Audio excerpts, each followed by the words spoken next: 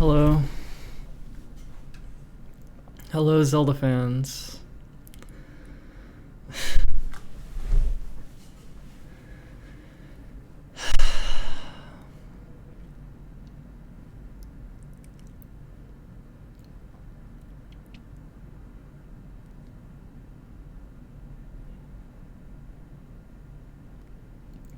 All right, what is content, Chris?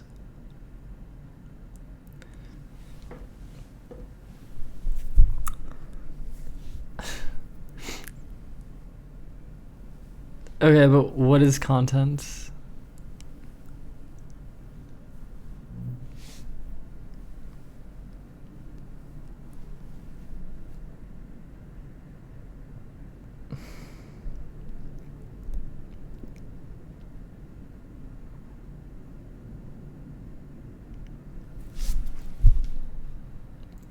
Play some Smash. I kind of want to. Oh, should I try? Maybe not today. Maybe I'll wait till October.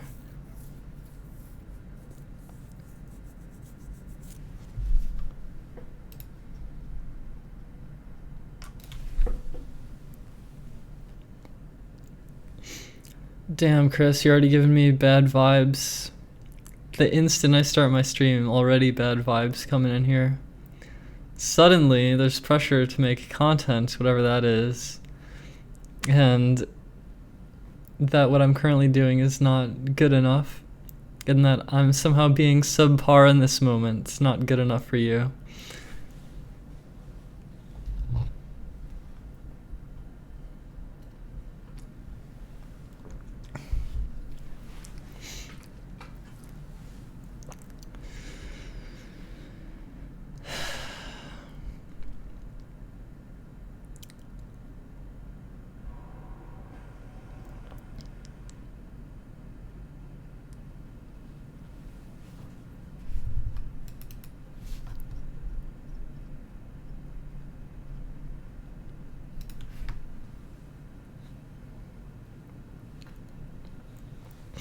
I got the wrong idea big time. I should take it easy.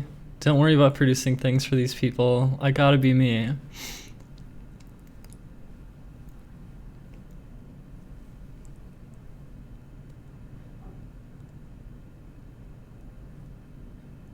What did I do today? I woke up kind of late. I had a hard time falling asleep. I woke up, I felt okay when I woke up.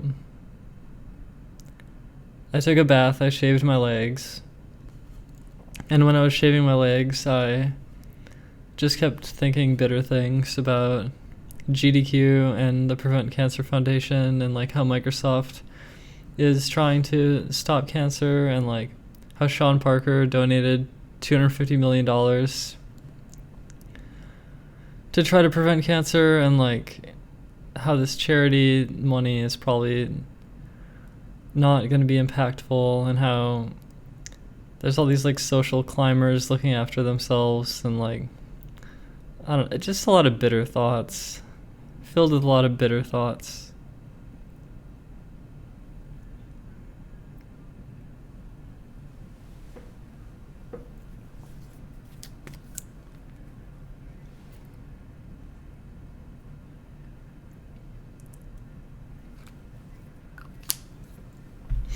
Yeah, we'll see if they do that.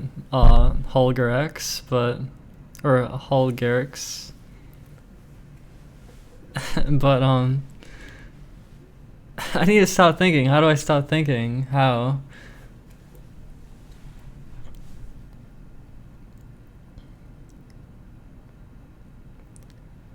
I just ate food and I have like a stomach ache. I kind of want to just like lay down.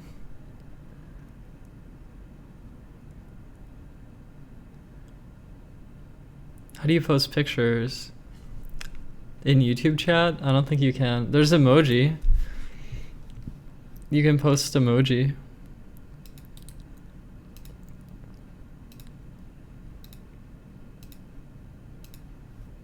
Oh my god, message not sent. Why?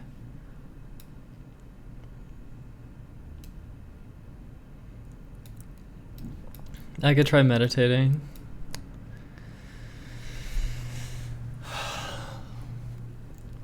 Okay, I quit marijuana again. I decided last night that I'm done with marijuana again because it's been too much lately. I can't, I get too anxious. I get too anxious about like everything, I don't know. And falling asleep when you're like anxious is like impossible. Oh my god.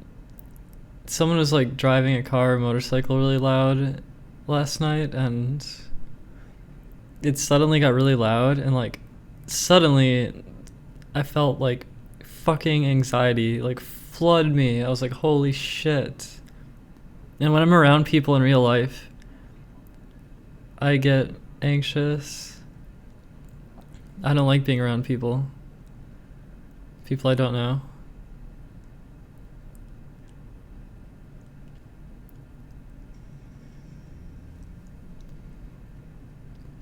I've tried different strains of marijuana. They all do the same thing to me. They make me just like, they turn on like fear mode. It just makes me feel fear.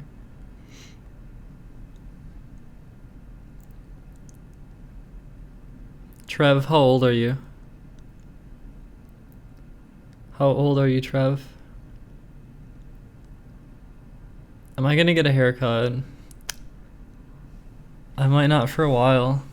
And I know my hair doesn't look very good today. Oh, pigtails would look okay right now.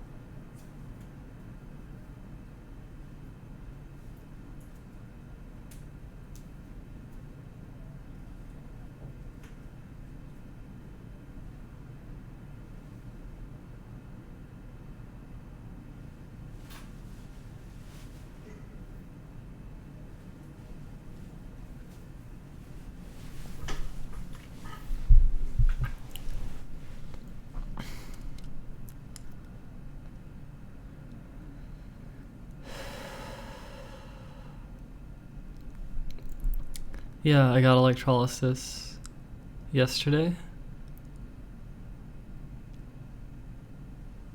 I mean, I still need more, but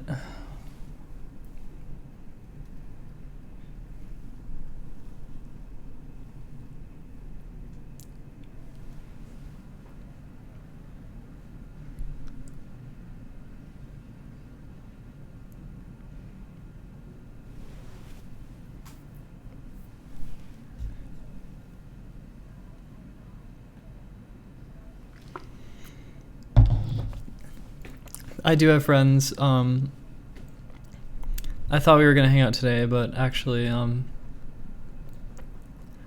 I think on Thursday, maybe.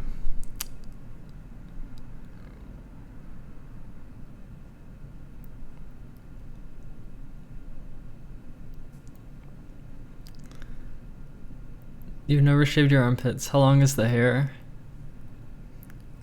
Has it continued to grow out a lot, or is it just stagnant?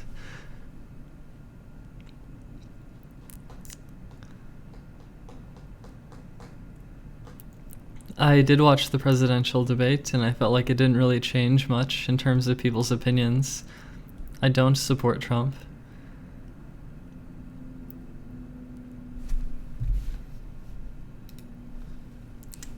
There are more debates, though. When's the next one?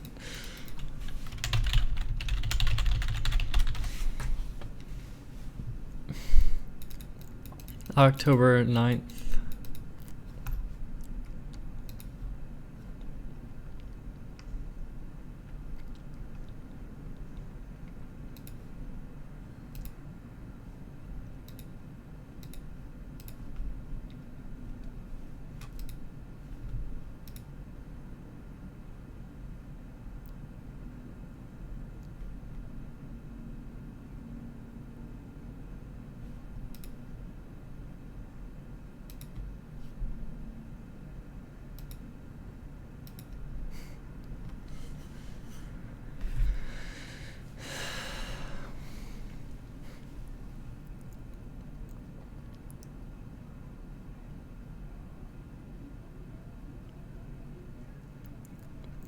The anxiety is treatable. It seems like Klonopin helps, but I don't want to be like a slave to benzos.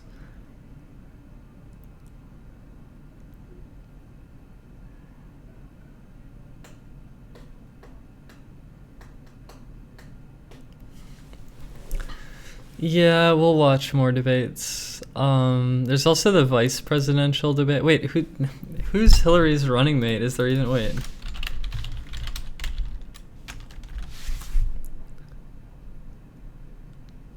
I don't even know who. Tim Kaine, apparently.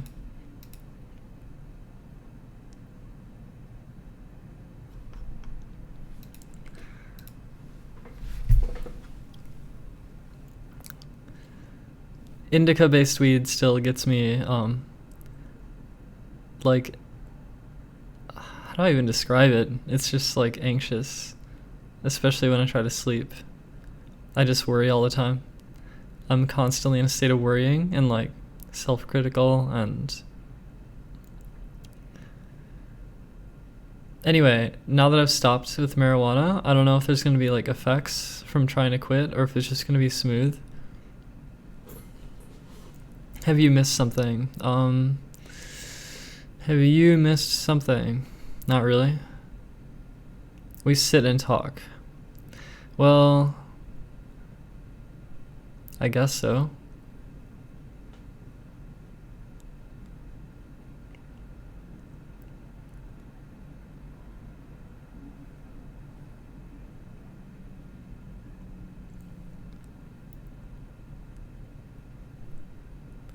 Something that really bothers me, and I've said this in the past, is I've been feeling pretty good about my appearance lately, but I've been feeling kind of bad about like my expression lately. Like, I don't know. I don't know why it's like that.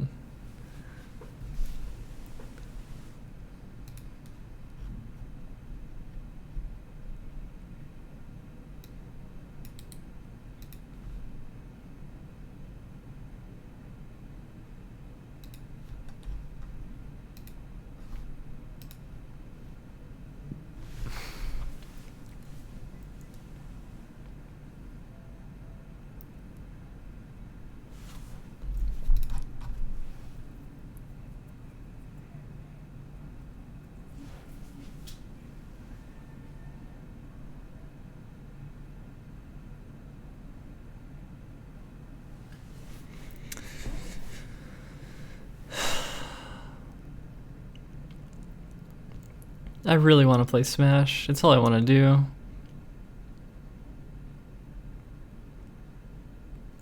Sit and do nothing. Okay.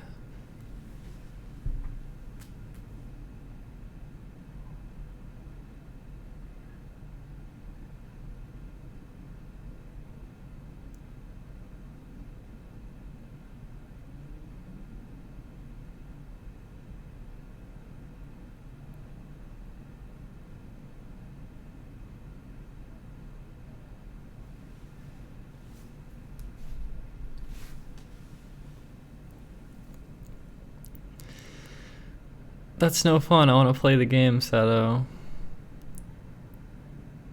Well, it's occasionally fun, but I want to play. I want to play. Should I? Should I play? Should I turn on?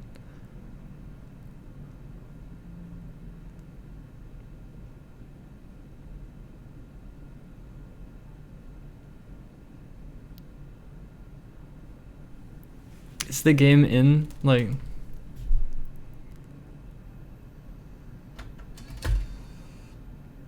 No.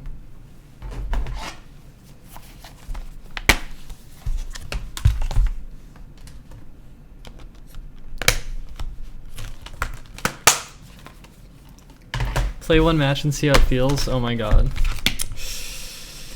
Oh my god. I want to do it.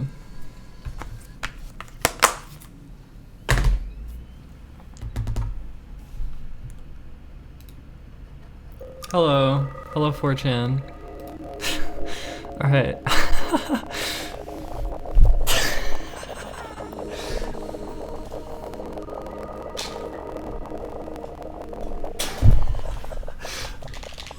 I received new software. What's this? I don't care.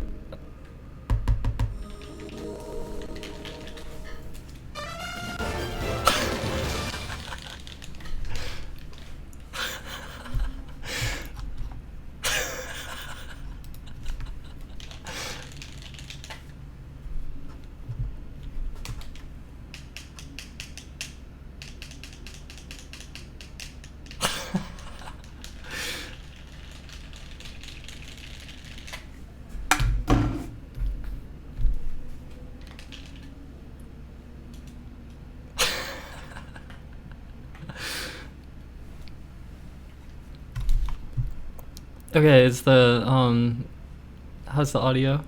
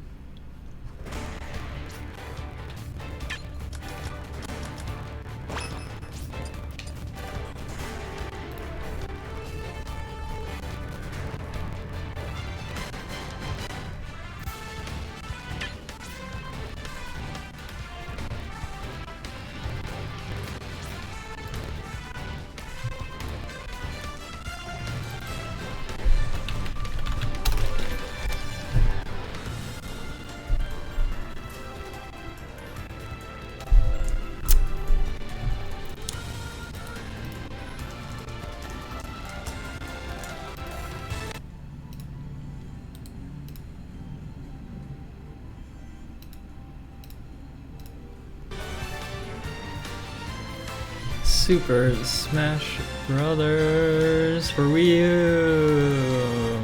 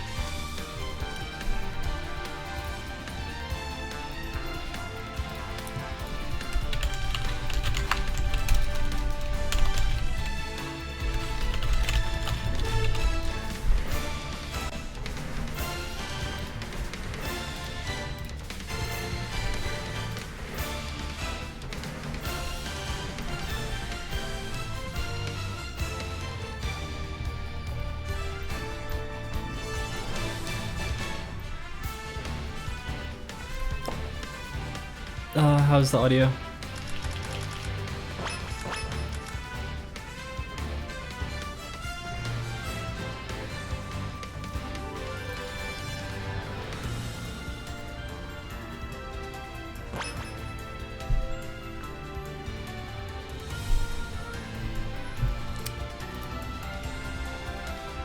One-on-one.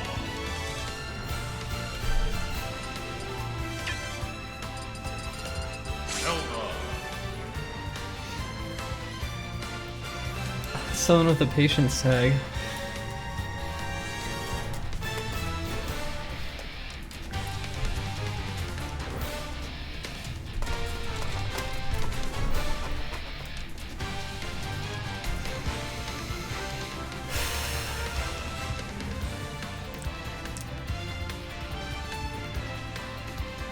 Alright, here we go. Rate this game. I got 10 out of 10 enjoyment out of it.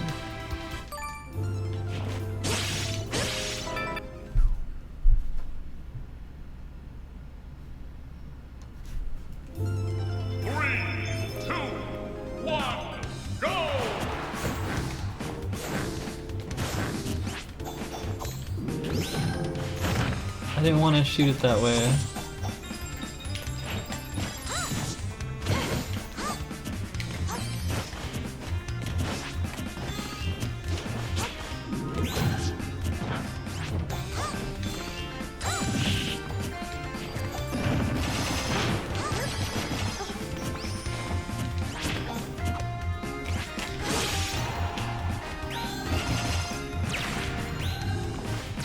Oh, I'm bad. It's lagging.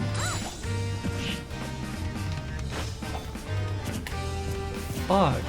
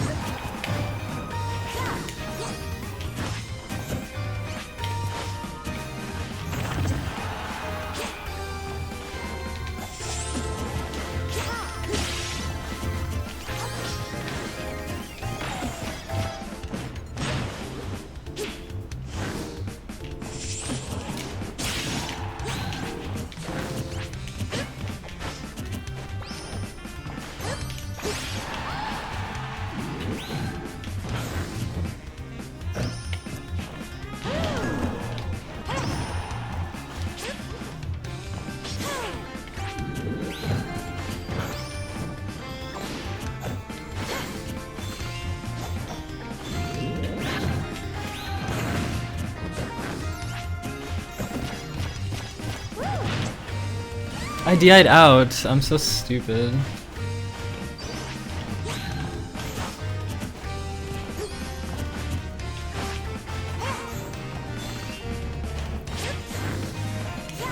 I thought it was gonna be like a down throw setup in up air or something, so I DI'd out, but the F throw killed me. I'm being stupid now.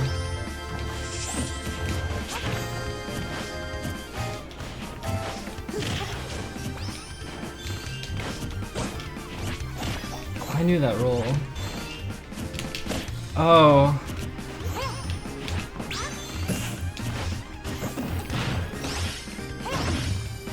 That would have been so sad.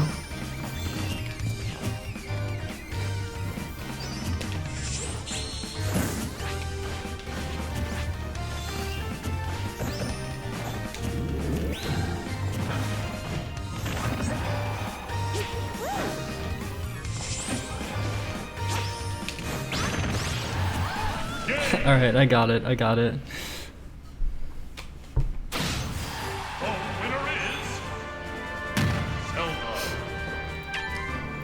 Thus far my hands are okay, I guess.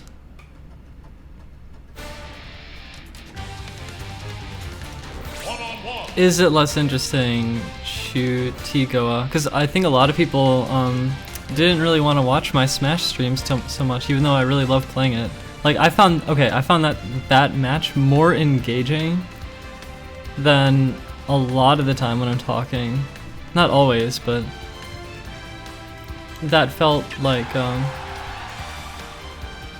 that felt good. I guess it's just boring for people to watch. I guess there's nothing I can offer you fucking people. There's nothing I can fucking offer you people.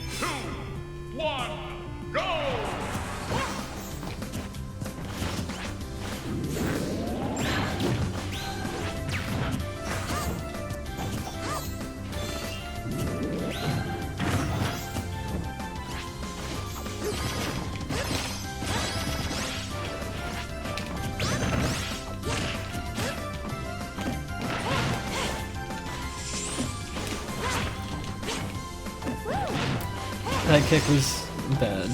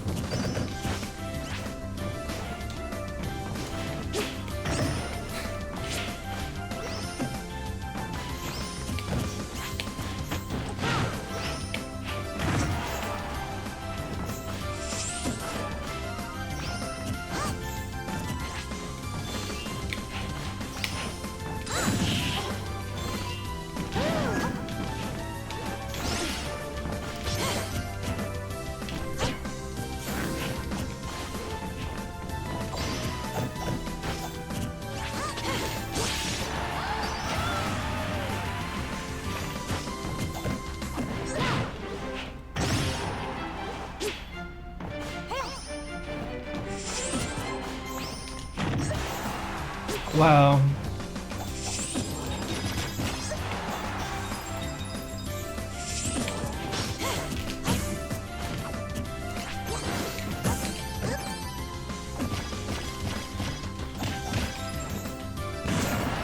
Damn.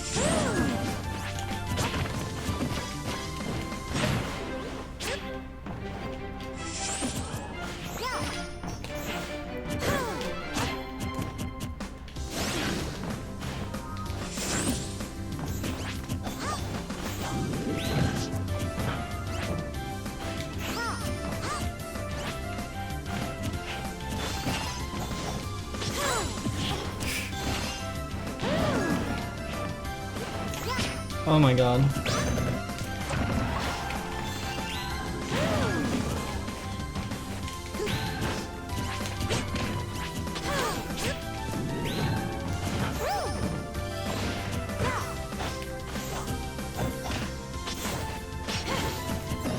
Oh my god.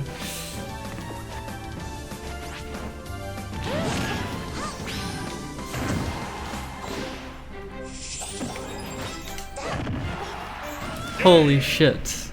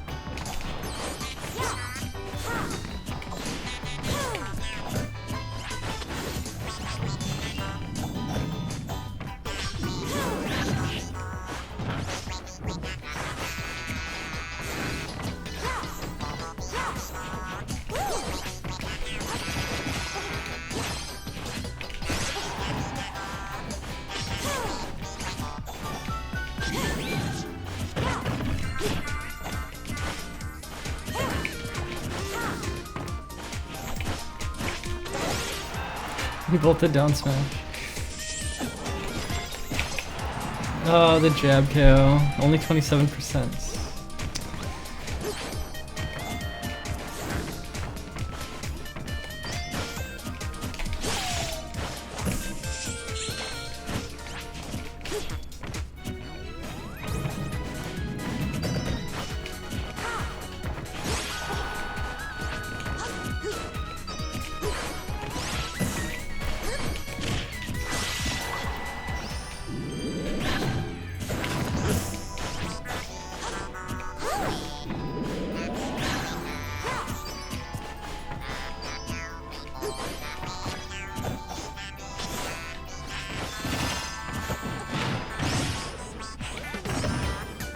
That would have been sad.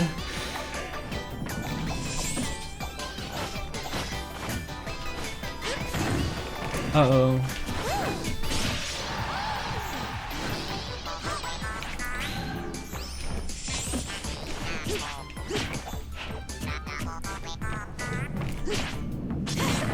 Uh-oh.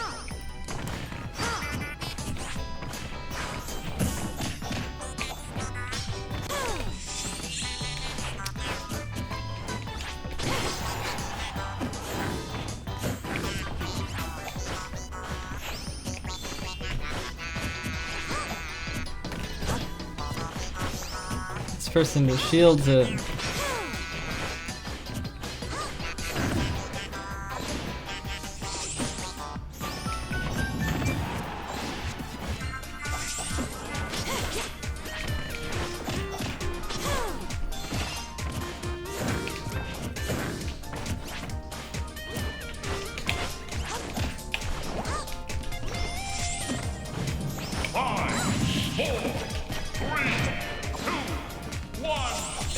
Alright, sudden death.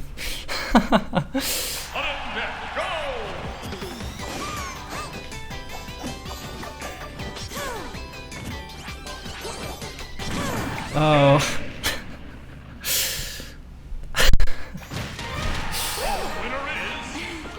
Damn.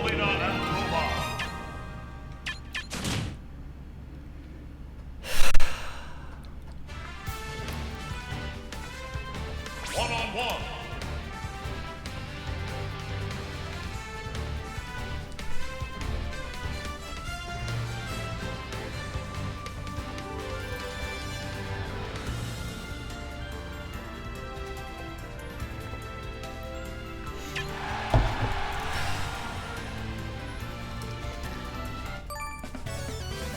I think my hands feel okay thus far. I have taken like over 20 days. Like, it's been about a month. It's been about a month since I played.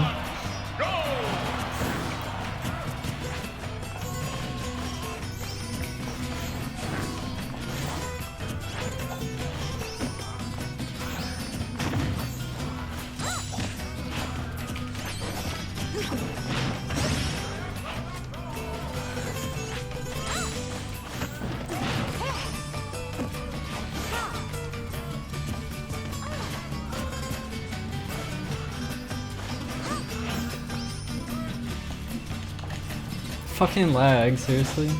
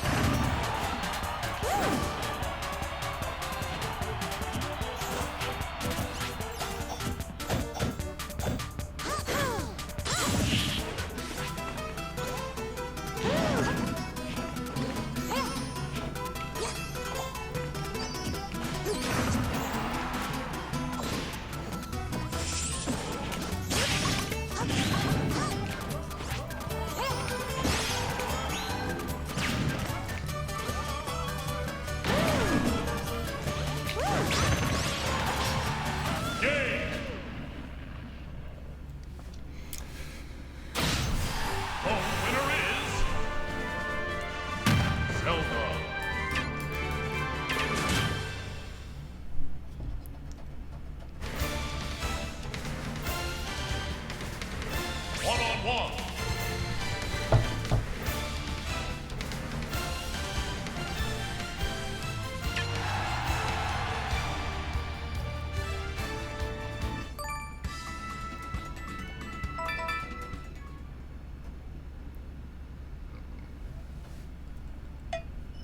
Three, two, one, go!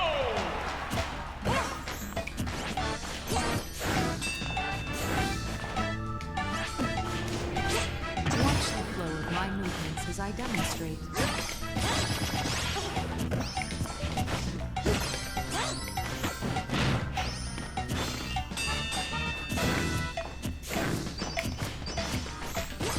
Stand straight and try to keep your hips aligned with your back.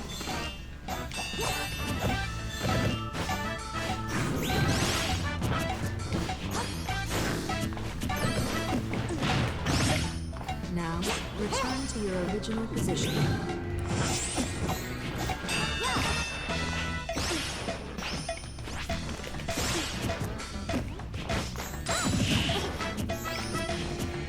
Watch the flow of my movements as I demonstrate.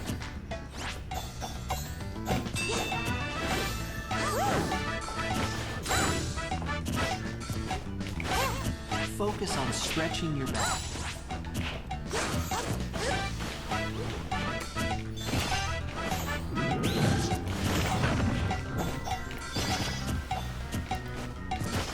Now return to your original position.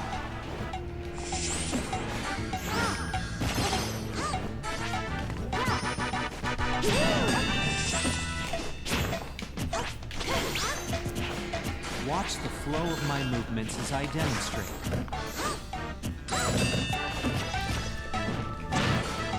I could probably get some empty land grabs on this player, but I'm not going for it as much as I should. Training and working on your sides.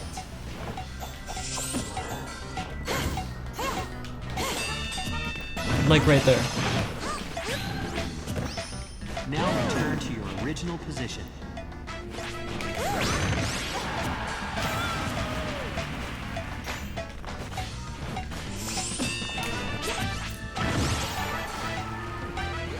Watch the flow of my movements as I demonstrate.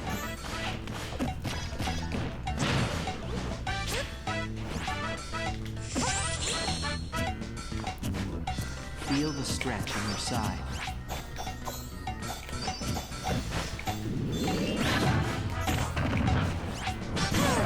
I tried to nearest love right there, but Now I guess it was a return bad to your idea. original position.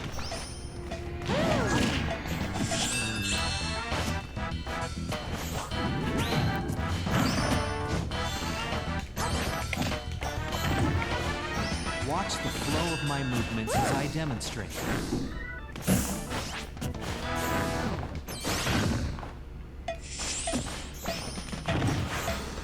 Feel the stretch in your side.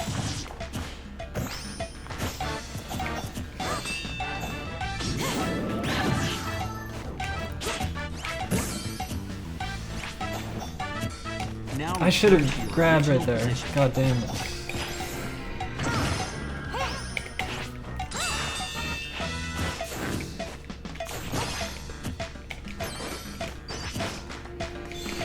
Watch the flow of my movements as I demonstrate.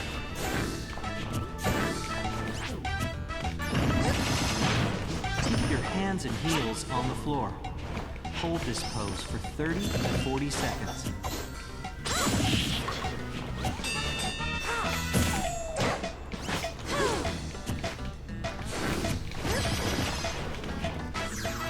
Now return to your original position. Game! The winner is Zelda. That was 5 games. I might take a... Should I... I don't know. One-on-one.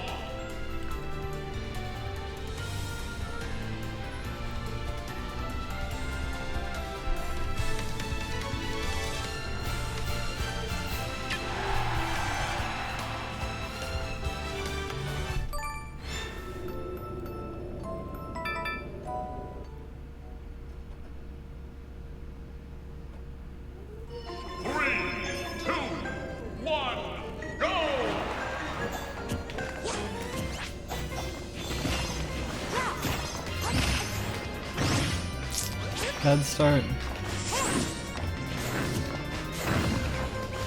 These back air walls.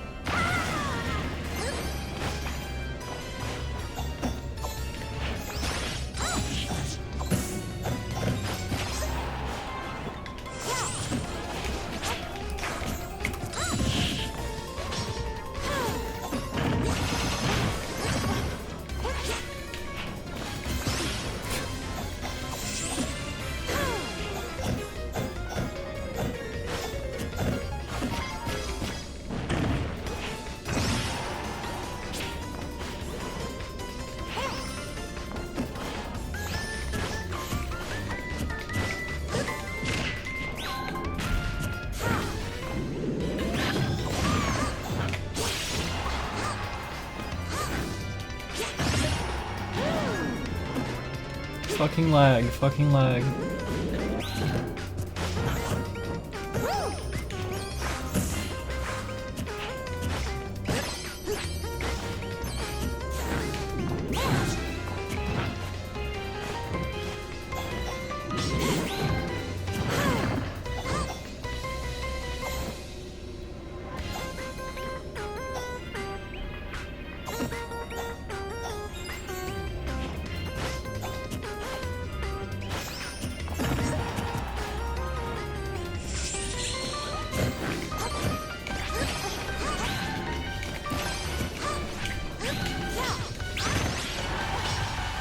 Game. The winner is Zelda.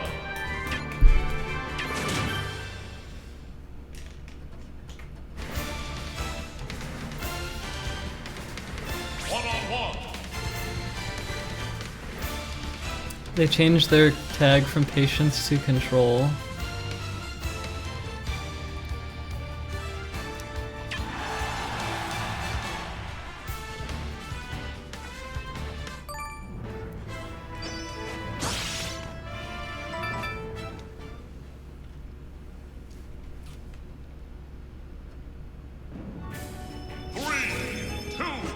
Oh.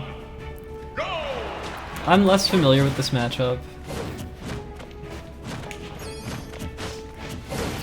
I wouldn't be surprised if I struggle more.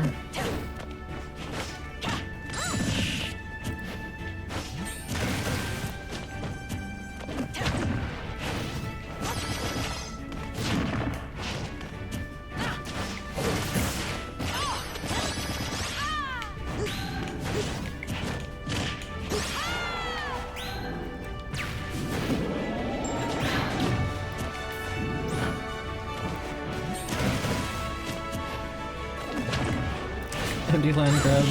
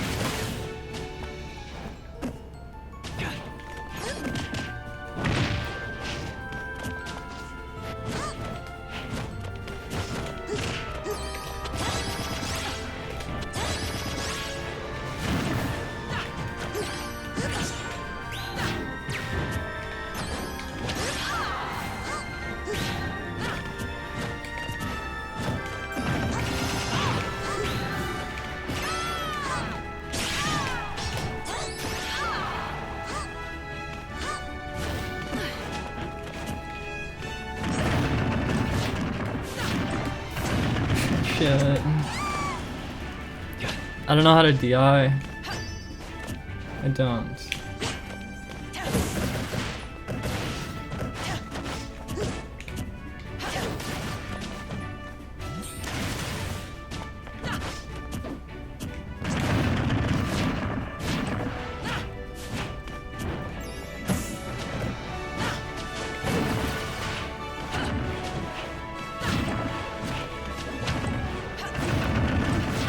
Is this the end?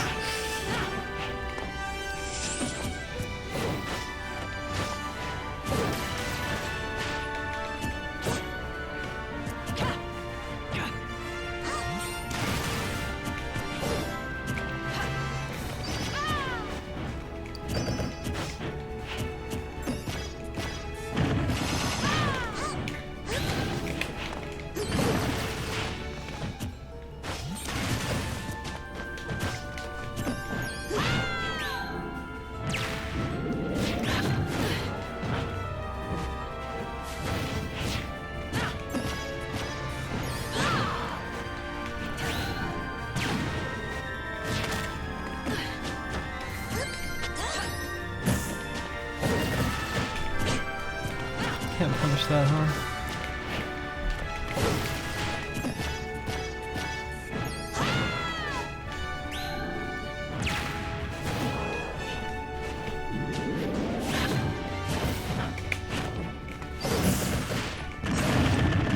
Oh.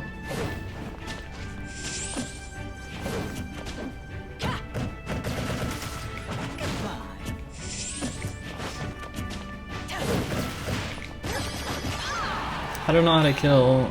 I guess F tilt would be good, or down smash. There it is. The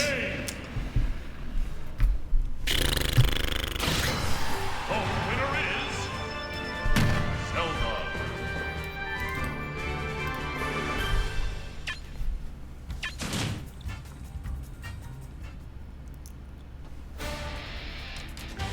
One-on-one.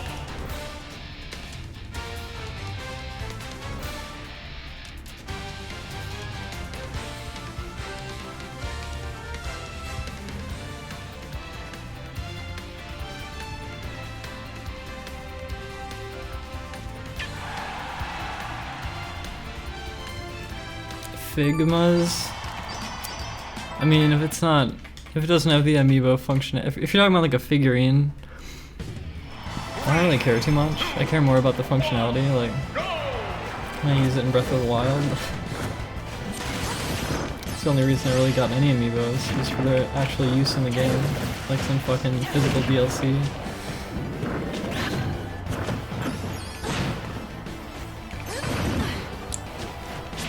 Okay, Bayonetta's up B hitbox is so fucking huge, I can't challenge it.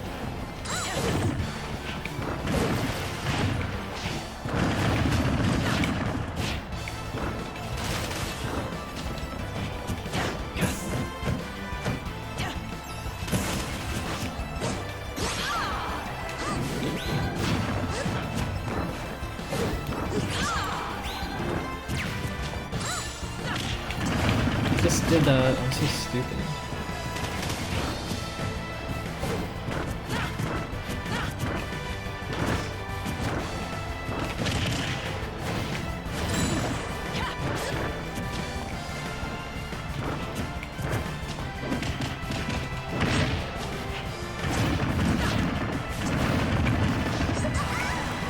Shit.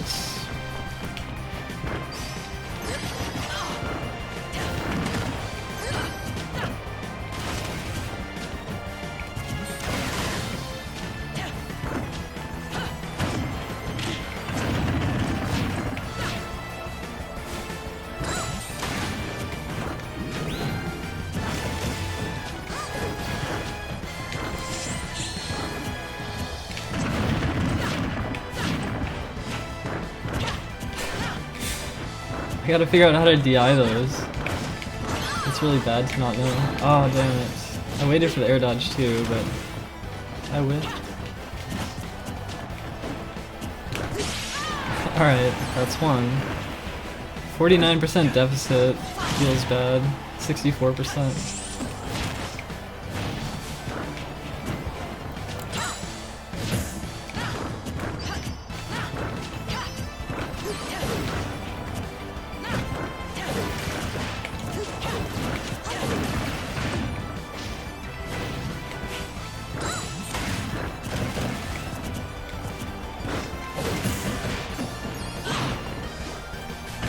Yeah, I can't challenge that from above, I don't think.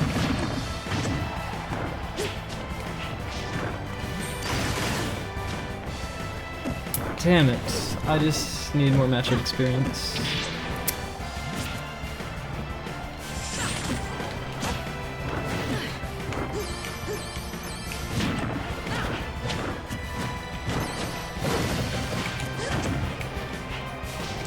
Fuck, my sweep got beat up.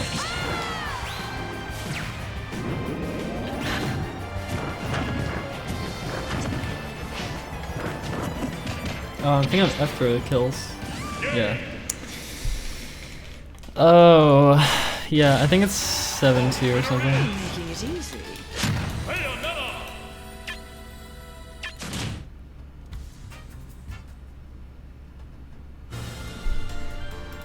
One-on-one.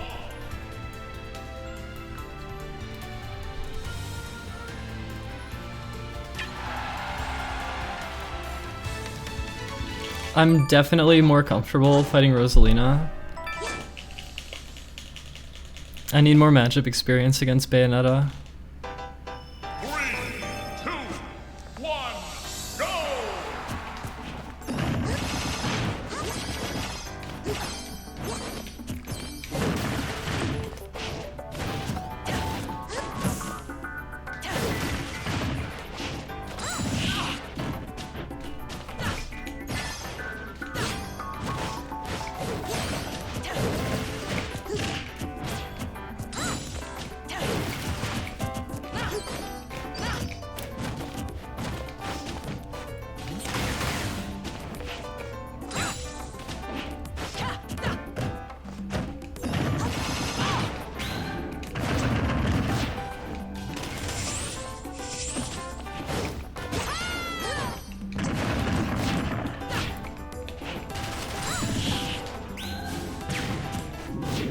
Is that all you've got?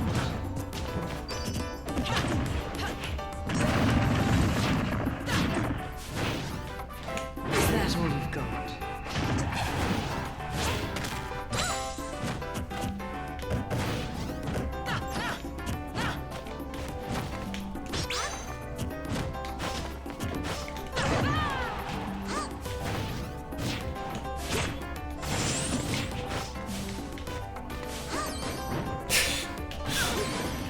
Goddamn.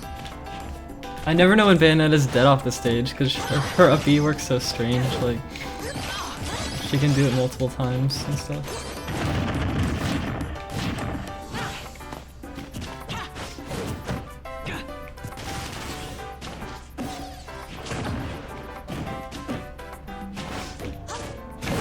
I wanted to dash attack, that was so bad.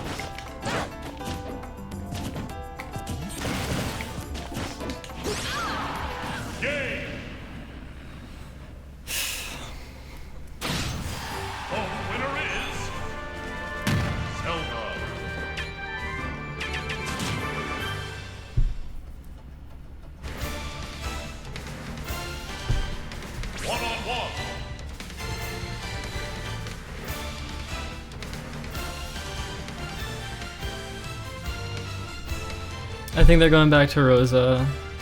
I'm gonna do one more match with this player and then take a break because I don't want to like fucking destroy my wrists.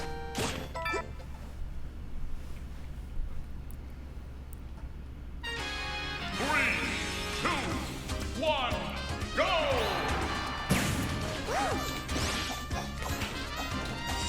I almost died.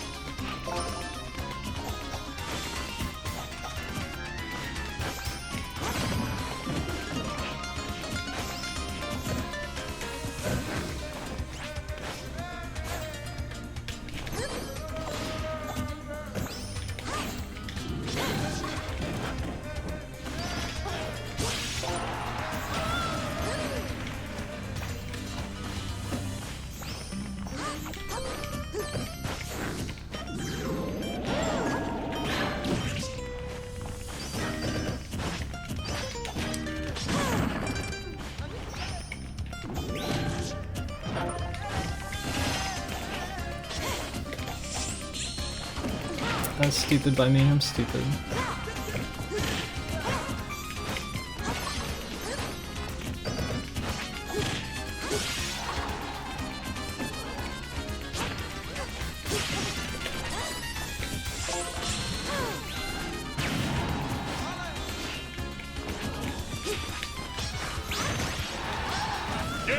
Alright, I'm done. The winner is Zelda.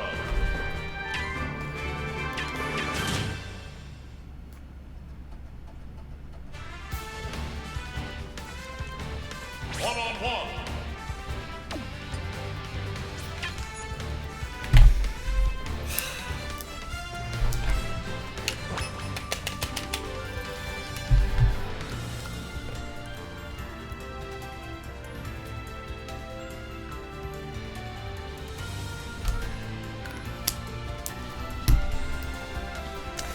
That felt fucking good. It felt fucking good to play this game again. But maybe I should just like cap it to like 10 matches a day. Like 10 good, like find a good player, play 10 matches and just be done. And like not, like, I don't know, not fucking destroy my hands. Yeah, it felt really good. Like I missed playing it.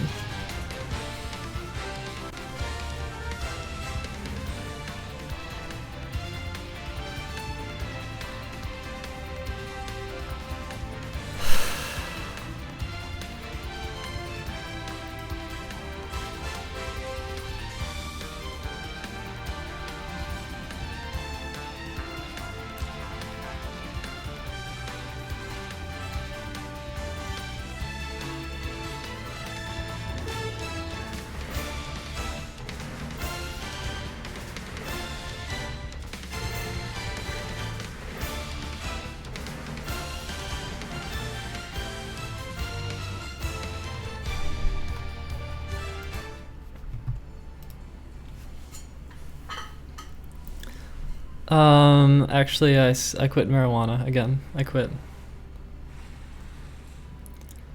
I'm not gonna do it more.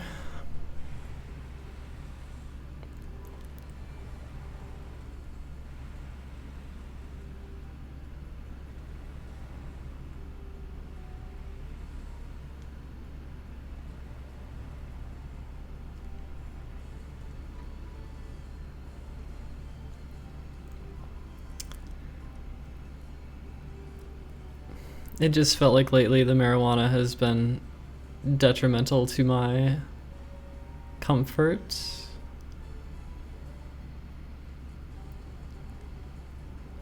And I want to be comfy.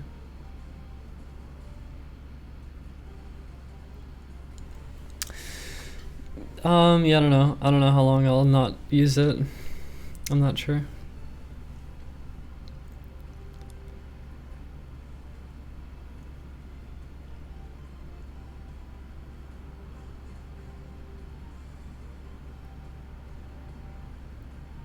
I feel like I have nothing to offer. Yeah, I still have marijuana left. I still have some, but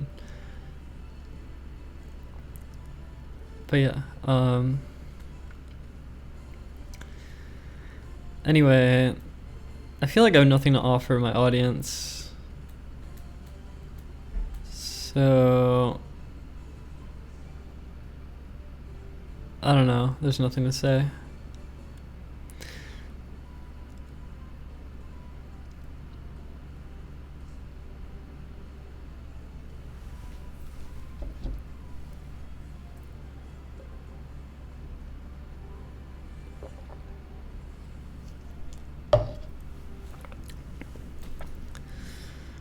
Chill stream is fine. I get the urge to just turn it off and just like go lay down or something. Or I don't know.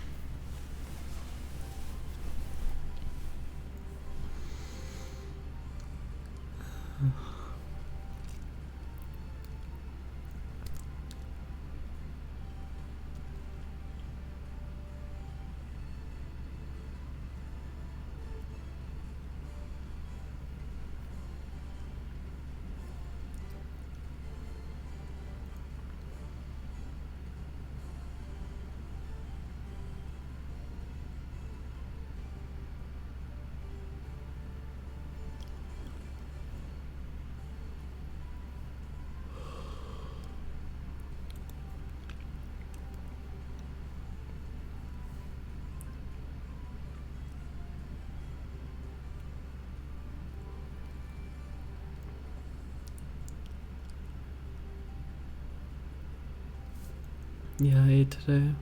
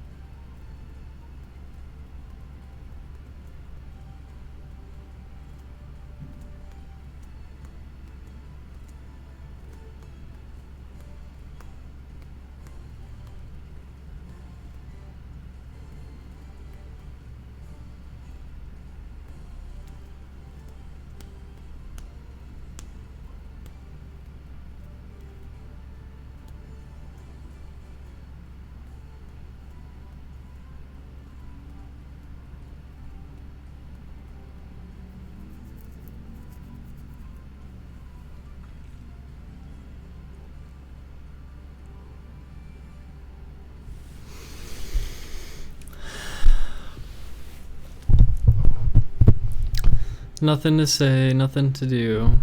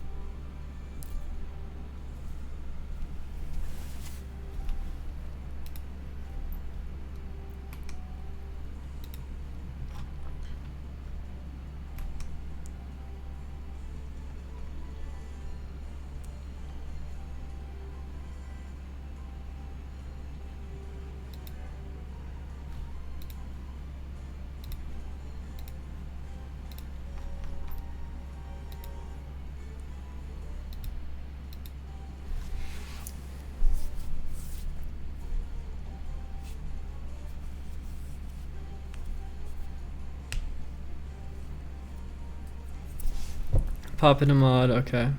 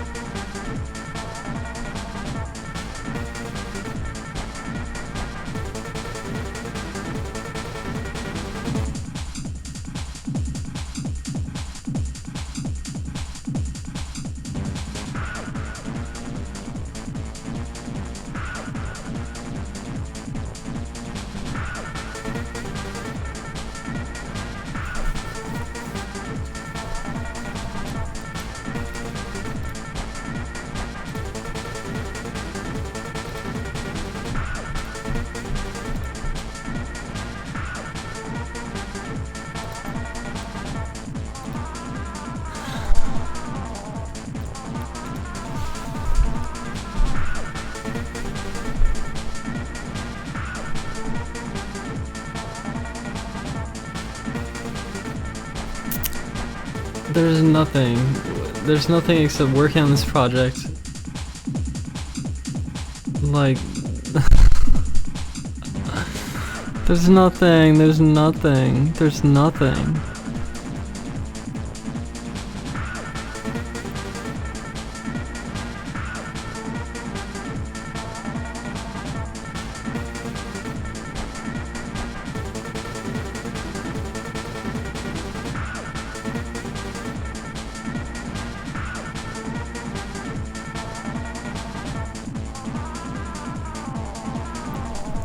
Refresh balcony.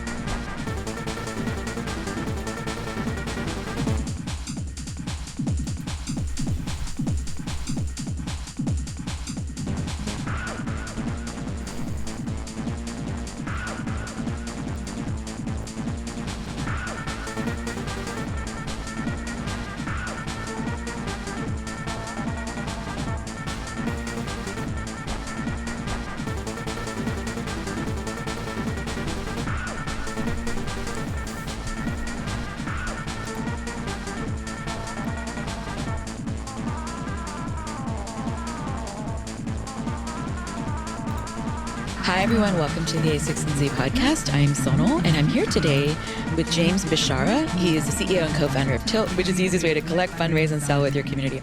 We also have A16Z partner Jeff Jordan, who covers all kinds of things, including marketplaces. Hey there. It's great to be here. There's a lot of discussion in the news lately about crowdfunding. I've read everything from a report about Kickstarter. Someone did a study about how much economic benefits came physically out of like individual makers, down to a community crowdfunding a beach that they then gave back to the city publicly, which I think is super, super interesting. So I think the question here is beyond crowdfunding, what is the broader theme that we're talking about? How is this sort of changing our economy?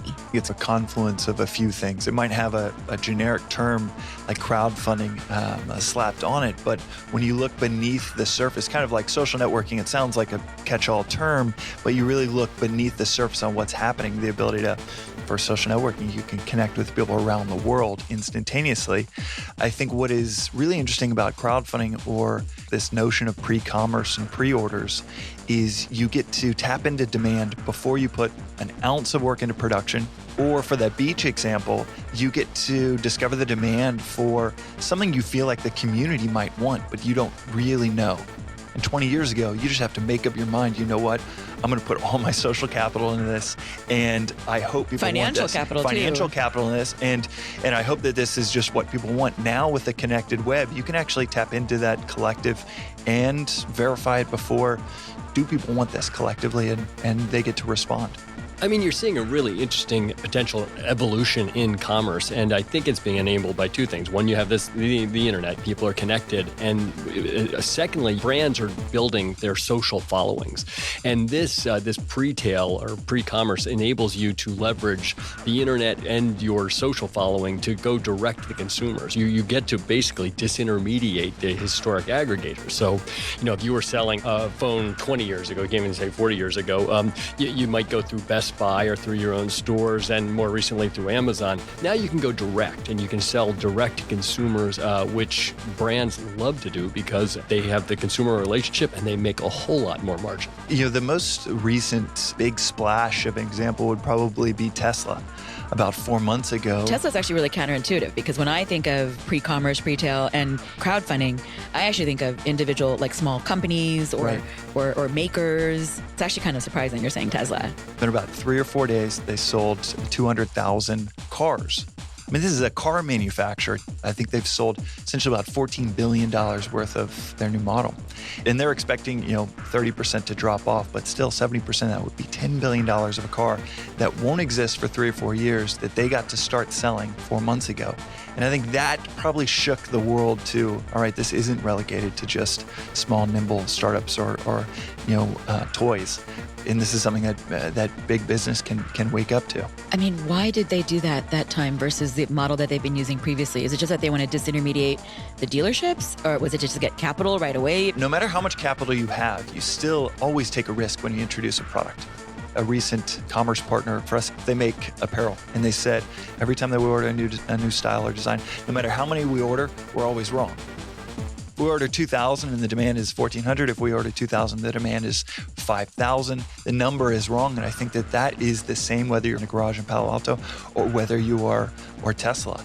And so the ability in 2016 to be able to tap directly into your consumer base, it's really fascinating. If you were to describe how you can sell today versus how you would sell 20 years ago or 40 years ago, say, okay, yes, you could sell today directly to your customers, get the demand before you put an ounce of production to work, and use that to Tesla has since used that, I believe, for debt financing of $2 billion.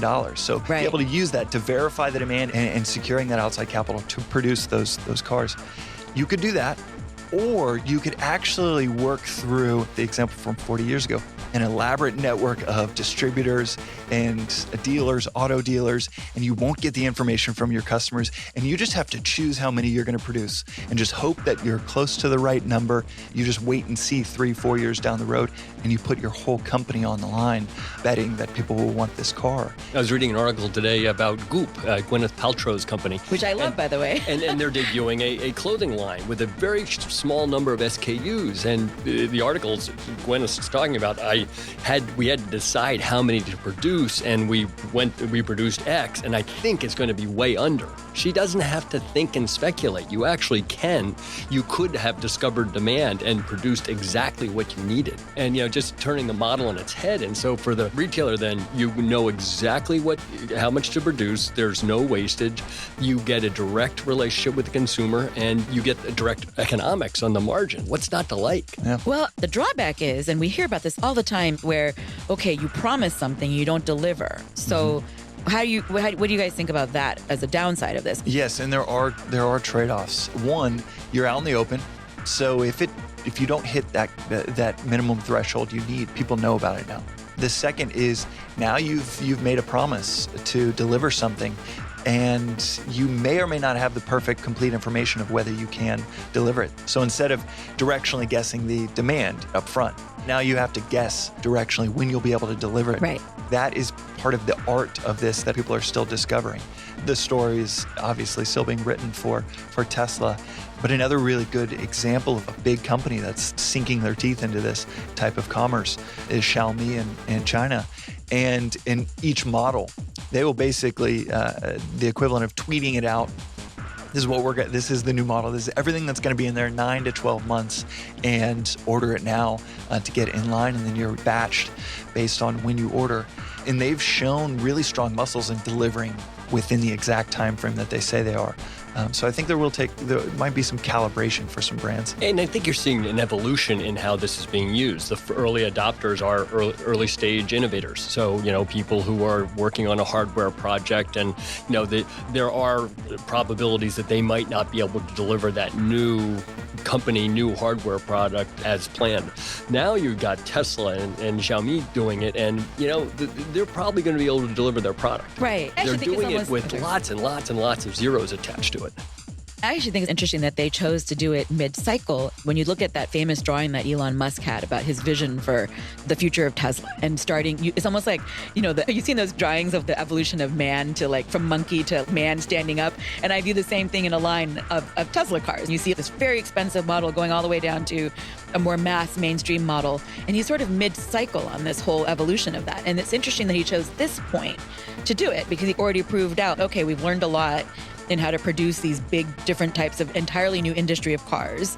And now is a time that we can now go direct. You're right. It's got a lot of zeros attached to it, but it's actually not so big of a risk in the sense that they kind of know what they're doing at this point. Oh, and by the way, it was somewhat self-fulfilling because the more people who ordered it, the more everyone thought this is a thing. And they needed to order it. So, this was front page of the newspaper. Every tweet that he would write each day of now we've sold 100,000, now we've sold 150,000, now we've sold 250,000. You get to be, and we haven't discussed this too much, but you get to be a part of this community that is, in many ways, you get to be part creator of saying, I want this to exist. I want to be a part of the You get to be a community. part of it. You get to be a part of the story.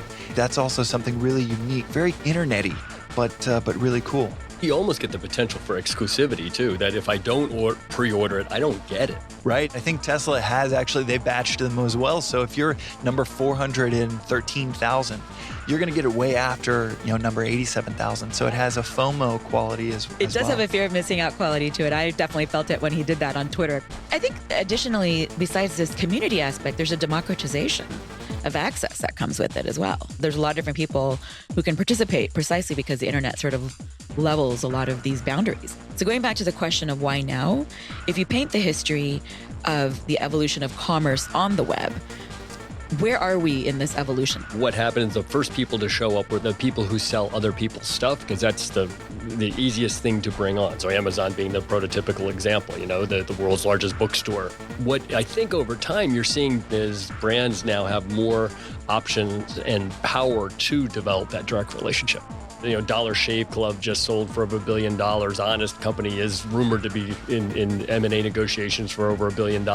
Tying it to that chronology, if you want to sell a book, you can sell directly through Amazon. And I think this fourth layer is sell before the book exists. The Atlanta Hawks is selling a hat on tilt to its fan base before the hat is even produced. And Tesla selling the car before it's produced. Before it exists. And so I think that's brand new territory of sell a product before it exists. And that's we're just starting to see. Interestingly, you can even think about it as a little bit of an as-a-servicification of a concrete consumer product. This can sound crazy for a minute, but bear with me. Kanye was telling me this story about how China authors will actually write chapters as they go, partly because they'll iteratively see what the demand is. And what's really interesting is that some of the TV producers and movie makers will actually look at the data to decide what books to option. That may sound like a crazy example, but I think it's super interesting because I'm even thinking of Life of Pablo, Kanye West's album, where he essentially released it incomplete. Because what it's almost inching towards is not just sell before it exists. It might even be like create in public as you go. So what are the benefits to companies that are doing this? Brands get a few things out of it. I feel I would be remiss not to say that it comes with a risk, but the concrete benefits are, it's something that I call perfect scarcity. You create this FOMO of be there first, be one of the first buyers. Or you could say, we're going to make this shoe with Kanye, and we're only going to sell it for 7 days. Oh, so it's using time as a way to as the create that scarcity. What Tesla more or less has done is, as that number gets to 100,000, 150,000, 200,000. Right, because they had no way of knowing what that number would be. No, they've got no way of knowing, and they could create scarcity by saying, we're only going to make 100,000 of these. And that is typically how you do it. Now they've created this fear of missing out and this exclusivity through time of, all right, I better buy now at 401,000. Even though that number sounds really high, that number's going to, it's only 4 or 5 months in, so that number's going to get to 600, 800, 900,000 sold. So that is something that is, that's really interesting. The other thing is they just get the actual efficiency gains of knowing what is the demand. So instead of a working capital risk of, all right, let's build one factory and hope that we choose the right number, you actually get to know the right number before you start production. It's hard to overstate how valuable that is in manufacturing. The third thing I think is, and this is, it's subtle but really powerful, in that you get to build this relationship with your community and turn someone that would otherwise just want the car into now an advocate and a purchaser of that car. Or there's a self-hosted crowdfunding game out there called Star Citizen that has had 300,000 people buy into this game. It hasn't been released yet, as far as I know. But there is a subreddit with about 30,000 people just talking about the game every day, every week, for a game that doesn't exist yet. And it's and you don't need to pay for it, by the way. Yeah, right. They're paying for it. They are buying in to be a part of it. People cite this stat all the time that millennials are increasingly wanting to pay for experiences rather than goods.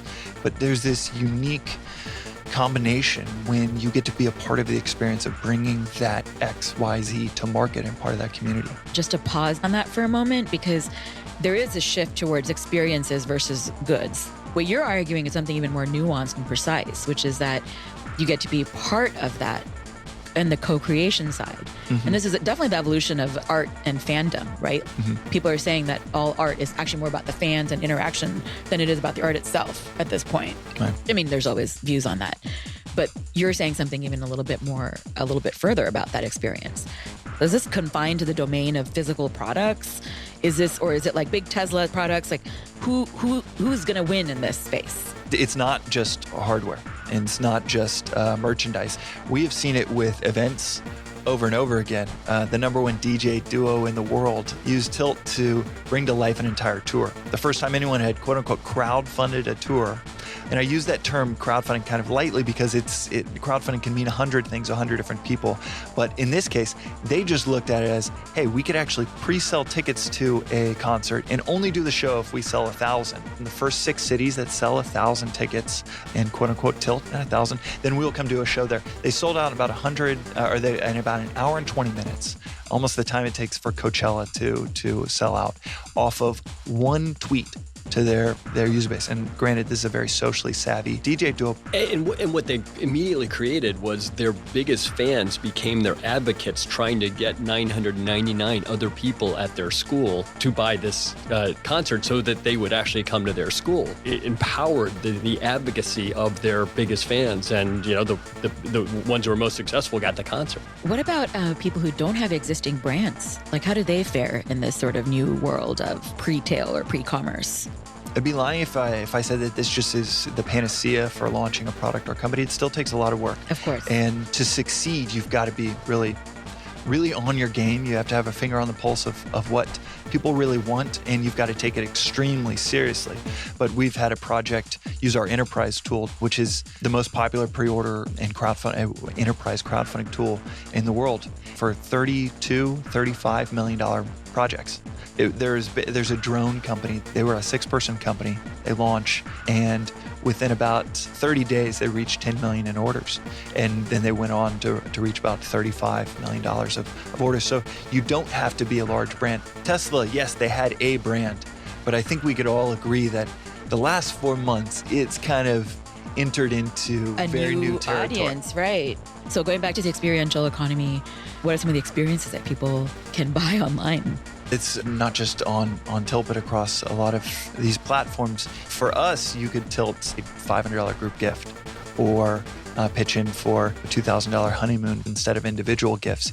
The thread and what we're talking about is collectively we can really unlock much more than we can individually.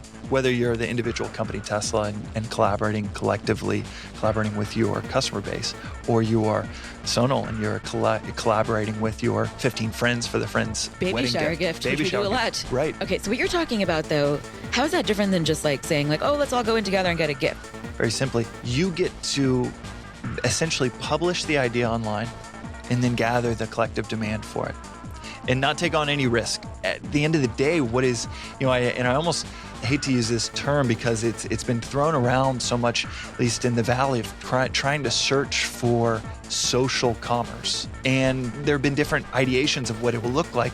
Is it commerce on something like Facebook or on Twitter? I think it will be much more nuanced, but much more powerful than just, add your social graph to your credit card transaction. It's much more participatory of collectively, socially.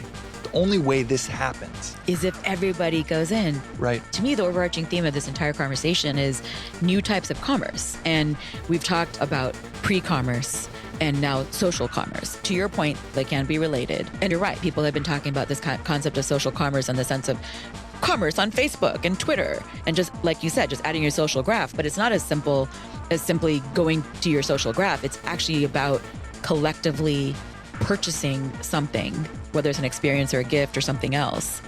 Right. It's not just kind of something that you slap on, but it's actually baked into the actual commercial behavior.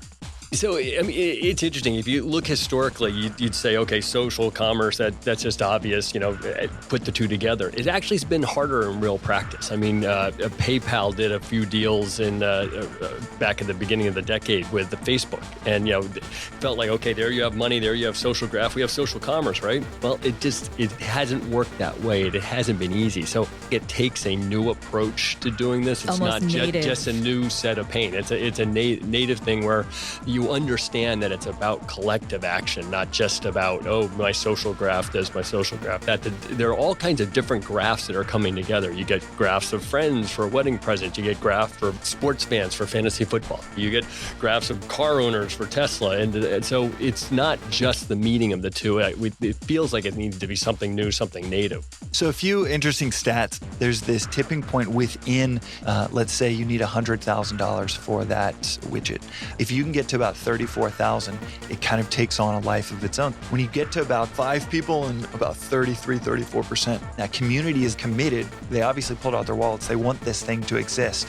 And now they become advocacy to get that other 66%. I don't even know how to couch this as as anything other than just a really unique stat that we've seen. What you're really saying is it's a tipping point at which that campaign will have enough momentum that it will close and be successful. Right. For a group gift on Tilt or a large product. So 10 friends going together on a baby shower gift, you're saying about 3.5 of us. 3.4. 3 people and a half of a torso. We will be getting that gift successfully. Yeah. I think it really ties in this communal, social nature to how we operate as humans. From the advocacy side of, hey, let's everybody pitch in the money. Or a project on Kickstarter, hey, everybody, let's reach this minimum threshold. To the other side of people kind of in-group, out-group, being on the outside saying, I want to be a part of that community. It looks like it's taking off. You know, what's really interesting about this is as we've been talking about this idea of not being able to just slap on social commerce onto a social network, there is a concept that comes out of social networks of Dunbar's number. You know, it's that famous number that psychologist Robin Dunbar found that it takes about, people really only have about 150 friends.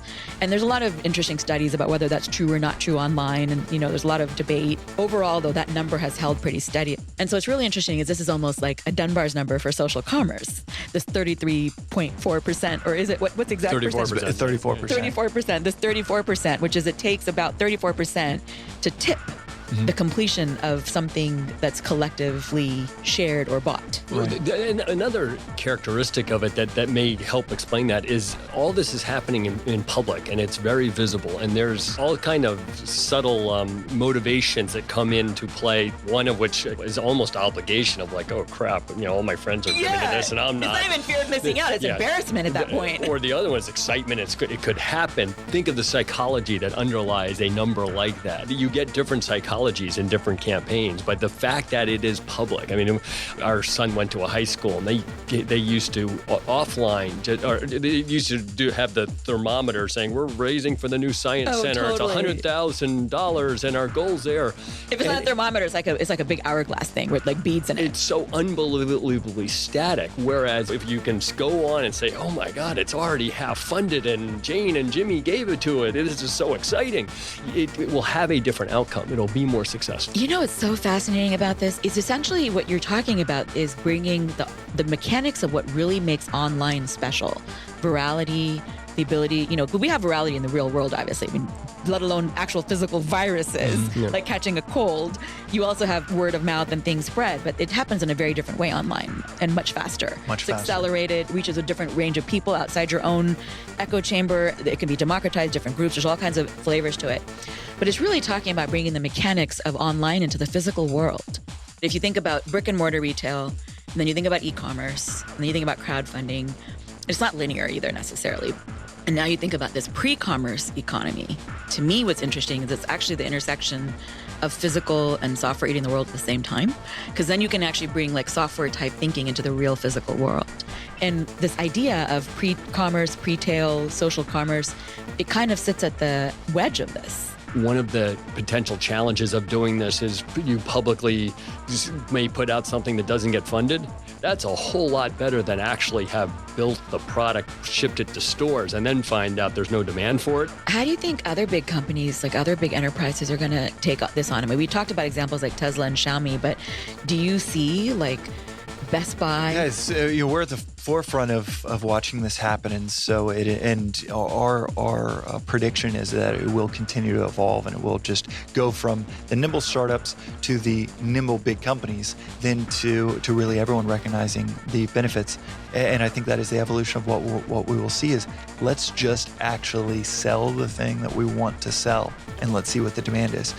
There are whole industries around demand discovery, just trying to figure out, okay, how much of this, and they're all, predictive tools subject to error. This isn't subject to error. This is a number, yeah. And you are discovering exactly, for better or worse. And typically, the earlier you know your demand, the better off you are. And this tells you your demand immediately. I think that type of efficiency, when you can speak to the economics of the business, then it's not just a kitschy marketing thing. It's a real hard conversation that executives should have. And that's why I go to that Tesla example, because it was this watershed moment. I would imagine that Monday, when they had reached about $3-4 billion in sales, that Monday, 3 days after launch, a bunch of executives are going into the office in cities around the world saying, how the hell do we take advantage of this new behavior of customers willing to pay before the product exists, willing to wait much longer than, and that's a very crowdfunding-esque thing, willing to wait. Because you're right. People expect instant gratification otherwise. You would think, but if you can essentially say, all right, you're going to give up the immediacy of this, but you're going to get to be a part of the story, get to be a part of the experience of bringing this to market. I think it's a trade-off consumers are making every single day and showing in a really big way. I just want to make a note that it's everyday people, because my sister-in-law, her mother in Irvine, California, doesn't know much about tech. I mean, she has a mobile phone. That's about the most. Is one of the people who signed up to pre-order that Tesla. And is perfectly willing to wait a couple years, and in fact is discussing how long to hold on to her current rickety car so she can wait out buying that car. No, I had a friend that actually, I think one of the questions that comes up is, well, what's the conversion? What are kind of the typical conversion rates you see of something that won't launch for, years? And so their big question was, okay, is this going to, just cram down conversion? Because people are like, well, I'll just wait. What is really interesting, what we've seen is it actually heightens conversion. From the conventional points of just, you're only taking in the credit card. You ask for shipping later. It's super just, it's basically 6 fields instead of 18 to convert on a mobile device. I had a friend that bought a Tesla and put down that deposit in an Uber. While driving in the car. While in the back of a car, he bought it on his phone. And I think it is something tied to that. One, just the conventional mechanics. It's really easy. But 2, it's this being a part of the story. It's 3, this FOMO of, I better get in line that quickly. Momentum, that early momentum. You want to be a part of it. Exactly. Right. And it's not just a tech thing. Guaranteed access. And I think it really plays in the back of people's minds of, I might miss out. Even further, you would, in the typical car buying scenario, you go to a physical dealership, you comparison shop, you look at consumer reports, and you trade and compare and blah, blah, blah. It'll be really interesting to see how this ecosystem evolves, because as crowdfunding, or even more precisely as social pre-commerce takes off, there will now be an ecosystem of new tools to help enable this frictionless experience, where you can do a review maybe in-app, or get other insurance pre-approvals, or you can get a discount if you recommend it to enough people, and they can dynamically. If there's an instant email thing, it's going to change our entire vocabulary for marketers, for manufacturing heads. I mean, down to even the word conversion. I mean, you described conversion, but I'm thinking that the definition of conversion will change in the future as you talk about this very concept. We try to stay pretty level-headed around this of where it works and where it doesn't. But I think it's one of these things where, it's kind of like the term e-commerce.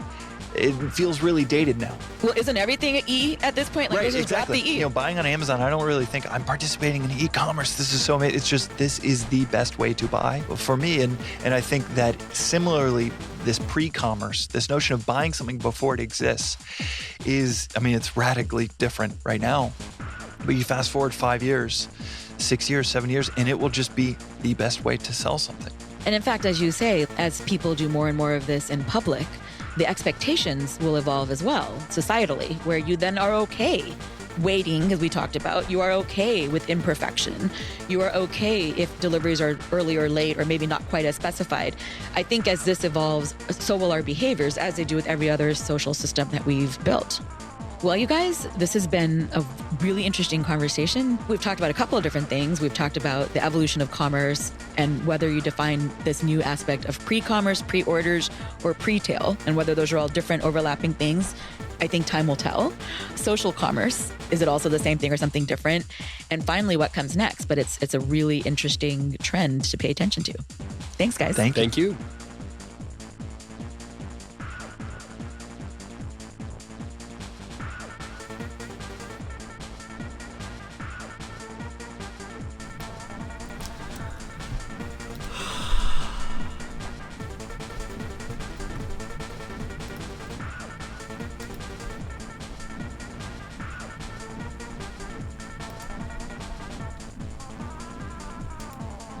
Oh, I was playing Smash. I only played 10 matches and I stopped.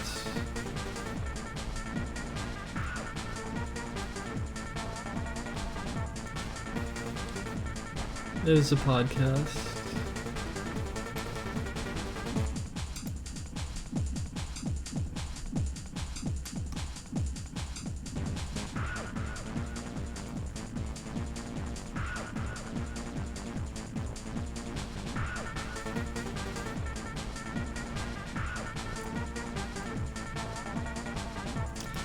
A neural network for machine translation at production scale.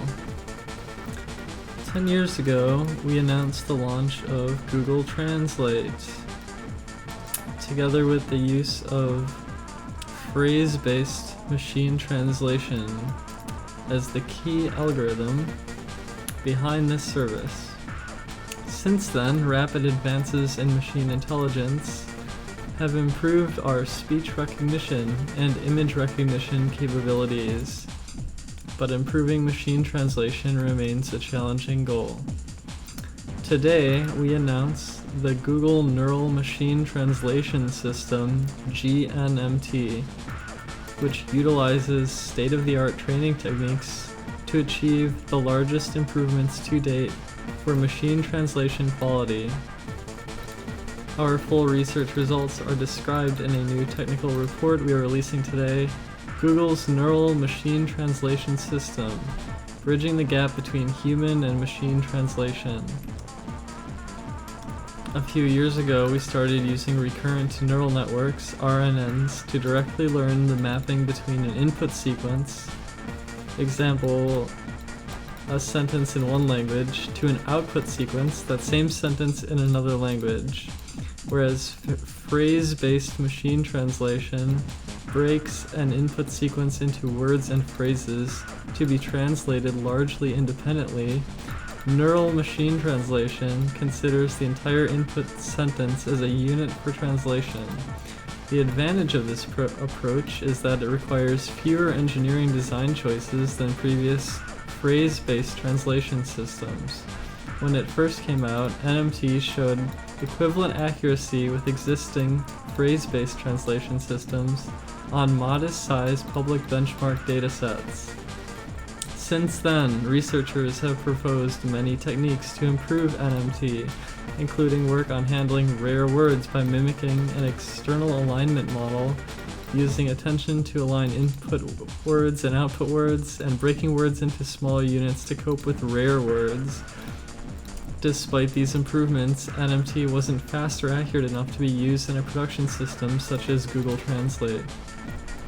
Our new paper describes how we overcame the many challenges to make NMT work on very large data sets and build a system that is sufficiently fast and accurate enough to provide better translations for Google's users and services.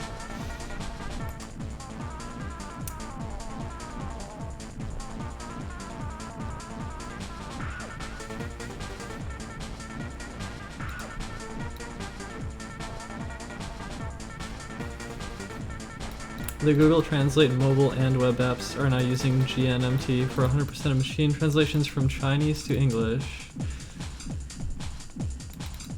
using TensorFlow.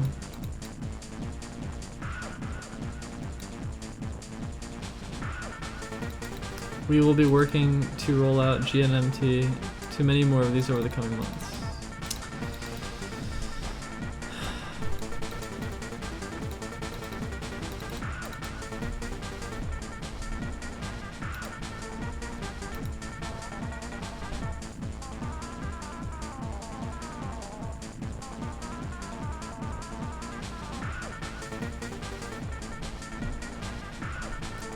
You want me to read the Elon Musk SpaceX stuff? There's a lot of videos.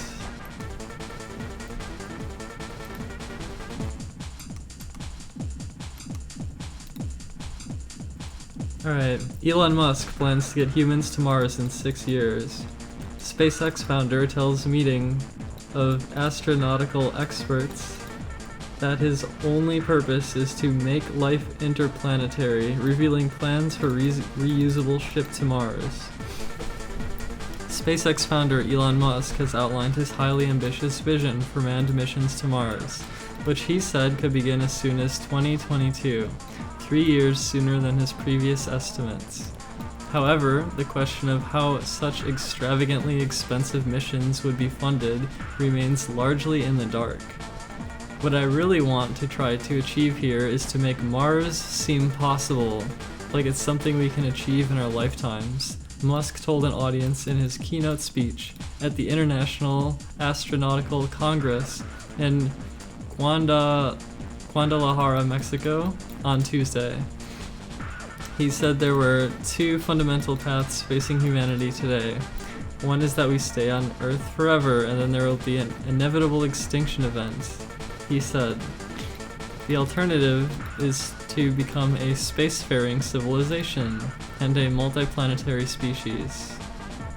In order to achieve this goal, Musk outlined a multi-stage launch and transport system, including a reusable booster like the Falcon 9, which SpaceX has already successfully tested, only much larger. The booster and the interplanetary module on top of it would be nearly as long as two Boeing 747 aircraft. It could initially carry up to 100 passengers, he said. The first ship to go to Mars, Musk said, would be named Heart of Gold as a tribute to the ship powered by an infinite improbability drive from Douglas Adams' science fiction novel, The Hitchhiker's Guide to the Galaxy. Similar modules also launched during Similar modules also launched using reusable boosters would remain in Earth's orbit to refuel the interplanetary craft to be able to use multiple trips, including to other parts of the solar system, such as Enceladus, a moon of Saturn on which NASA's Cassini mission recently found evidence of a polar subsurface water ocean that could harbor life. Musk also outlined a system by which fuel could be synthesized on Mars from water and carbon dioxide in order to fuel return journeys to Earth. He estimated the current cost of sending someone to Mars at around $10 billion per person, though it was not clear if he meant using existing rocket systems or on the initial flight of his proposed system. He said there would be price improvements over time because of the reusability of the spacecraft, in-orbit refueling, and on-Mars propellant production that would reduce that cost by orders of magnitude. But he made little attempt to solve the thorny problem of the initial cost of constructing the system. Suggesting possible revenue streams, Musk proposed two sources of cash: sending cargo and astronauts to the International Space Station and launching satellites, both already part of SpaceX's business model. He also listed three other sources of revenue that simply read Kickstarter, profit, and intriguingly, steel underpants. Asked at the talk about funding, however, Musk said, "The reason I am personally accruing assets is to fund this. I really have no other purpose than to make life interplanetary." Bill Nye, Chief Executive Officer of the Planetary Society and host of the popular TV show Bill Nye the Science Guy, was in the audience and described the energy of the crowd as extraordinary. "Watching the crowd go absolutely wild today tells me that the best is yet ahead for space exploration," he told The Guardian, adding that Musk had presented a very aggressive schedule that seemed feasible to the crowd. "No matter what we send to Mars, I very much hope we conduct a thorough, careful search for life before we consider landing people and cargo. I believe the discovery of life or evidence of life would change the way we think about the cosmos and our place within it," Nye added. NASA said in a statement that it welcomed Musk's plans. NASA applauds all those who want to take the next giant leap and advance the journey to Mars. "We are very pleased that the global community is working to meet the challenges of a sustainable human presence on Mars.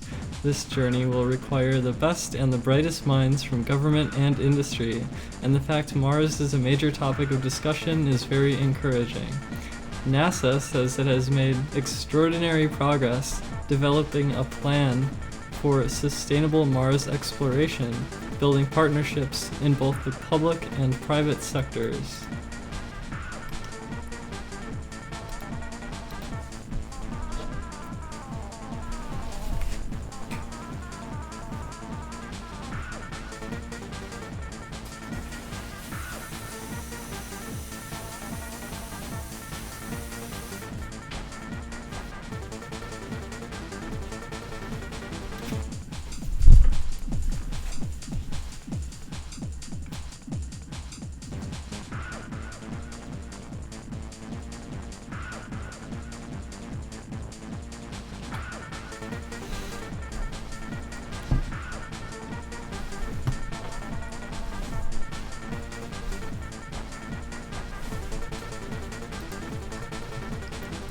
I guess I'll change my stream title back because people are getting salty. Back to non-content.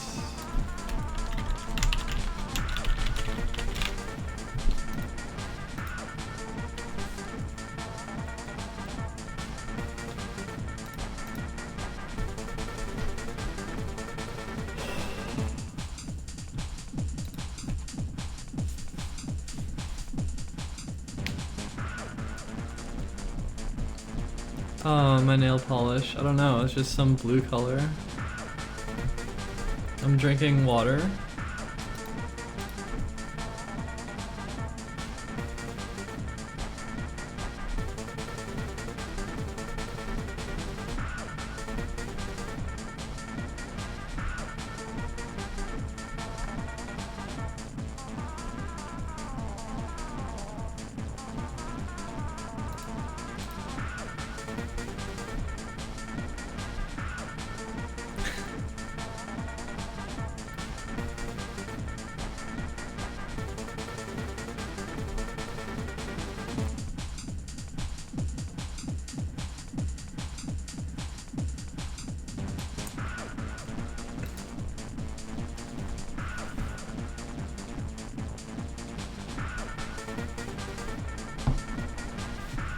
The Telegraph. The era of robots. Thousands of builders to lose jobs as machines take over, says construction boss. Alison Carnwath, the veteran chairman of Land Securities, believes robots will soon buy building skyscrapers. Nice typo. Skyscrapers in the city of London could soon be built by robots rather than by people, according to the boss of one of the UK's biggest construction firms. The result would be huge productivity gains, as more work could be done by fewer people, but also mass layoffs, as traditionally labor-intensive construction projects hire fewer and fewer staff. What the fuck is this article? There's like typos. Okay, we're, said Allison, the chairman of Land Securities. This article is like incomplete or something. Like, what the fuck? Whatever. Fuck this.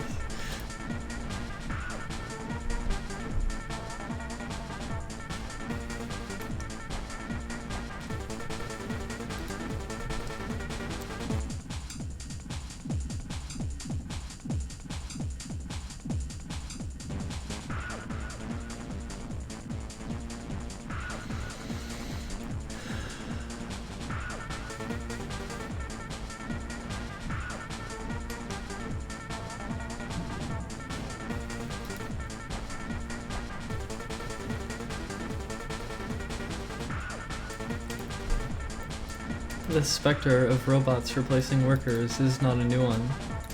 Much has been written about how technological advances will make human labor, which requires cumbersome things like wages and healthcare, obsolete.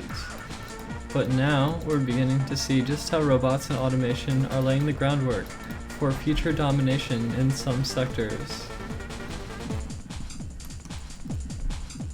warehouses are ground zero. For years, retailers have integrated robot technology into their supply chains, but the latitude of tasks robots could complete in a complex shipping process has been limited. Many warehouse robots operate on fixed tracks or in stationary positions. Now robots are becoming more sophisticated, more autonomous, and more readily able to complete more complicated tasks once reserved for humans.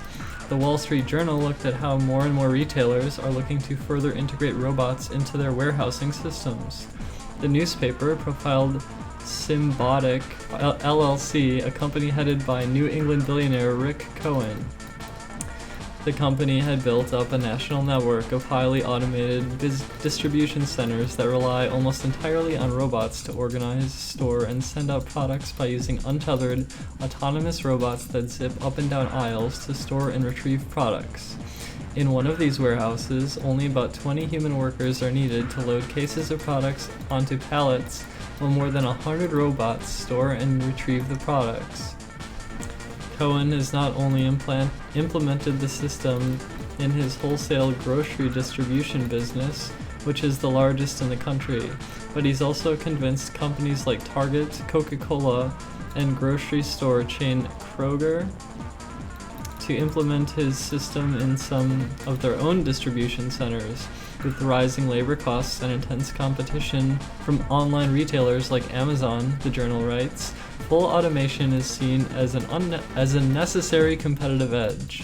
What we're doing with autonomous bots is not that dissimilar from what Google is doing with autonomous cars, Cohen told the journal. I think within 5 years it'll change distribution. Full or partial automation of grocery warehouses is still marginal, about 8% according to the article, and with razor-thin profit margins, wholesalers and distributors are often reluctant to spend as much as $100 million to retrofit their operations with robots. Still, unions that represent grocery warehouse workers are concerned. Employers are looking to move more and more into automation, and I think we're going to be faced with those challenges in contract negotiations in coming years. Steve Verma, who heads the Teamsters Warehouse Division, told the journal. Meanwhile, Vice Motherboard reports on how Amazon is driving a robotic arms race. In 2012, Amazon bought the robotics company Kiva Systems for $775 million and made it so Kiva's technology could be used only in Amazon warehouses. These Kiva robots autonomously zoom around the warehouse using a series of barcodes on the floor to guide them, picking items and bringing them back to the warehouse workers. These robots save the workers from the immense physical toll of walking as many as 20 miles per shift, sometimes in unbearable heat. But this also means that fewer human workers are needed. The jobs that remain will be less labor-intensive and more like those of a robot supervisor. Since Amazon bought Kiva, a host of other companies are trying to develop even more advanced warehouse robots and sell them to Amazon's competitors. While retailer suppliers are on the forefront of replacing humans with robots, they're not the only ones. Fast food companies are investing in kiosks that would do away with cashiers. American trucking companies are working to put fleets of self-driving trucks on the road, putting at risk the jobs of more than 3 million truck drivers. Google has long been developing self-driving car technology, and this month Uber launched a fleet of self-driving cars in Pittsburgh with hopes of going fully driverless by 2030. The specter of automation is no small concern, especially for the low-wage workforce. According to the White House's Council of Economic Advisors, 83% of jobs paying less than $20 an hour are projected to be impacted by automation. However, President Obama's chief economist Jason Furman, in an article for The Atlantic, maintains a fairly rosy outlook about the impact of artificial intelligence on the workforce. Of course, advanced economies have seen vast amounts of innovation in the last 3 centuries without rendering human labor obsolete. Most of the types of jobs that existed in the 1700s do not exist today, but new types of jobs that no one could have imagined have taken their place, all because of technological advances. A different trajectory is unlikely to emerge this time around because even though AI has the potential to replace certain human tasks, it will likely also create entirely new fields of jobs. But these new fields of jobs will likely require a new set of skills that would make displaced workers' transitions more difficult, and Furman concedes that the turnover period would likely include a combination of lower wages years, and extended periods of extended joblessness. All this is giving rise to the call for universal basic income, that is, a policy under which the government will provide everyone with a paycheck whether they work or not. For some advocates on the left, including former SEIU President Andy Stern, the UBI is seen as a critical backstop to protect workers from an economy that is dramatically reshaping the nature of labor. Others fear that it might supplant targeted benefits such as Social Security and food stamps, so that current recipients will end up worse off. For many in high-tech business, UBI is seen as a way to eliminate political resistance to automation. In fact, as National Public Radio reported this past weekend, Silicon Valley entrepreneurs who have helped develop technology that has made human labor more obsolete are now becoming some of the leading proponents of the UBI. Some European governments, including Britain's Labour Party, are closely considering the policy. In the United States, however, the policy remains somewhat secluded and debated in liberal policy circles.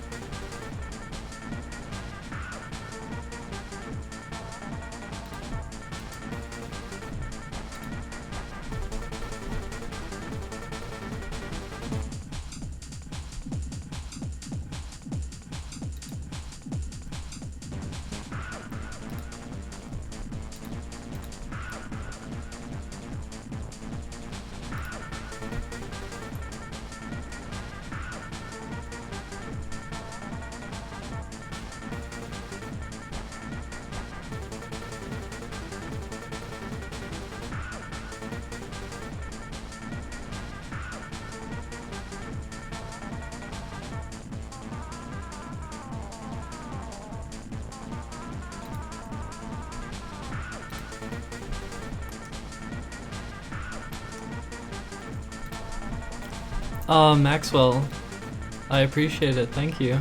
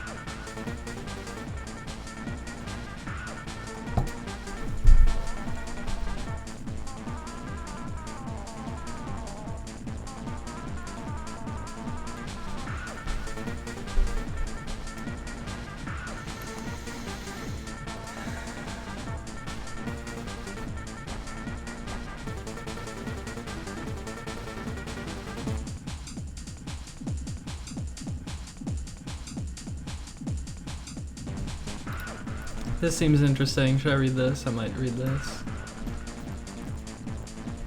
This new equation could unite the two biggest theories in physics. In brief, in a recent paper, a Stanford theoretical physicist develops a new equation, one which indicates that the key to finally connecting general relativity and quantum mechanics is found in bizarre space-time tunnels called wormholes. One of the most stubborn problems in physics today is the fact that our two best theories to explain the universe, general relativity and quantum mechanics, function perfectly well on their own, but as soon as you try to combine them, the maths just don't work out. But a Stanford theoretical physicist has just come up with a new equation that suggests the key to finally connecting the two could be found in bizarre space-time tunnels called wormholes. The equation is deceptively simple: ER equals EPR. It's not made up of numerical values, but instead represents the names of some key players in theoretical physics. On the left side of the equation, ER stands for Einstein and Nathan Rosen, and refers to a 1935 paper they wrote together describing wormholes, known technically as Einstein-Rosen bridges. On the right side of the equation, EPR stands for Einstein, Rosen, and Boris Podolsky, who co-wrote another paper that year describing quantum entanglements. Back in 2013, physicist Leonard Susskind from Stanford University and Juan Maldacena from the Institute of Advanced Study at Princeton suggested that the two papers could be describing pretty much the same thing, something that no one else in the field had previously considered, including Einstein himself. Now Susskind is back to discuss the implications if he's in fact right. But first, let's look at the individual parts of this equation. First implied by Einstein's theory of general relativity, wormholes are like tunnels between two places in the universe. In theory, if you fell in one side of a wormhole, you'd appear on the other side almost instantaneously, even if it happened to be on the exact opposite side of the universe. But wormholes aren't just portals to another place in the universe, they're portals between two times in the universe. Like Carl Sagan once said, you might emerge somewhere else in space, some when else in time. Quantum entanglement, on the other hand, describes a way that two particles can interact in such a way that they become inexorably linked and essentially share an existence. This means that whatever happens to one particle will directly and instantaneously affect the other, even if it's light years away. Okay, now let's combine the two. In his new paper, Susskind proposes a scenario where hypothetical Alice and Bob each take a bunch of entangled particles. Alice takes one member of each pair and Bob takes the other, and they fly off in opposite directions of the universe in their hypothetical hypersonic jets. Once in their separate positions, Alice and Bob smash their particles together with such great force they create two separate black holes. The result, says Susskind, is two entangled black holes on opposite sides of the universe, linked in the middle by a giant wormhole. If ER equals EPR is right, a wormhole will link those two black holes. Entanglement, therefore, can be described using the geometry of wormholes, says Tom Siegfried over at Science News. Even more remarkable is the possibility that two entangled subatomic particles alone are themselves somehow connected by a sort of quantum wormhole, Siegfried adds. instance, wormholes are contortions of space-time geometry described by Einstein's gravitational equations.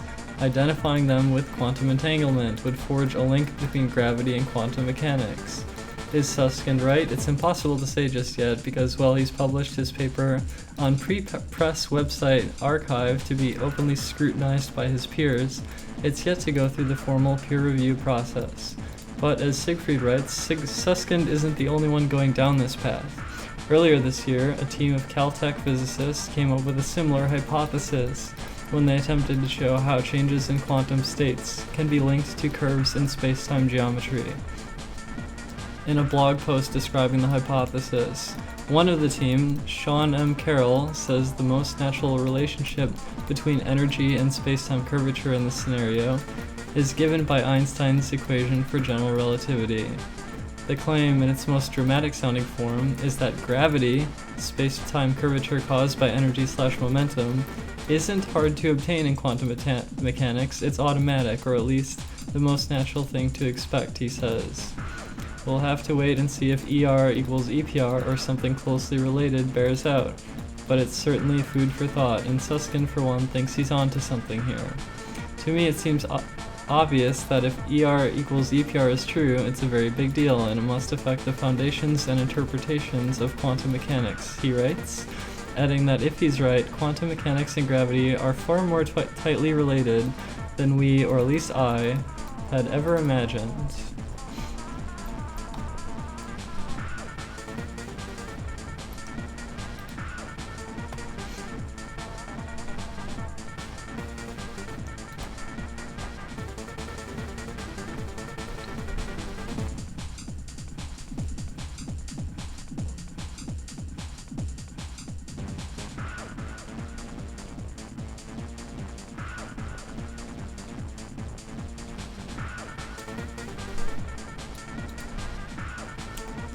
I'm looking at the actual paper now. Abstract. Quantum gravity may have as much to tell us about the foundations and interpretation of quantum mechanics as it does about gravity. The Copenhagen interpretation of quantum mechanics and Everett's relative state formulation are complementary descriptions, which in a sense are dual to one another. My purpose here is to discuss this duality in light of the ER equals EPR conjecture. Let me start with 3 quotes from famous quantum physicist Niels Bohr. If quantum mechanics hasn't profoundly shocked you, you haven't understood it yet. Richard Feynman. We have always had a great deal of difficulty understanding the worldview that quantum mechanics represents. At least I do, because I'm an old enough man that I haven't gotten to the point that this stuff is obvious to me. Okay, I still get nervous with it. You know how it is, every new idea. It takes a generation or two until it becomes obvious that there's no real problem. I cannot define the real problem, therefore I suspect there's no real problem, but I'm not sure there's no real problem. Paul Dirac. There is hope that quantum mechanics will gradually lose its baffling quality. I have observed in teaching quantum mechanics and also in learning it that students go through an experience. The student begins by learning the tricks of the trade. He learns how to make calculations in quantum mechanics and get the right answers. It is comparatively painless. The second stage comes when the student begins to worry that because he does not understand what he has been doing, he worries because he has no clear physical picture in his head. Then, unexpectedly, the third stage begins. The student suddenly says to himself, I understand quantum mechanics, or rather he says, I understand now that there isn't anything to be understood. The duration and severity of the second stage are decreasing as the years go by. Each new generation of students learns quantum mechanics more easily than their teachers learned it.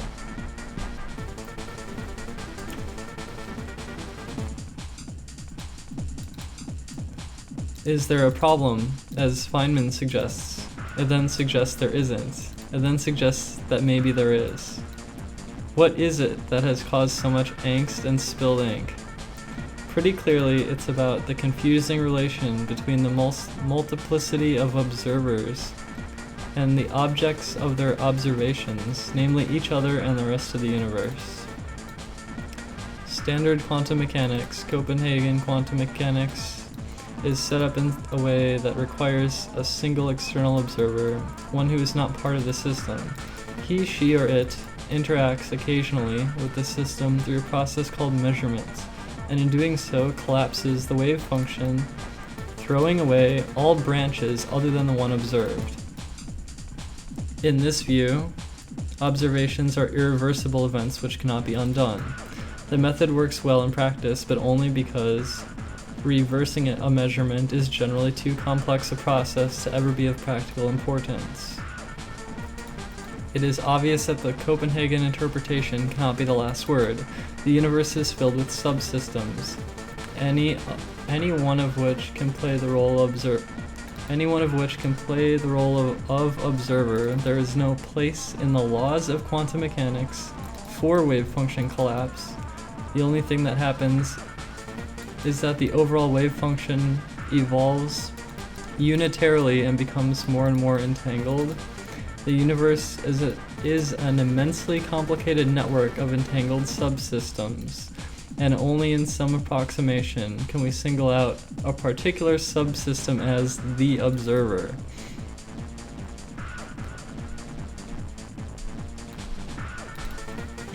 Until recently, my view about these things was pretty similar to Feynman's, with maybe a bit of Dirac's. Namely, quantum mechanics is so confusing that I can't even tell if there is a problem, or maybe it's all okay because it works.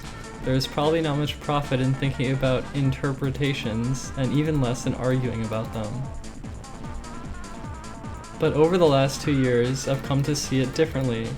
Now, I feel that our current views of quantum mechanics are provisional. It's the best we can do without a much deeper understanding of its connection with gravity, but it's not final. The reason involves a very particular development, the so-called ER equals EPR principle. ER equals EPR tells us that the immensely complicated network of entangled subsystems that comprises the universe is also an immensely complicated and technically complex network of Einstein-Rosen bridges. To me, it seems obvious that if ER equals EPR is true, it is a very big deal, and it must affect the foundations and interpretation of quantum mechanics. What follows is a lecture I gave at the Institute for Advanced Study in March 2016. Its purpose was to point out some of the likely conceptual limitations of ER equals EPR. The lecture consisted of 3 short seminars. 1. ER equals EPR, Everett versus Copenhagen, or GHZ brains. 2. Teleportation through the wormhole, ERBs as a resource. 3. 2 slits and a wormhole. If there is a common theme, it is that recent developments in quantum gravity have as much to tell us about quantum mechanics as they do about gravity. The figures in the paper are mostly the original slides for the lecture, and the text between the figures is what I explained verbally. Number 1, ER equals EPR, Everett versus Copenhagen, GHZ brains. The meaning of ER equals EPR. Quantum mechanics requires a kind of non-locality called Einstein-Podolsky-Rosen entanglement. EPR does not violate causality, but it is nevertheless a form of non-locality. It is most clearly seen if one imagines trying to simulate quantum mechanics on a system of classical computers. We assume the computers are distributed through space and represent local degrees of freedom. The whole conglomeration is required to behave as if there were quantum systems inside the computers, systems that local observers can observe by pressing buttons and reading outputs. The computer will of course have to interact with each other as they also would if we were simulating classical physics, but simulating classical physics only requires the computers to interact with their local neighbors. Simulating quantum mechanics is different. One finds that it's necessary to have all the computers wired to an enormous central memory in order to store entangled states, and also a central random number generator to provide indeterminacy.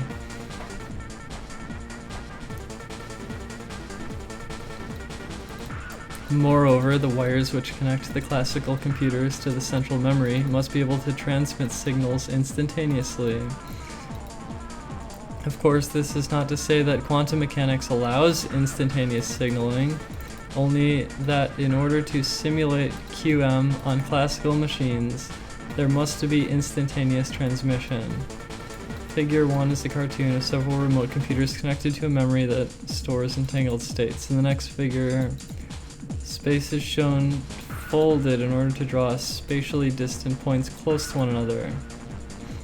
There's like diagrams here and shit.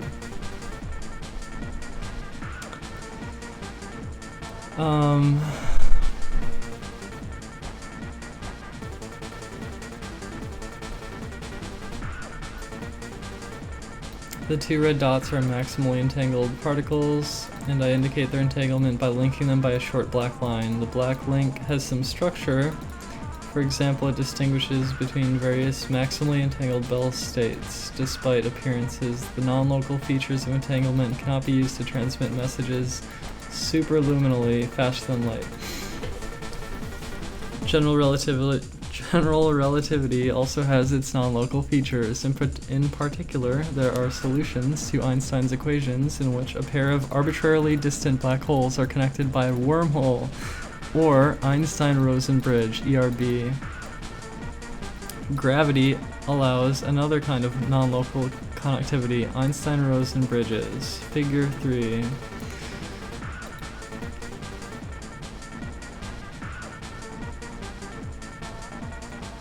At first sight, it would seem that ERBs can be used to superluminally transmit signals, but this is not so. The wormhole solutions of general relativity are non-traversable. Non-traversability means that two observers just outside the black holes cannot communicate through the ERB. Non-traversability does allow them to jump in and meet in the ERB. The similarity between figures 2 and 3 is quite intentional. The punchline of the ER equals EPR joke is that in some sense the phenomena of Einstein-Rosen bridges and Einstein-Podolsky-Rosen entanglement are really the same. ER equals EPR. This is a remarkable claim whose impact has yet to be appreciated. There are two views of what it means, one modest and one more ambitious.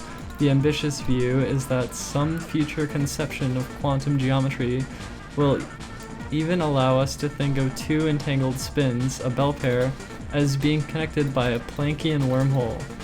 For most of this lecture, the more modest definition will suffice, but toward the end I'll speculate about the ambitious view. The modest view first of all says that black holes connected by ERBs are entangled, and also the converse, entangled black holes are connected by ERBs. But there is more to it than that. The idea can be stated in terms of entanglement being a fungible resource. Entanglement is a resource because it is useful for carrying out certain communication tasks such as teleportation. It is fungible because, like energy, which comes in different forms, electrical, mechanical, chemical, etc., entanglement also comes in many forms, which can be transformed into one another. Some forms of entanglement: 1. Ground state or vacuum entanglement. 2. Entangled particles. 3. Einstein-Rosen bridges. 4. See the last part of this 3-part lecture. What about the conservation of the resource? Energy is conserved, but entanglement is not, except under special circumstances. If two systems are distantly separated so that they can't interact, then the entanglement between them is conserved under independent local unitary transformations. Thus, if Alice and Bob, who are far from one another, are each in control of two halves of an entangled system, the unitary manipulations they do on their own shares cannot change the entanglement entropy. If Alice's system interacts with a nearby environment, the entanglement with Bob's system can be transferred to that environment. But as long as the environment stays on Alice's side and does not interact with Bob's system, the entanglement will be conserved. Let us consider some examples of the transformation of entanglement from one form to another. In the vacuum of a quantum field theory, the quantum fields in disjoint regions of space are entangled.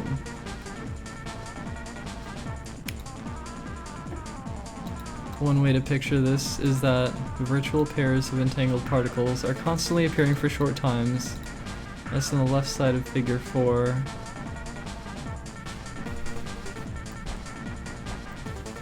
If, as in the right side of the figure, two unentangled real particles scatter off the virtual particles, they can leave in an entangled Bell state.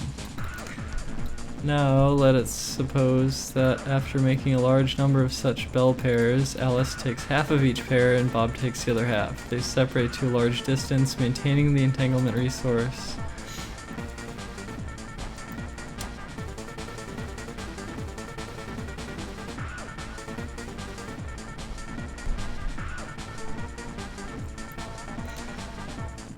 Then each takes their cloud of particles and compresses it to form a black hole. By ER equals EPR, the two black holes will be connected by a wormhole. By this means the original entanglement resource may be converted into an Einstein-Rosen bridge. I'm having trouble following this. Alice may allow her black hole to evaporate while Bob keeps his in a ceiling reflecting box. After a while, Bob's black hole will become entangled with Alice's cloud of particles.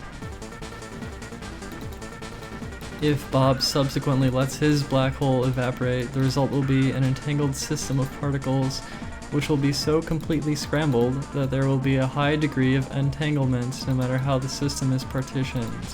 With sufficiently powerful quantum computers, Alice and Bob can locally act on their shares to convert them back to Bell pairs. In an information theoretic sense of all these systems, Bell pairs, ERBs, and clouds of Hawking radiation are equivalent and can be transformed into each other by local. Fuck, I lost my position. No, what happened? No. Holy shit, this is a long document. Well, it's not that long, but there's a lot of diagrams and shit. It's kind of interesting. I'm really having a hard time following this, but I'm kind of interested.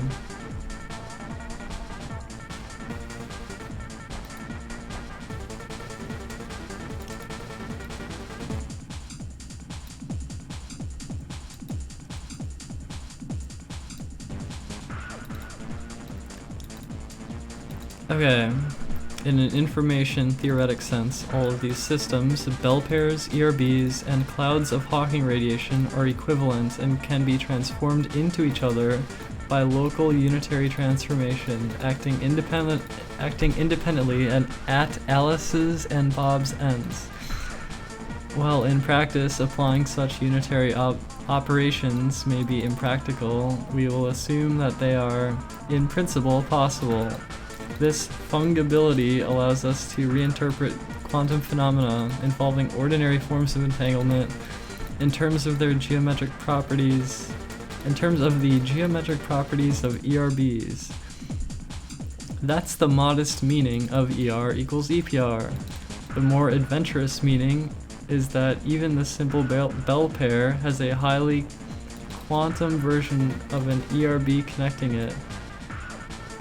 And when brought together with a great many other quantum ERBs, they merge to form a large ERB.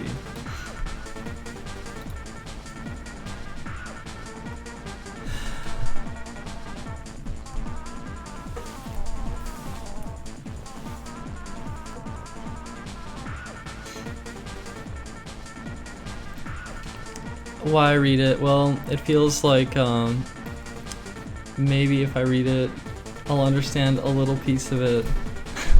Maybe I'll understand a little piece of it if I read it. And I don't mind reading it.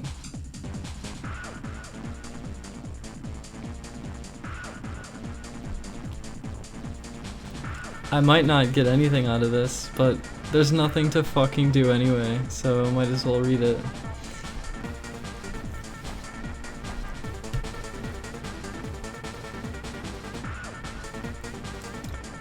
Copenhagen versus Everett. The evolution of a quantum state is often described as a phase-coherent branching tree of possibilities. In the Copenhagen interpretation, the observer is considered to be outside the system but can interact with it from time to time by process of measurements. Each measurement causes branches to decohere, the quantum superposition being replaced by classical possibilities. The observer follows the trajectory through the tree. According to the Copenhagen interpretation, measurements are irreversible, and the relative phases between branches lose all meaning.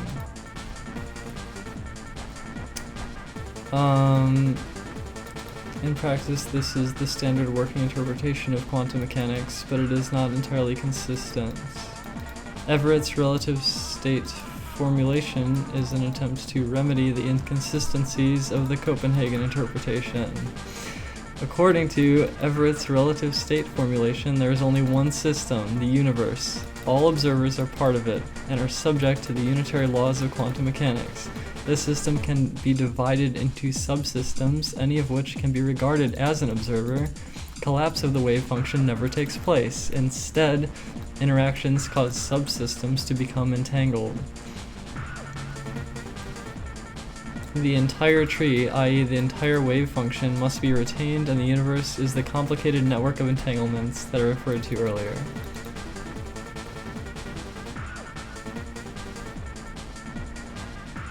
In fact, the tree is not a tree. In principle, everything is reversible. For example, if the system is closed, it will execute quantum recurrences, eventually growing together and reforming the initial roots.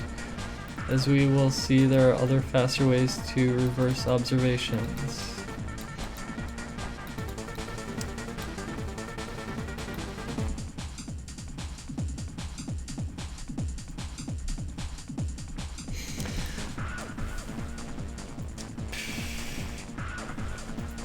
Sato's comments made me feel like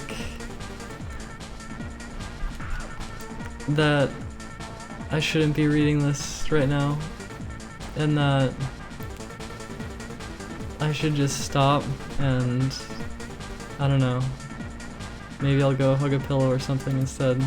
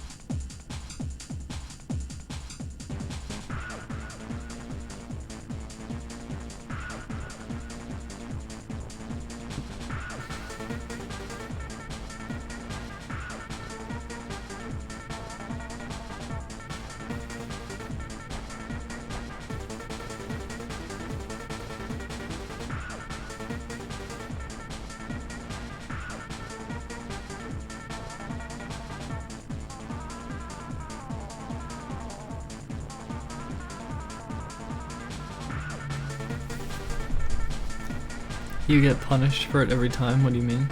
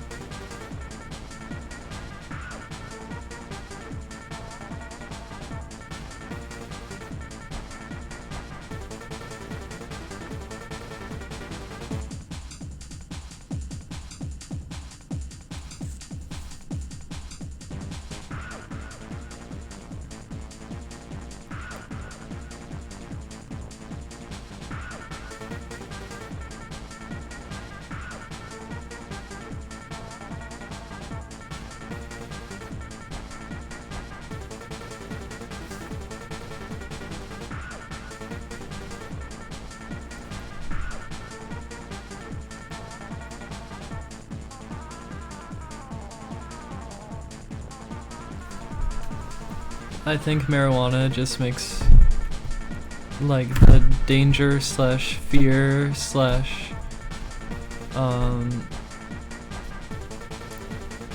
don't know. It makes the fear go off in your brain and you just try to like,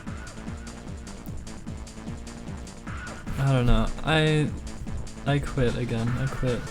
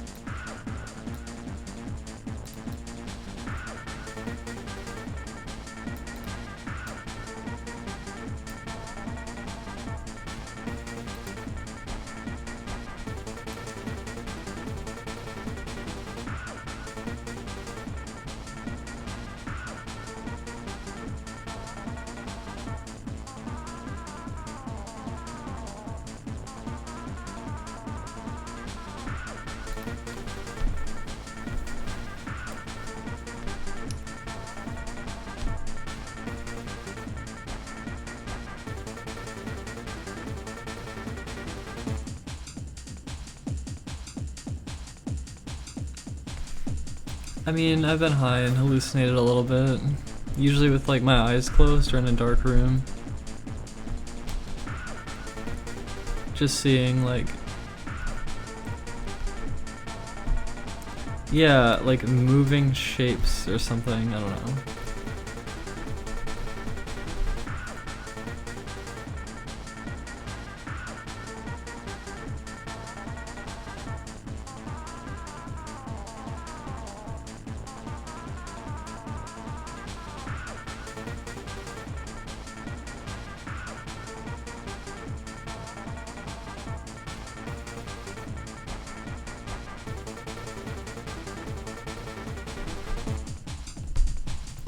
static. I see static 24/7. I see static right now. Always. It's always present.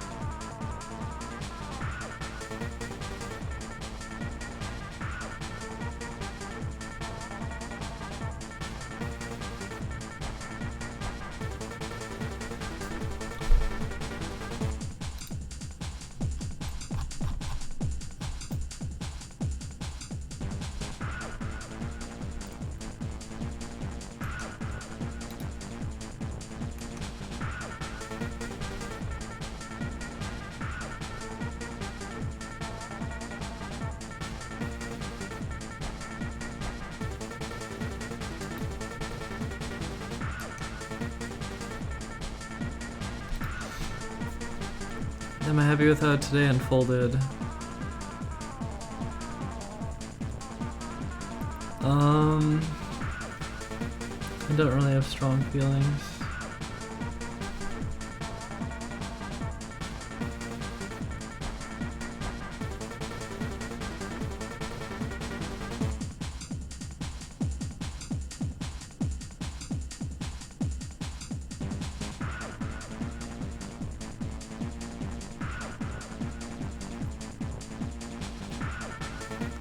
I was thinking of having more coffee right now, even though it's later, and it's probably a bad idea, but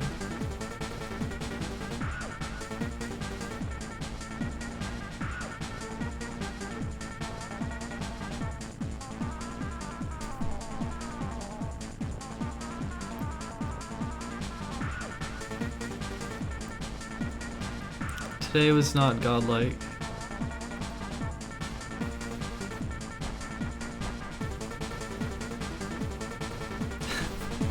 Theanine plus caffeine.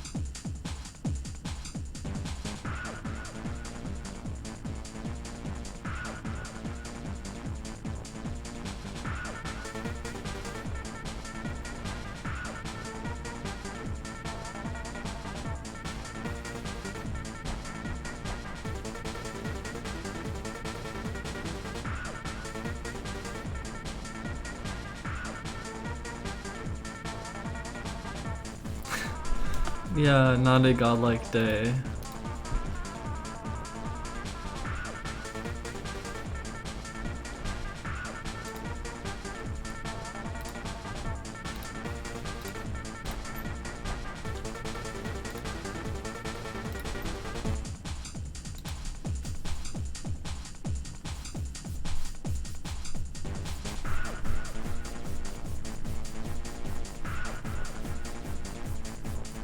I'm not unhappy. I'm not happy.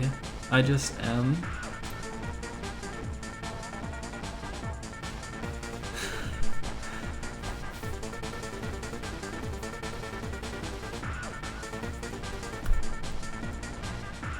Well, I think it's interesting, Synquisitives. I'm kind of interested in like the structure of reality.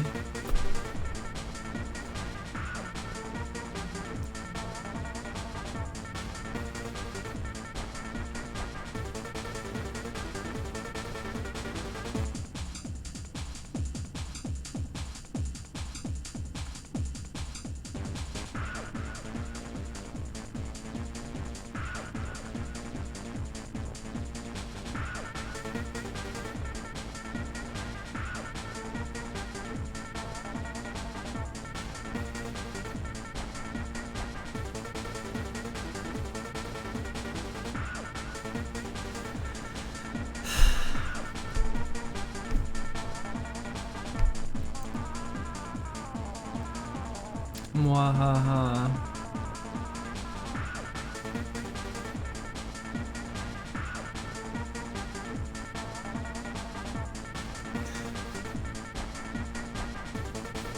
How's my anxiety lately? Last night I couldn't sleep. I took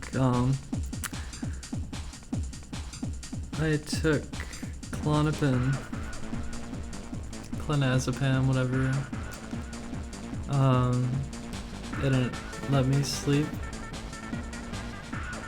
And then my anxiety today. I was out today. I was outside and I felt uncomfortable when I'm around a lot of people.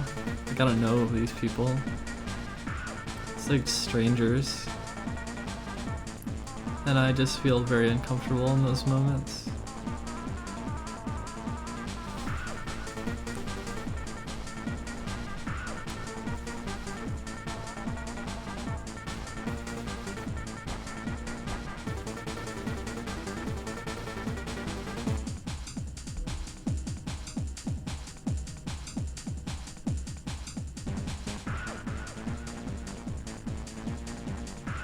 Yeah, I managed to power through the discomfort.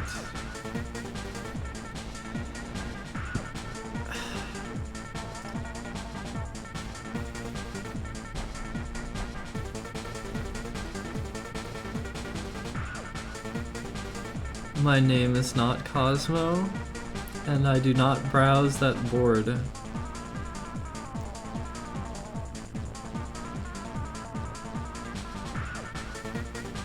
I don't care in the slightest about what my descent is.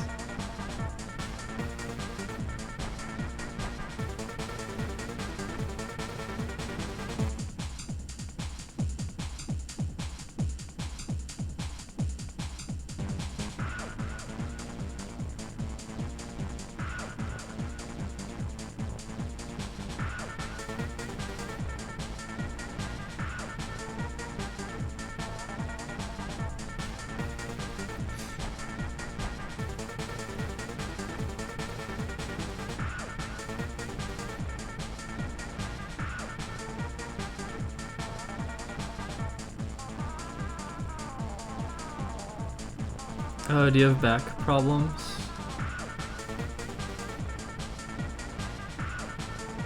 I think I have bad knees. I think my knees are bad.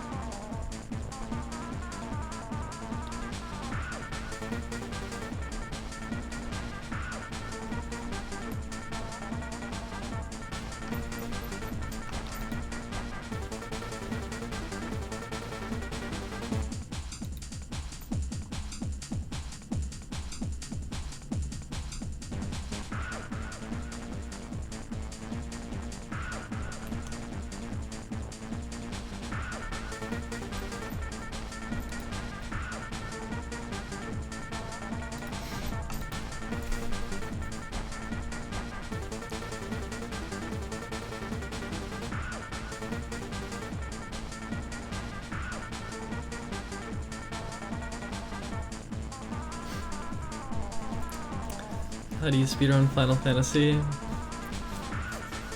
I mean, it's just longer, I guess. It's not really different though. Or typically it's longer. How long is Final Fantasy X?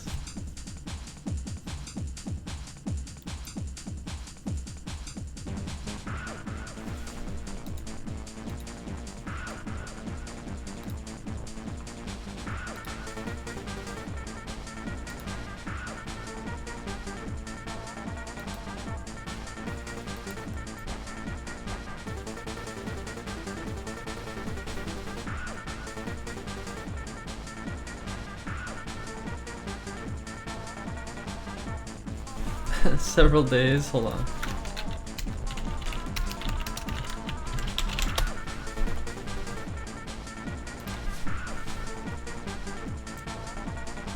It looks like it's 10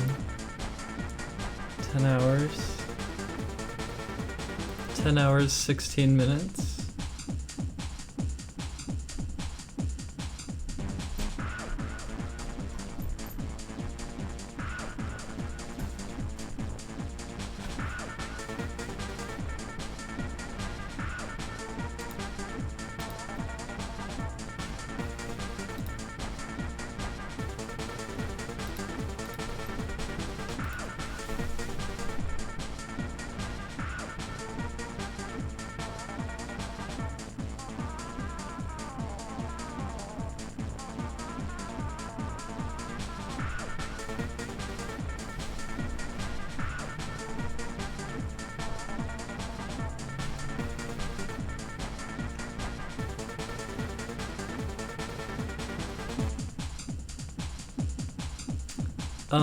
Good night, Star Crasher.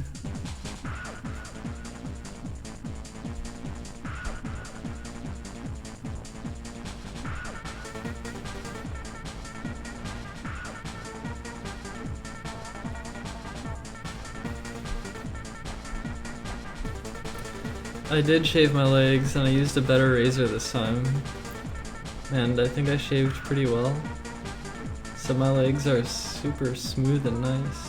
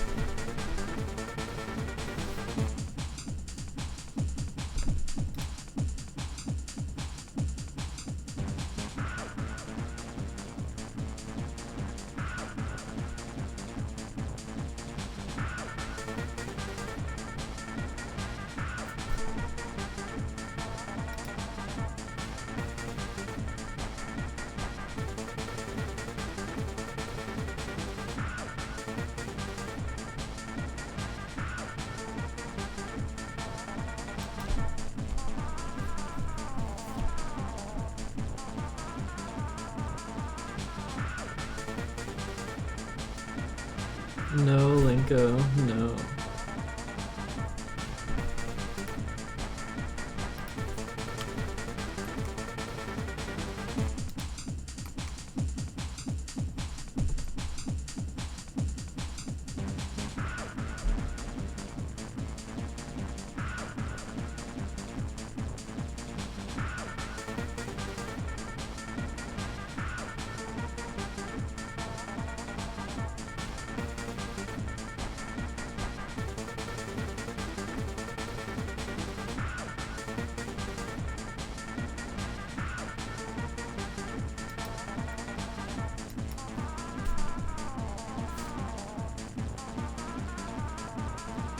I'm not gonna use marijuana, I've quit.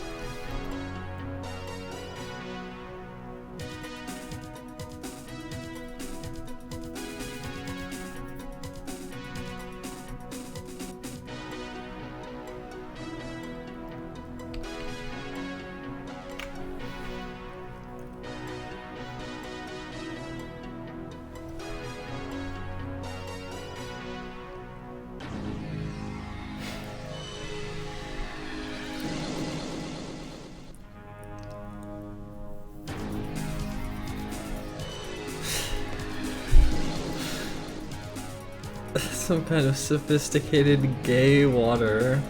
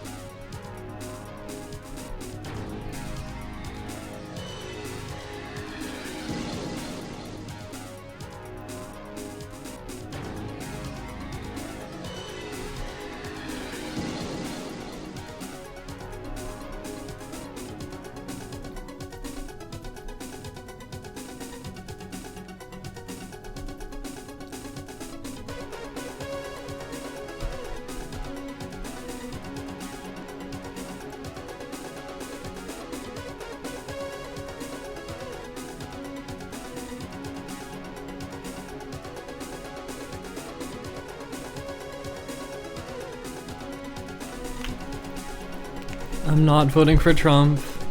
The song is bellsfd.mod.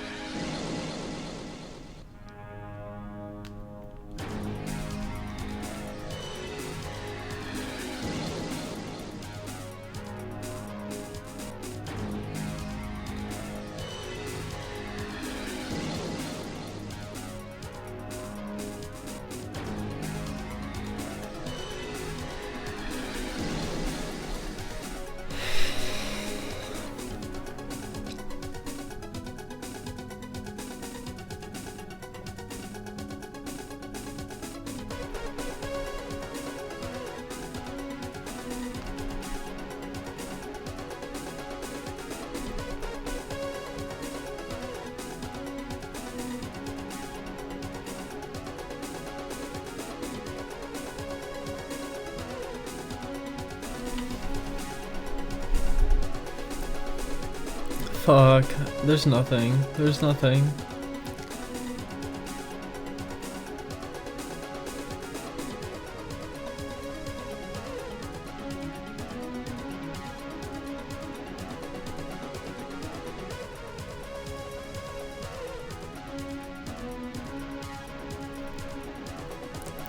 My favorite thing for breakfast?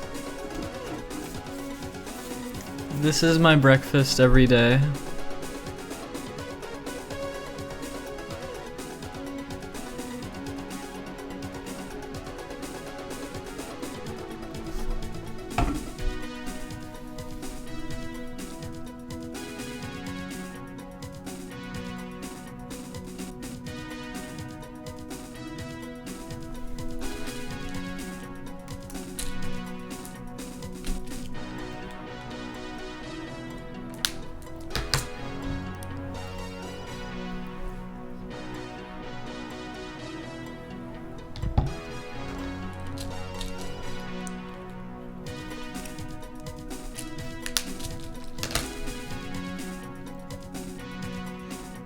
No pizza today.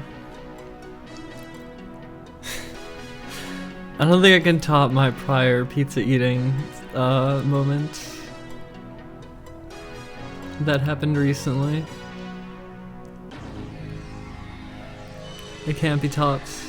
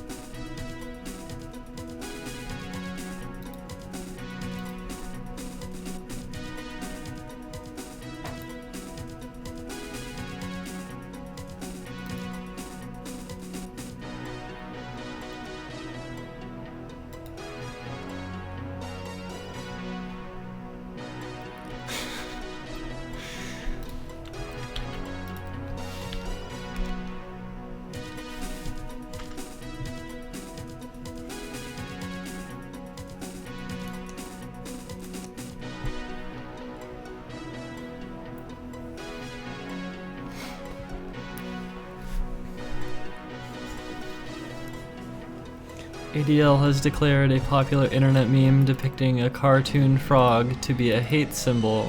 Pepe the Frog's beginnings were unoffensive. He is the creation of comic book creator Matt Furry, who featured the frog as a character in the series Boys Club beginning in 2005. The character subsequently became a beloved meme, often called the Sad Frog meme, and shared with a speech bubble reading "Feels Good Man" or "Feels Bad Man." It was at times posted on social media by the likes of Katy Perry and Nicki Minaj.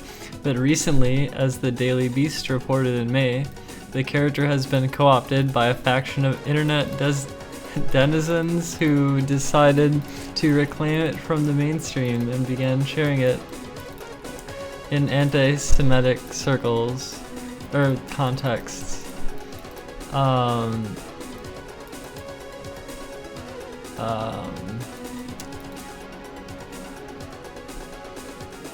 don't want to read all this.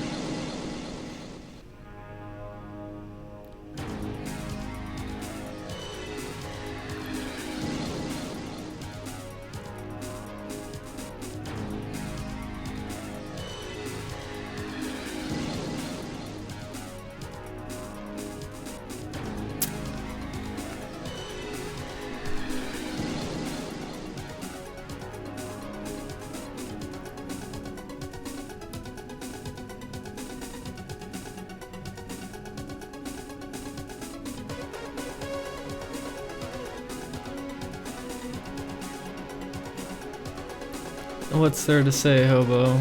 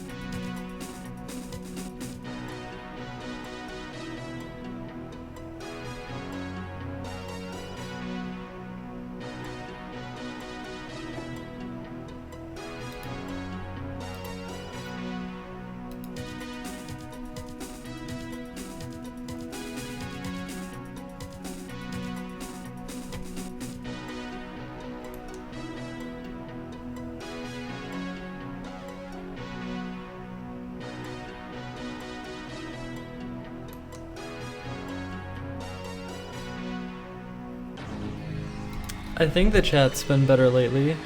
Maybe it's just because I've been streaming so much lately that people are getting bored of just coming in and like saying that shit. I don't know.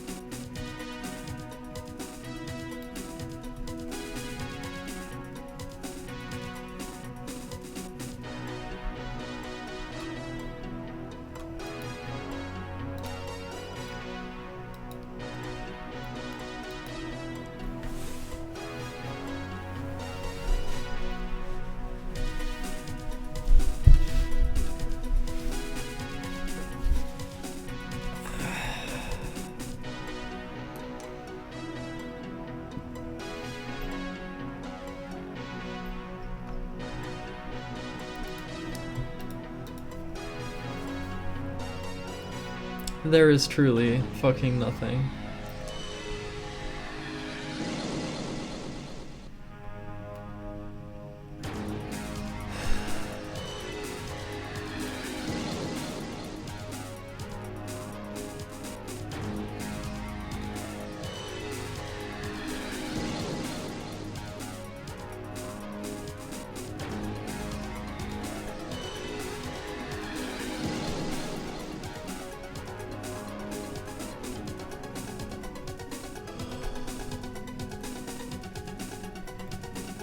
Do I drink? No.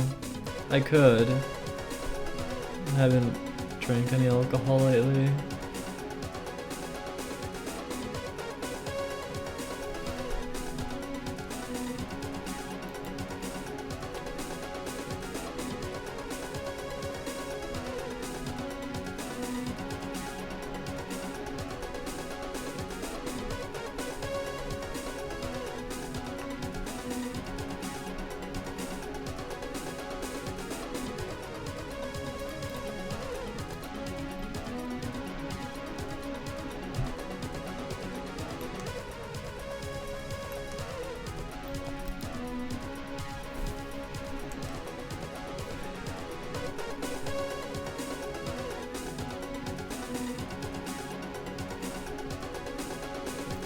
What does it mean that there's truly fucking nothing? It's like...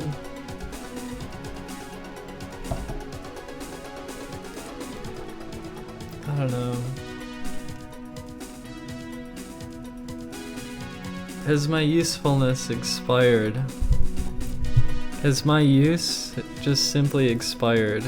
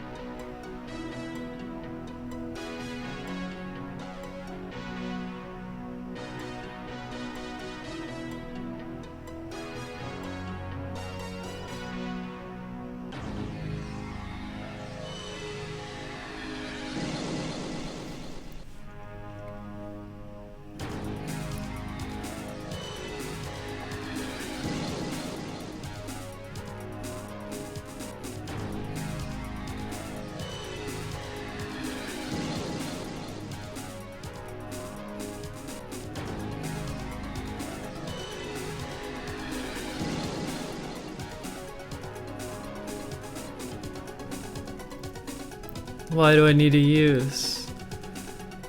Why do I need a use? Because every day I get older and someday I won't be here. And it just feels like there's nothing to do.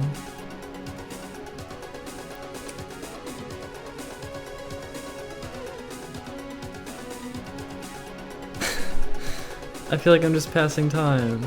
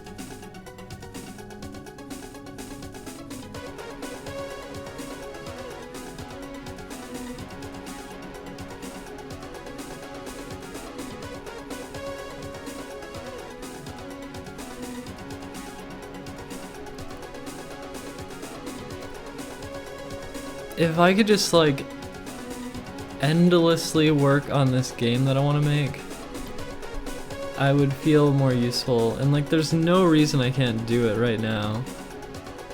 There's no reason I can't just start working on it right now. But for some reason I just like don't. For some reason I'm not working on it. Like why am I not working on it?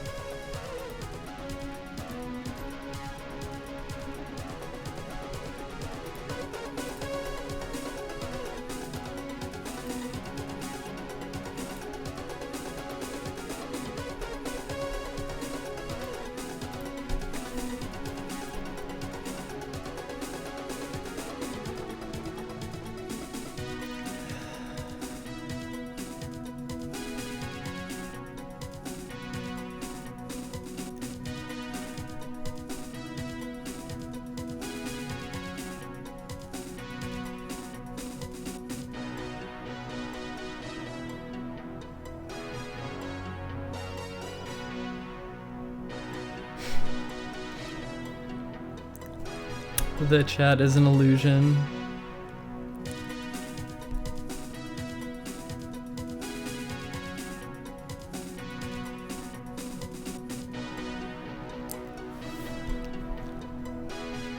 Oh my god, YouTube has to improve their chat. The YouTube chat is a fucking mess.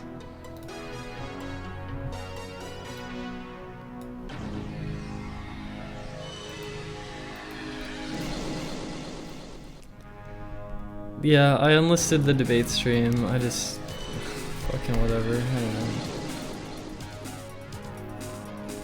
I didn't really do much at all. I just sort of watched it.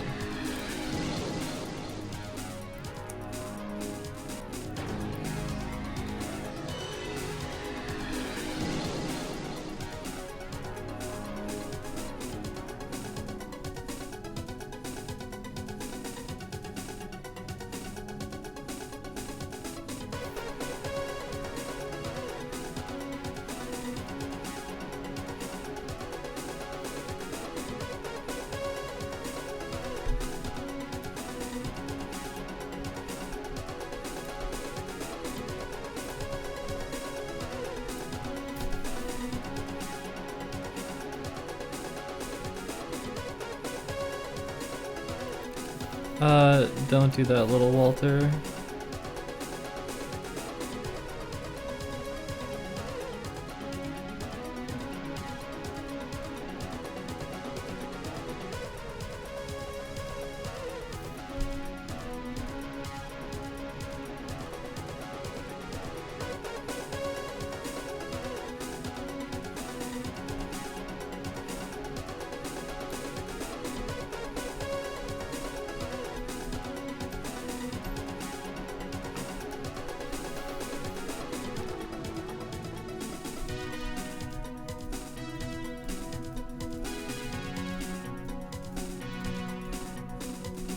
Actually, I like the emoji more than the Twitch faces.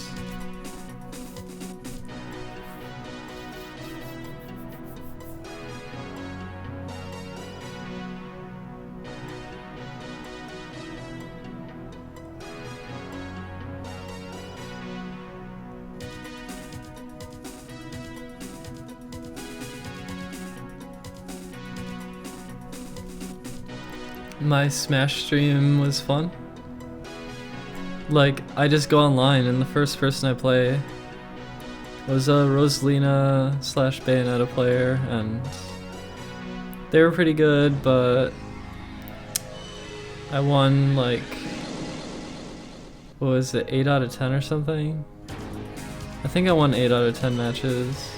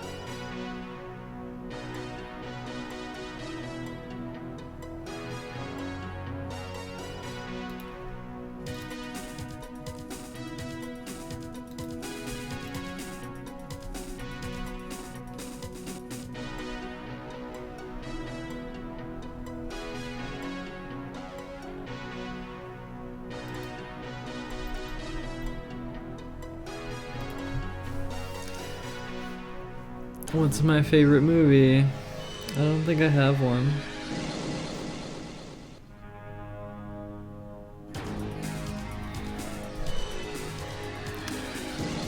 Sometimes I wish there was no copyright at all and I could just stream some good movies and we could watch them together. That'd be pretty cool. Or if I could like listen to any music that I wanted to listen to on the stream, that would be cool too.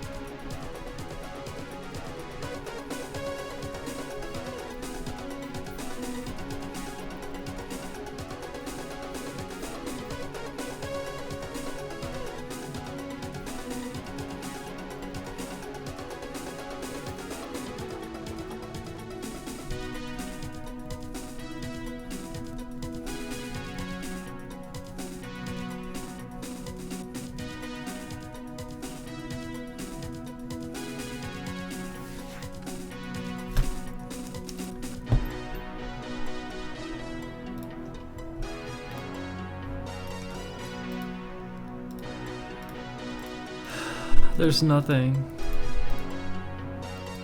There's actually nothing. There's just this fucking game.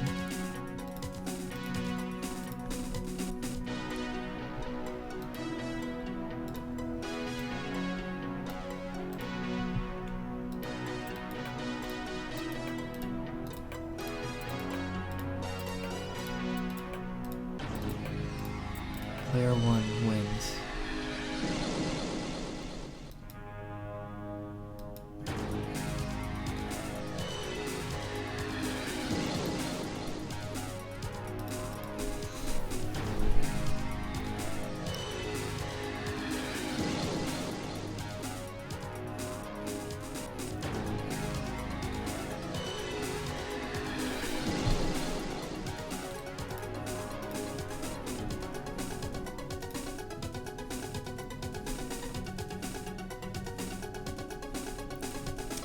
The comments were eaten, I'm sorry.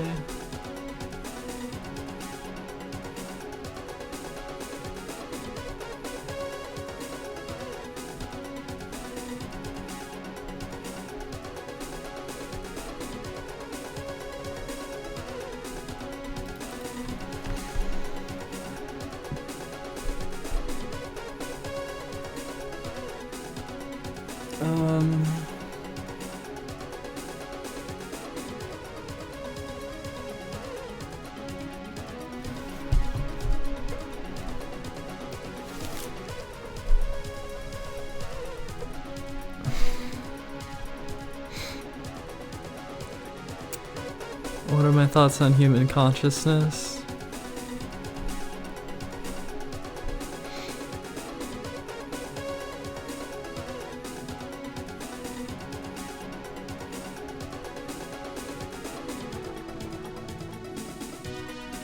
I think that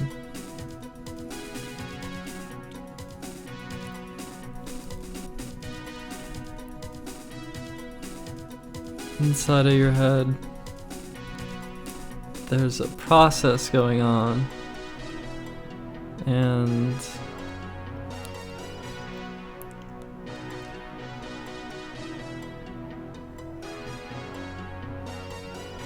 it lets you think and do things, perform actions, move muscles, react, and there's emotion and fear and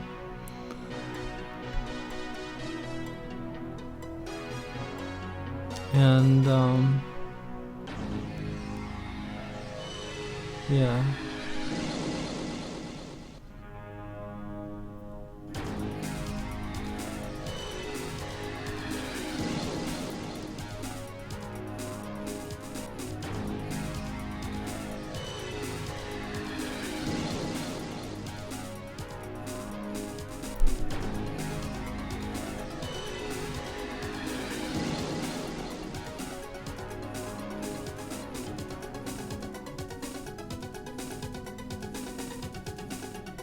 Afterlife or no?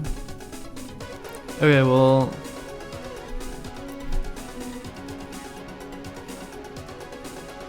I think that, let's say I dropped dead right now, okay?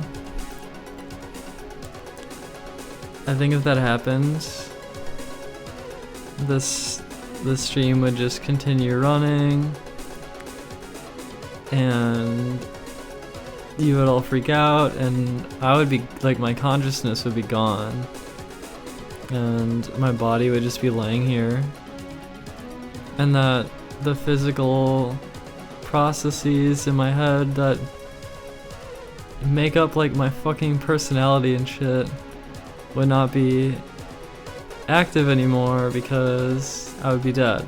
So I think the world would continue moving on, and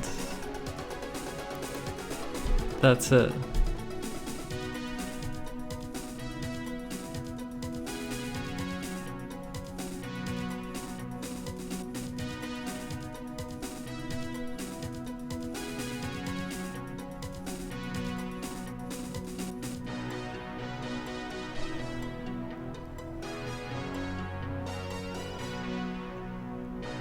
Now that doesn't mean I don't believe in an afterlife, because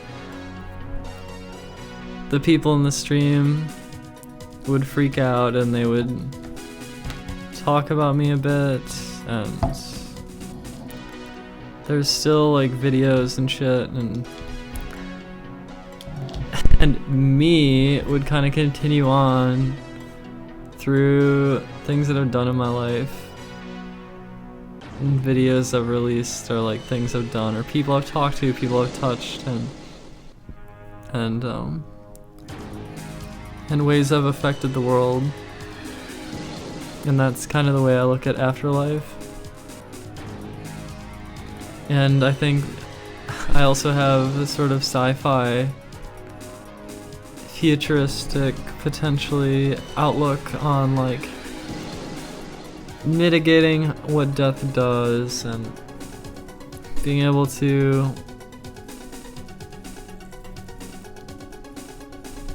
live on in a different form or something.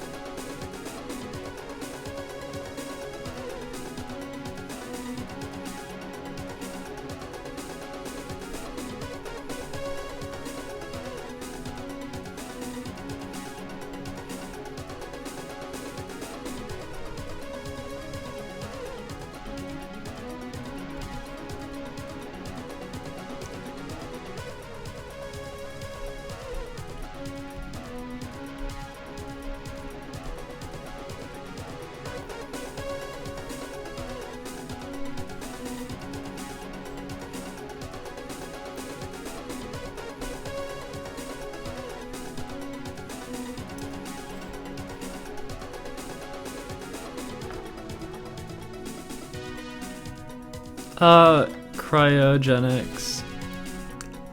I'm not too interested in cryo.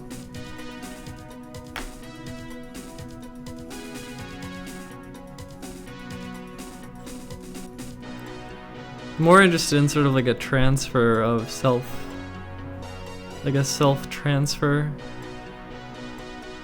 rather than preserving the meat machine.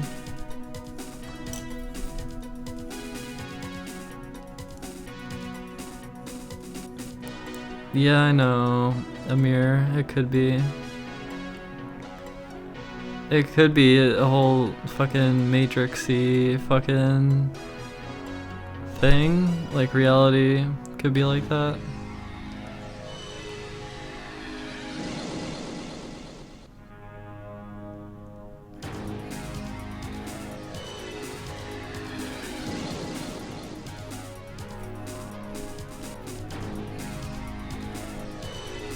I haven't even seen Ghost in the Shell. I apparently should watch it.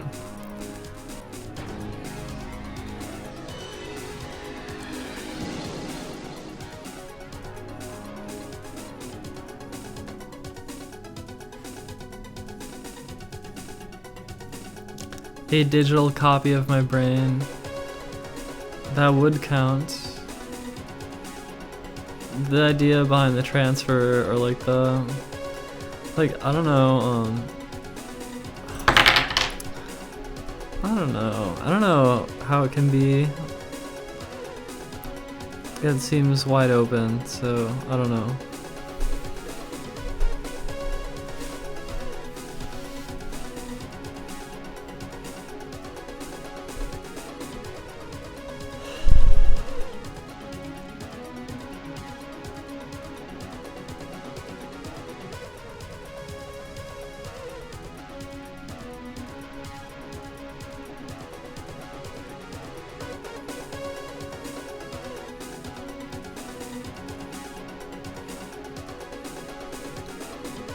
Well, Matthew, you say clones don't count. Like, so if you could like duplicate yourself, you mean? Okay, but it depends on what you consider to be you, and it's kind of arbitrary. And it's like, if a perfect copy of you is created and you were destroyed in the same instant, like, you wouldn't even need to feel bad about being destroyed, I think. Cause like there's a you. It depends how you look at it. It's like a matter of perspective.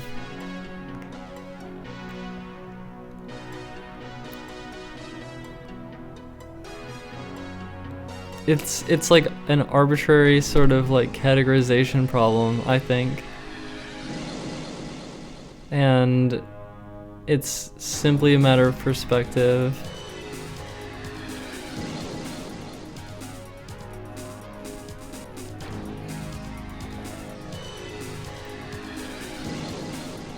Well, you say they're different, but it's like, it's you, it has all your memories. It's just like another instance of you. And if there's like a simultaneous version of you that burst into existence as you were destroyed, then yeah, I don't know, I don't even know. Like, okay, I would personally, okay, that Star Trek to transporter shit, I would go into the transporter and allow my atoms to be fucking like destroyed or whatever and reconstructed. I would not have a problem doing that, I think. I don't think I'd have a problem with that. Like, cause it's a matter of perspective. You can say it's not really you, but it's like, it's arguable. It's not like, it's kind of arbitrary.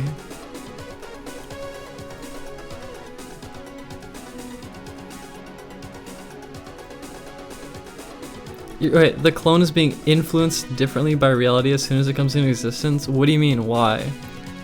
When you, like right now, by me saying this into the microphone and you listening to this, Ryanak, you are being influenced differently by reality as soon as I said this. So if I didn't say these words, you would be a different person right now. Do you understand?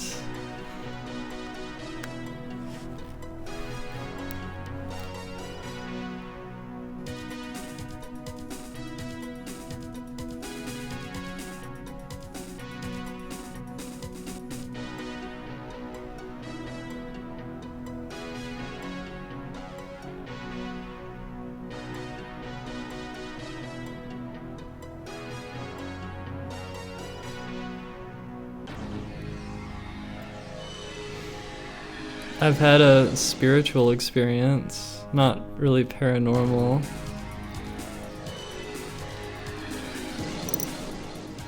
What if your clone hadn't heard those words? But... okay, I'm not even sure what we're arguing anymore, Rhynak.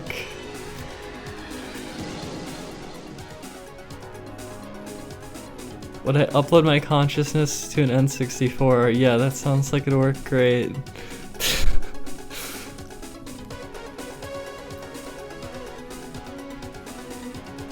The spiritual experience was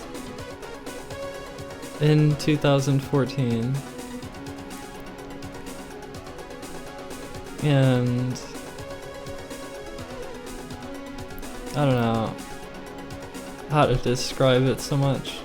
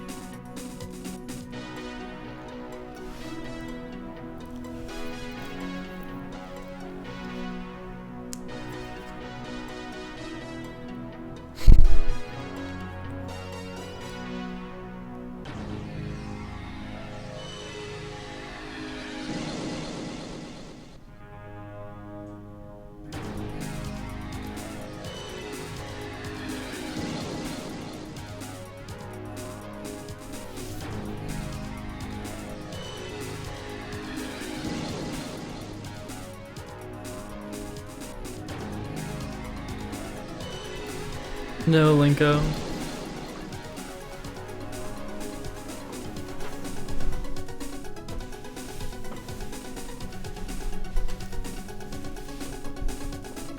I think it's totally a matter of perspective. I think it's not like absolute.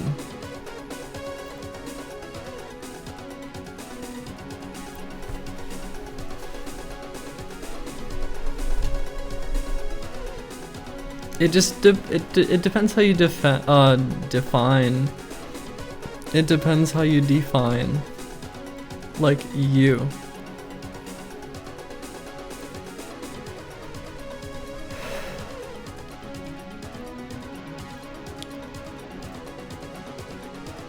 Yeah, semantics. Exactly, Lily, exactly. Like all your cells getting replaced in 7 years or whatever. Like, is that still you? Is that still you when you wake up the next day? Is that still you when you step off the plane? Is that still you after you hear this? After you hear these words go into your brain and you think about them? Is that still you?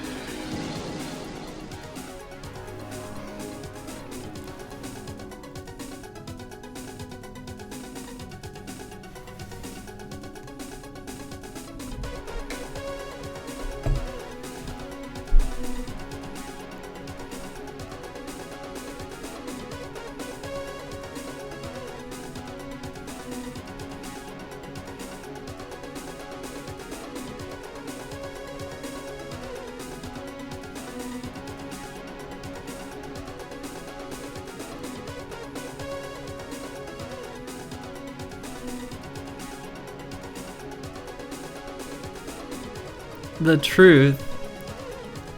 I don't think there is a truth about the self. Or what I mean is, like, it depends how you define you. And the definition, I think, is arbitrary. Like, am I my body? Am I my body? If I fucking, like... Fucking... Damn it, get in there.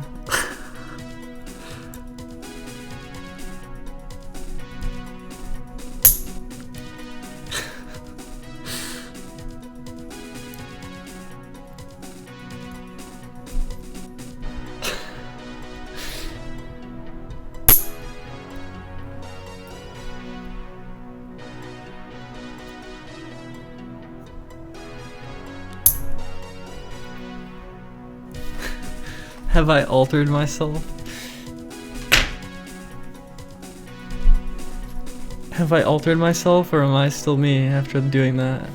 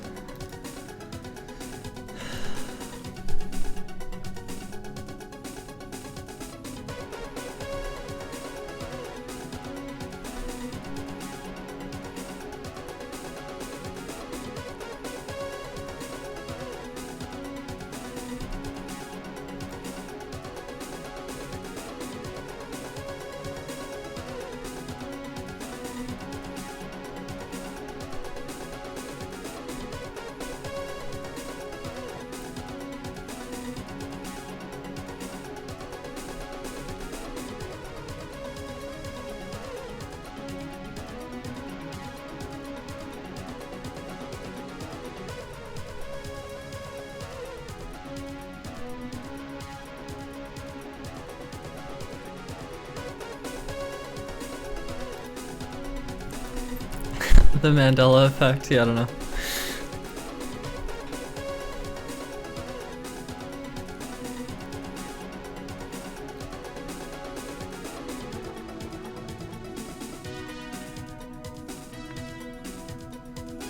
Am I afraid of AI? I'm interested in AI. I don't know if I'm afraid of it.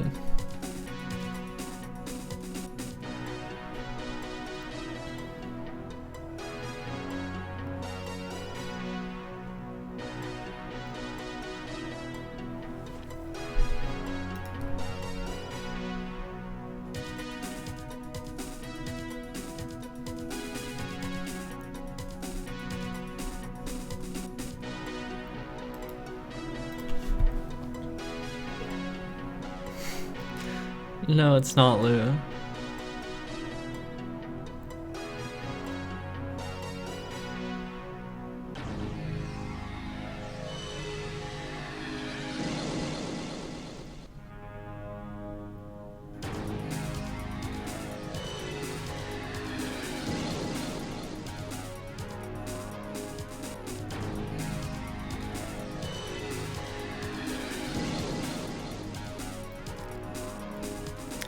Yeah, I've heard of Roko's Basilisk.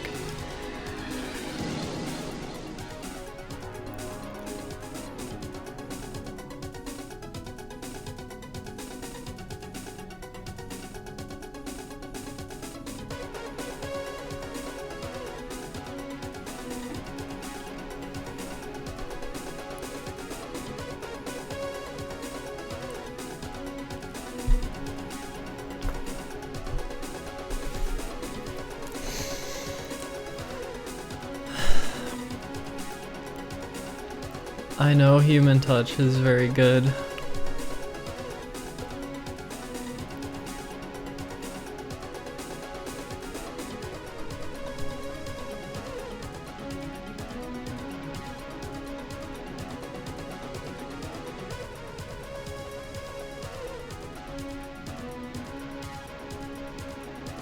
Oh, that got delayed. Weird POS. Maybe on Thursday.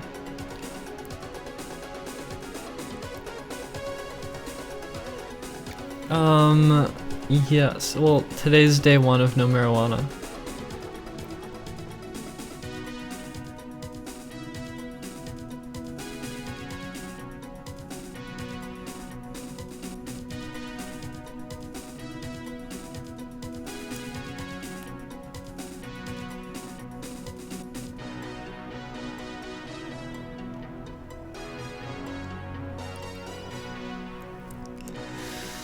I don't know if there's been withdrawal. I felt very bitter today.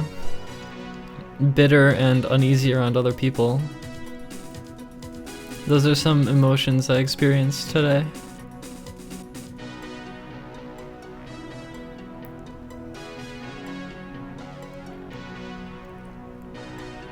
Oh, okay, so speaking of traveling through time, can someone explain to me...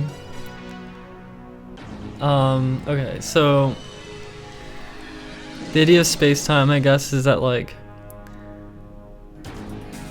oh, okay, what's the deal with photons not experiencing time?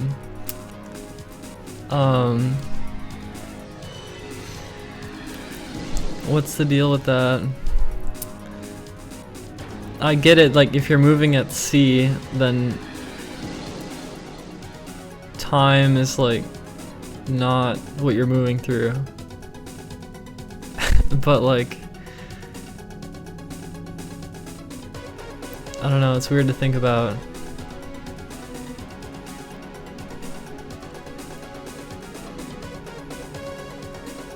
Could I elaborate? Well, okay, apparently this is how the universe works. There's like a physical speed that you're moving in, but it's in it's in like relation to other things though, and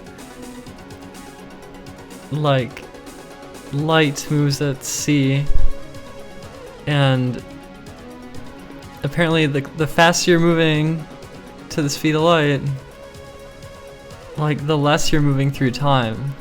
So light moves at maximal speed and thus doesn't experience time whatsoever. It's like maxed out the like physical speed, and there's no time to travel through. I don't know, it's weird to think about. It's really weird to think about.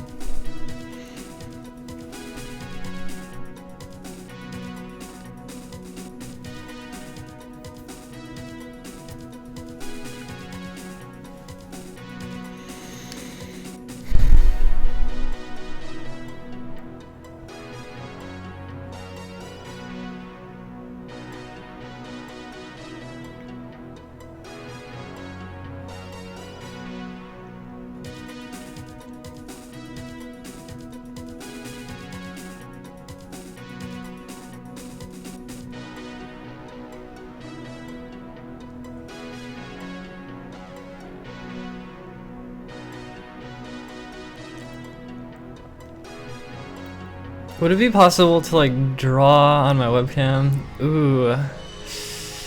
Yes. I want to try to set that up. I can do hilariously bad drawings of how I misunderstand physics. It might be fun. Hold on.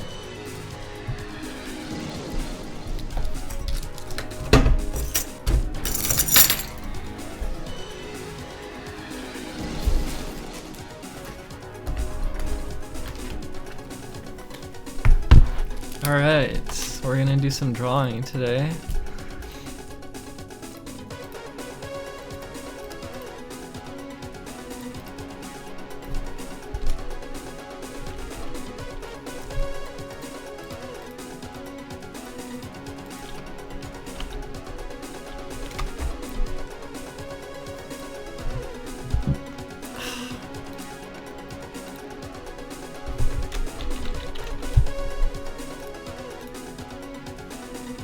Oh my god, why is... No. Wait, hold on.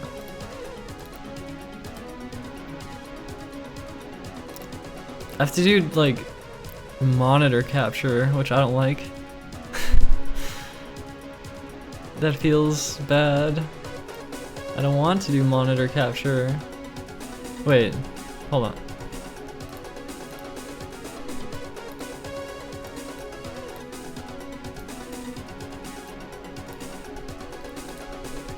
Add, can I do this? Window capture?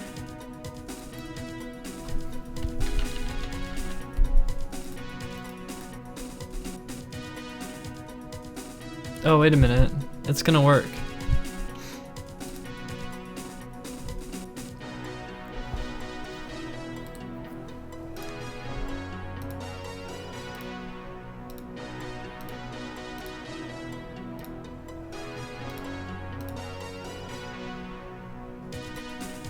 Okay.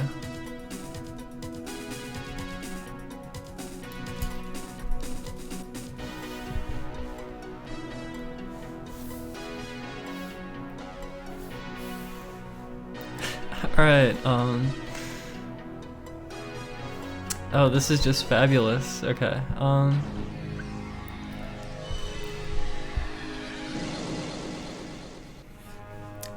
why can't you see it? What the fuck? How do you not see it? What is wrong with this fucking screen capture? What?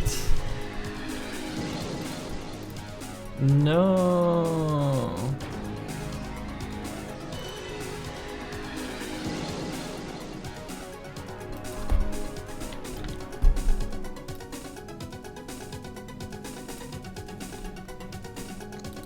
I think I have to do monitor capture. This is really fucking stupid.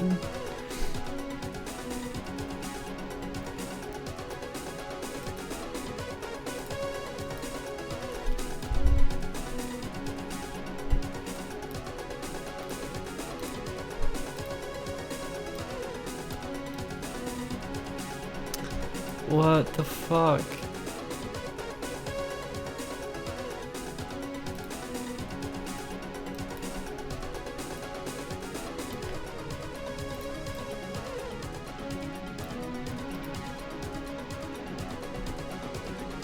I don't want to. I hate this.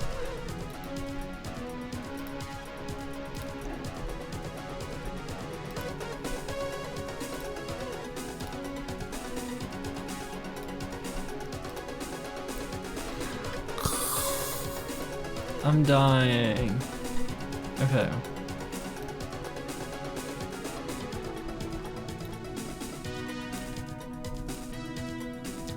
Okay.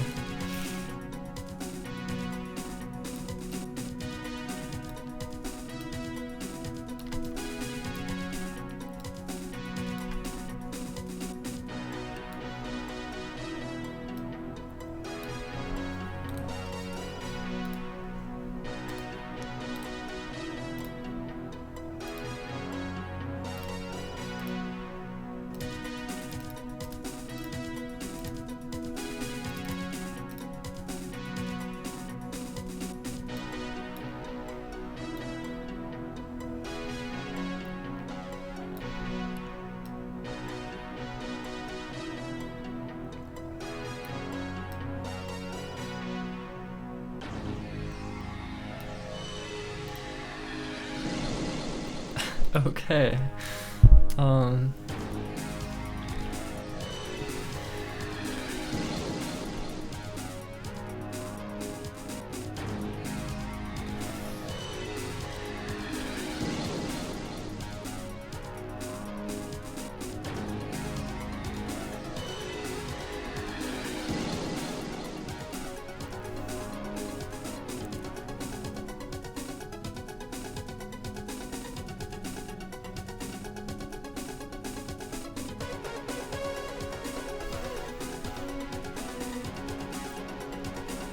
Alright, so this is my shitty way of understanding this, and keep in mind, I don't know shit about, I don't know what I'm talking about, okay?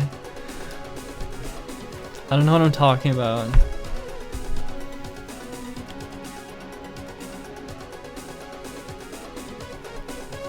Lovely circle I drew, god damn it.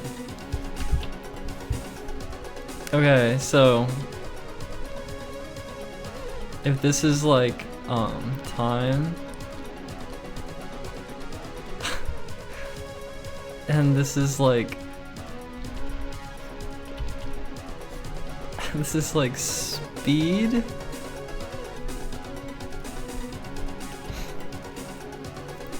Okay. A circle maybe is a bad way of drawing this. Maybe the circle is bad. But anyway, okay, so assume this is like, okay, this is the speed of light. Wait, hold on, I need a different color. Okay. Okay. What, why does that show up so poorly? I need to change my fucking thing. This is very fun.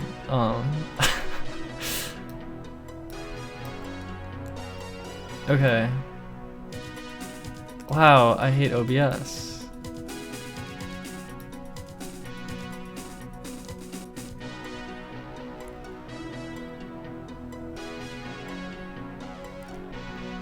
I think, well, whatever. Fuck it. Okay, so here's some totally incorrect shit, or whatever. Reminder, I don't know what I'm talking about. Okay, so here's how I understand it. If this is like 0, and this is like C, which is the maximum speed you can go, and this is like time, and like this could be considered like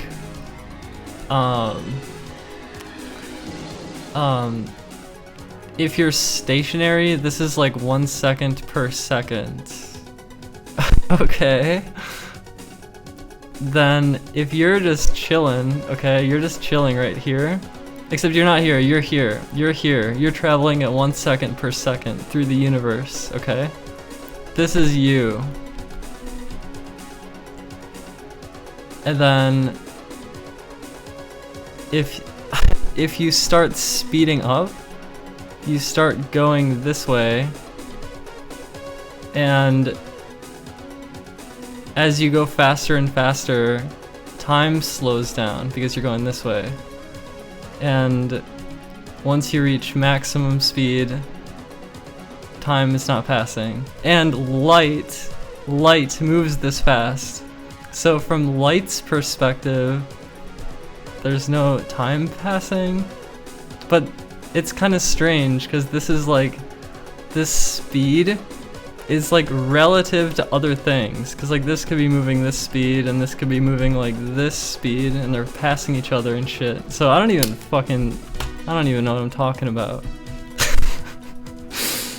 Any questions? That's how I understand it.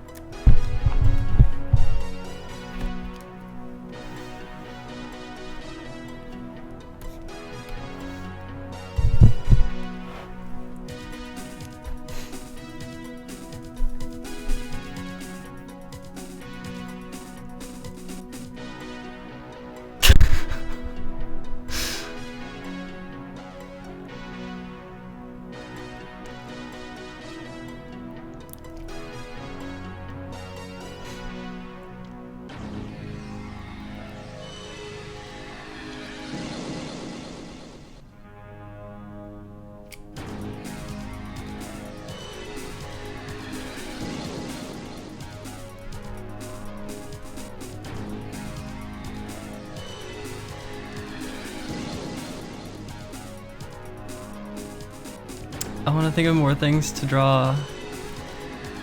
Why did it have to be a circle? Well, okay, the idea is that it's like,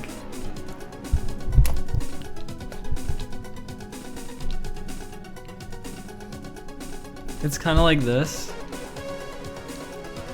where it's like this is, it's kind of like this. When you have to be somewhere on this outer line, okay?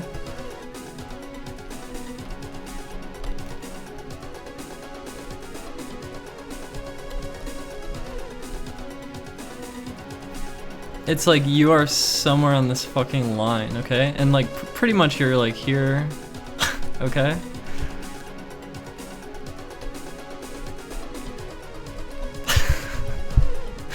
That's how I understand it. But as things accelerate, it's like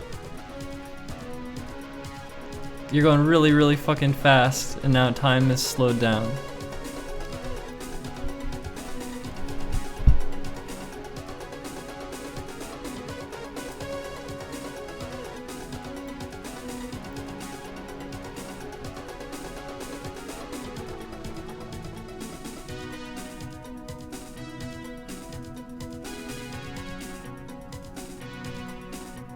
Well, from your reference point though, because you are stationary. This, okay, 45-degree angle would be like time, well, what is this? This is like, this is like, very fast.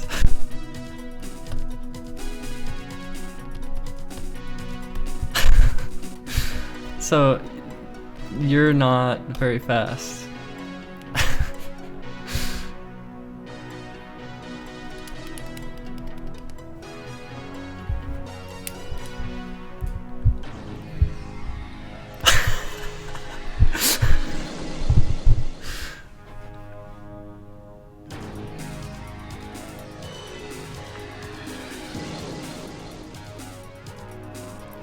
Yeah, because yes. Well, time isn't moving really fast. Time is moving like 1 second per 1 second stationary or something like that.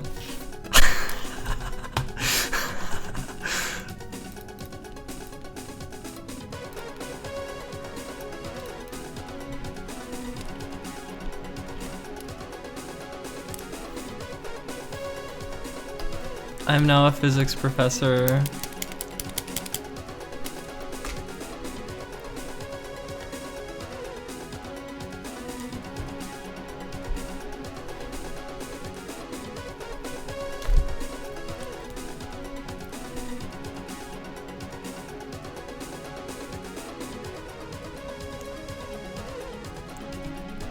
I don't even understand, like... Okay, can someone explain this to me? This is like a pretty, I think this is a pretty basic question, but I don't understand it because I'm a noob, okay? So here's a noob question that someone should explain to me. Okay, so let's say this is an object, and it's going this way. And it's going like,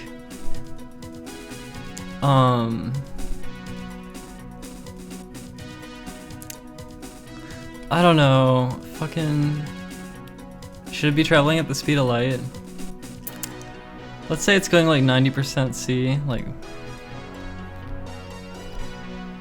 okay, and then there's another object that's also going at 0.9 C. I don't understand how this interaction, like, I don't understand how this works.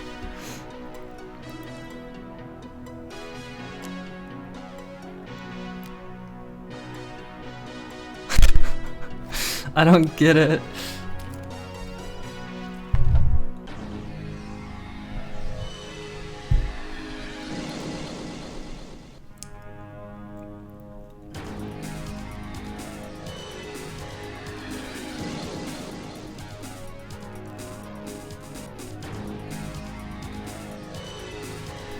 Okay, here's the question. From the bottom observer, how fast is this thing passing it? Like, how fast is this thing moving from this thing's perspective?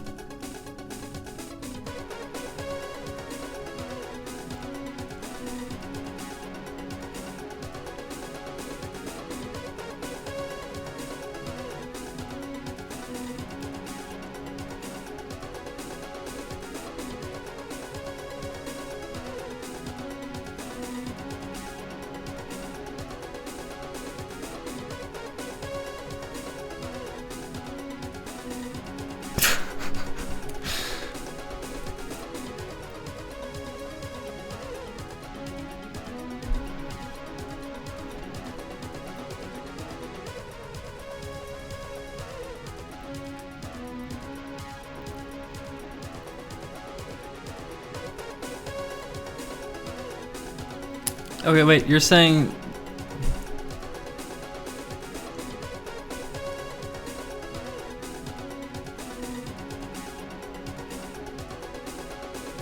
Well, the observation would be done in 2 moments, right? It's like, where is the position of this at one point in time?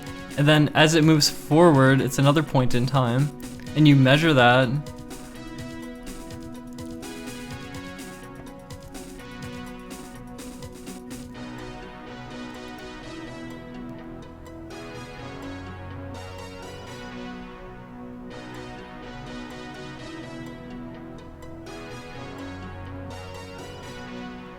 When a neutrino enters our atmosphere, space is smashed down in front of it, expanded behind it.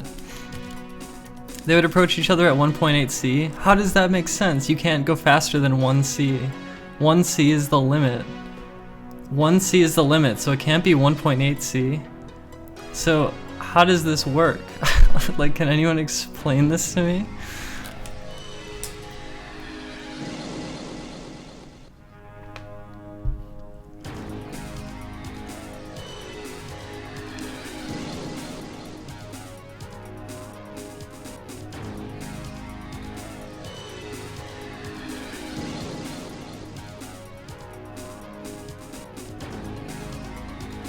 There is an equation? Yeah, please find it for me, because I don't understand this. They're approaching each other faster than 1 c, but the laws of physics say you can't go faster than 1 c. 1 c is the limit. But I don't think it's like, oh, they're approaching each other at 1.8 c, therefore it just caps at 1, because that doesn't make fucking sense. It doesn't fucking make sense. So, apparently there's an equation for this, and Matthew is finding it for me. Thank you, Matthew.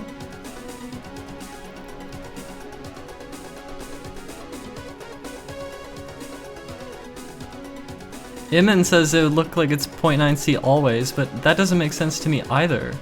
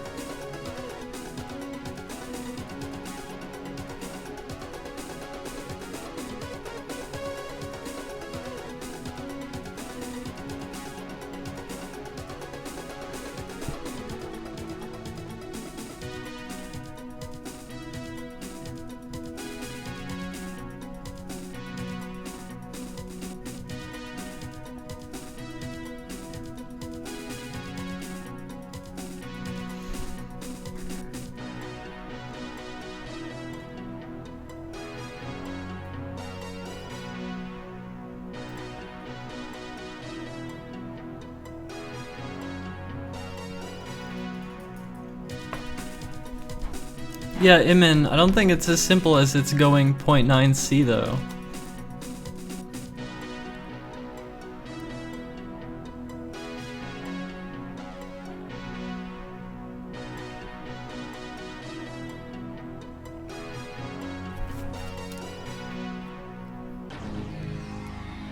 Because, okay, like...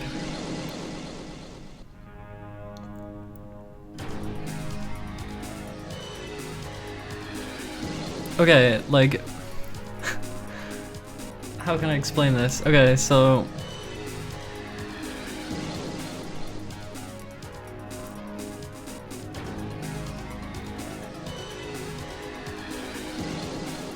Okay, so this is moving at 0.9 c, right? Let's say the bottom one shot a light. It shot a light this way, okay? And this light is traveling this way at c. Wait. But this is, like, this is moving though, right? Like, which, okay, like... Yeah, okay, please, please, Matthew, link it, please. Please, Matthew, please.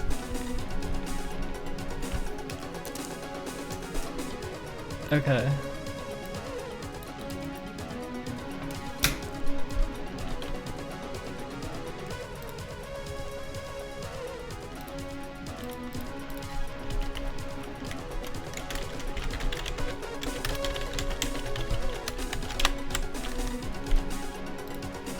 here's another example of how to calculate relativistic.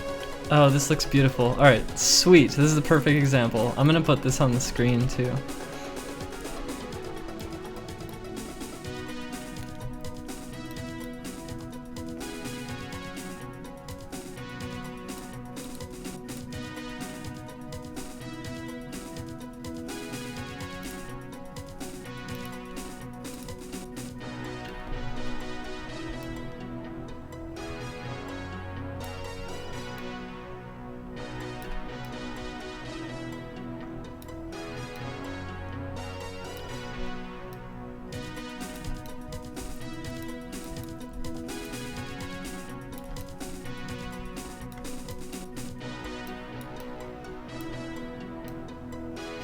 Alright, we're all about to find out.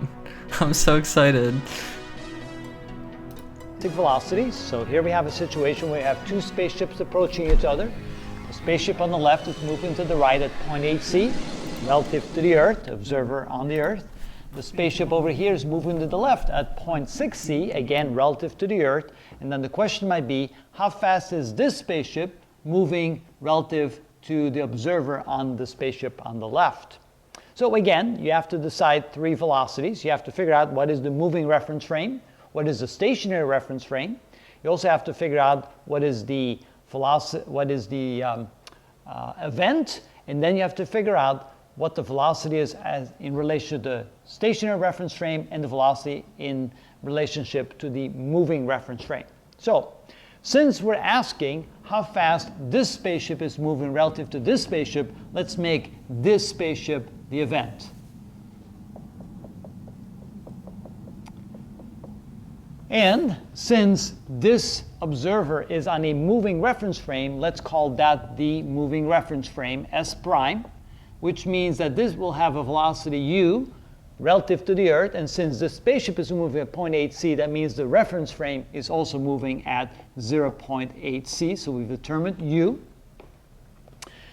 Now the velocity of the event as seen by the observer on the Earth is considered v, so v is the velocity of the event as seen by the stationary observer, and so in this case, therefore, v is equal to minus 0.6c. And then what we're looking for, the velocity as seen by the moving observer, that's deemed to be v prime. So v prime is what we're looking for. That's ultimately the velocity that we're looking for. All right. Okay, he said absolutely nothing so far. Let's get to the next part. We're ready to go. The first thing we want is the equation to relate these three things to each other. And we know that v is equal to v prime plus u over 1 plus v prime u over c squared. Now the problem here is we're not looking for v, we're looking for v prime, which means we have to take this equation and solve it for v prime. So let's do that. Let's move this to the other side. So we have v times 1 plus v prime u over c squared is equal to v prime plus u. Then multiplying this through, we get v plus v prime u over c squared is equal to v prime plus u. And of course, since we're looking for v prime, we want all the terms with v prime on the left side and all the other terms to the right. So this becomes v prime u over c squared minus v prime when we move it across the equal sign equals u minus v when we bring this over here. All right. The next step, what we want to do here is cancel, or not cancel, but factor out a v prime. So if we do that, we get v prime times, and let's see what's left. Here we have a vu over c squared. So vu over c squared. We factor out a v prime out of here, we get minus 1 equals, and of course on the right side we still have u, and that would be minus v. Then of course we want to take this quantity and bring it over here, so we end up with v prime is equal to u minus v over vu over c squared minus 1. And then if we multiply both the numerator and the denominator by negative 1, so we can switch them around. So I'm going to multiply this by negative 1. Of course, whatever I do to the numerator, I have to do to the denominator. So multiply this times negative 1. That simply turns these two around. So we have v prime is equal to v minus u over 1 minus vu over c squared. And now we're ready to go. Now we have this equation rearranged so we can solve for v prime, the velocity as seen by the moving observer. Now let's plug everything in. And remember that the direction is important, so signs are important. First of all, we have V, which is a minus 0.6c, minus 0.6c. And we subtract from that, and I'll put parentheses around it so it's easier to see, the velocity of the moving reference frame, which is a positive 0.8c, 0.8c, and divide that by 1 minus V. V again is a negative 0.6c, negative 0.6c. Multiply that times U, and U is a positive 0.8c. 8 right there. And the whole thing divided by c squared. And right away you can see that these c's cancel out with the c squared right there. Then we combine the numerator, and that would be a minus 1.4c divided by the denominator. And this negative will cancel out that negative. So 0.6 times 0.8 is 0.48, plus 1 is 1.48. And finally, when we take our calculator and divide that, so we have 1.4 divided by 1.48. Don't forget the negative. So this is equal to a negative 0.946c. And that's how fast this spaceship is moving in relationship to this spaceship as seen by observer B on the moving reference frame. And that's how you solve a problem like that.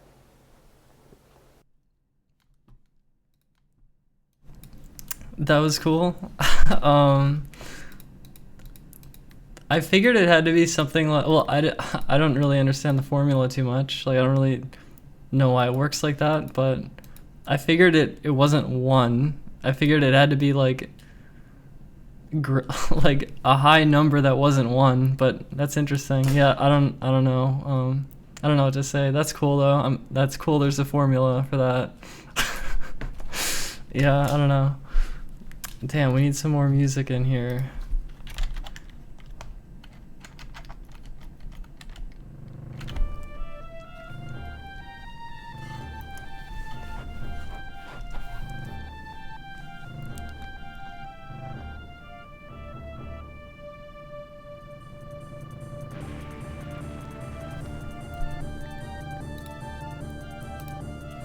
Wait a minute, so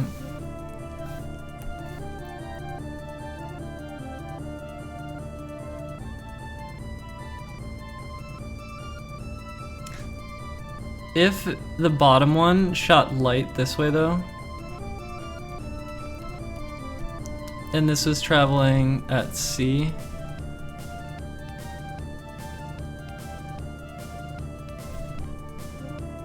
so from this thing's perspective, this is traveling at C, even though this whole system is moving this way, this passing object would still be slower than the light that it's shining this way, right? So even though this thing is going at 0.9c this way, and this thing is passing it at 0.9c, it's actually like observed at like 0.9 something c, and then this would be 1c. So that means like this light would be faster than this object, even though this whole thing is moving this way. Does that make sense? Is that right?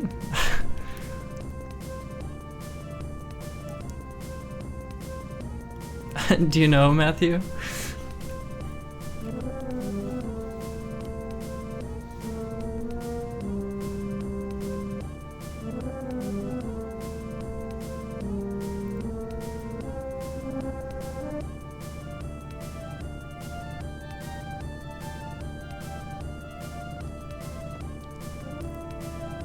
Oh wait, hold on. Sorry, let me redraw this, I guess.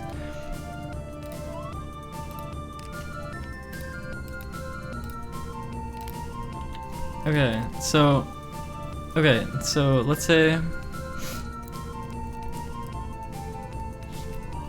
damn it.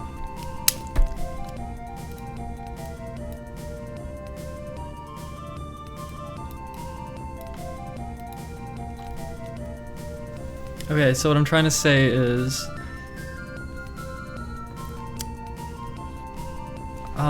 shit. Wait.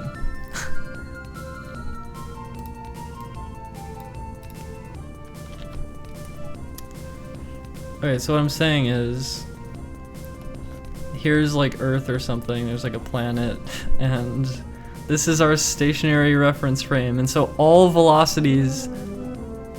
Well, hold on. Not all velocities. Okay, so from this reference frame, there's a passing object that's going this way at 0.9 c. Okay, and then there's also this object going 0.9 c, and this object is emitting light behind it at 1 c, okay? And 1 c from this reference frame, though, from this thing, this fucking thing, okay? So, what am I trying to say? Fuck, how do I do this? How do I, like, do... Okay, I'm saying, like, the light this thing is shining is 1c relative to itself. I don't know what it is relative to this thing at the bottom. Like, I'm just saying, like, this is moving 0.9 compared to this stationary thing, and this is moving 0.9 compared to this stationary thing, and this is 1c relative to the bottom moving object, okay? And I guess what I'm trying to ask is that, like, this light would outspeed this object. Well, would it? Okay, would this light outspeed this object from both reference frames, the bottom one and this one here? Or like, or you know what I'm trying to say?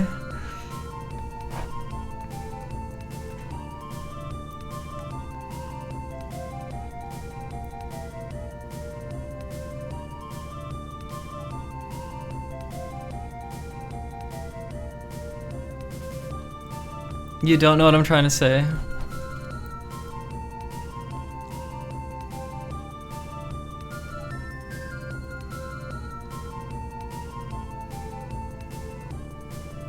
Can I draw this better?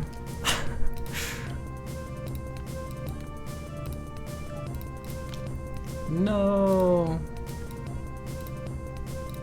No.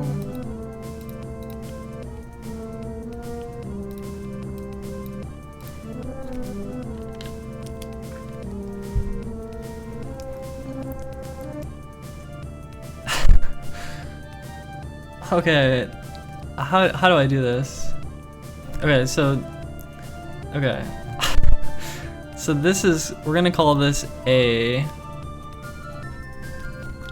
Okay, and then this is B, and this is going at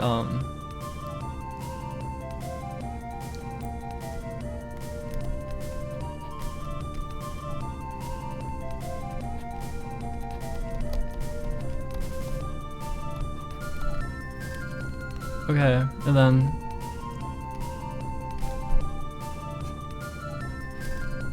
this is C. Oh, fuck, I'm gonna call it D actually.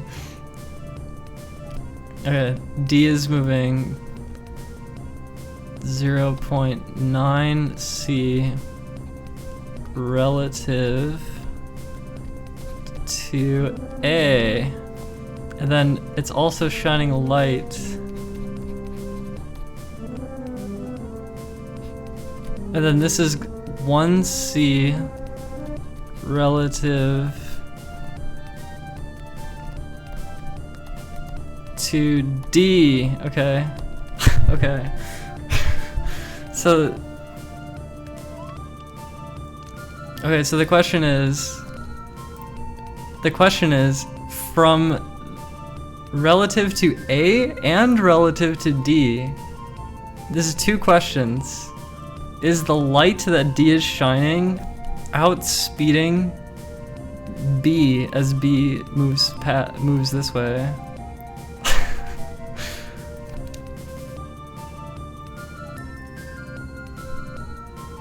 I guess yes. It's just strange because this entire system is like moving this way.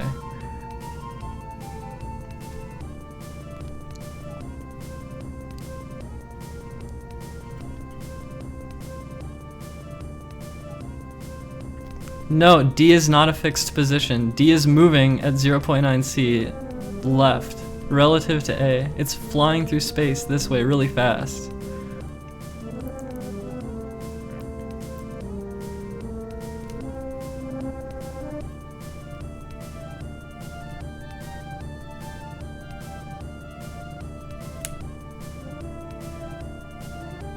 Wait, I think I have a better question.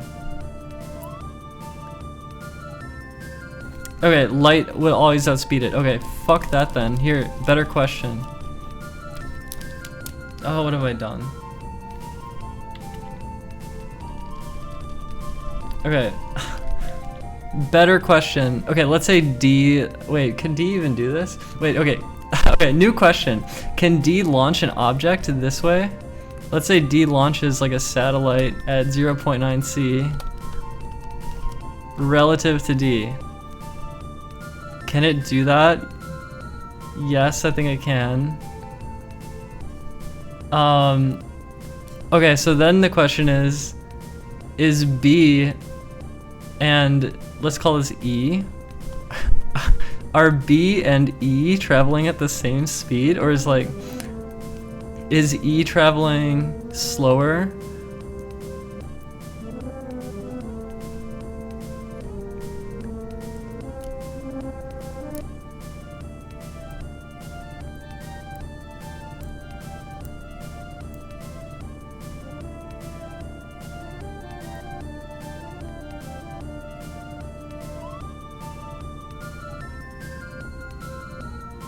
Like, wouldn't E kind of like stand still, kind of?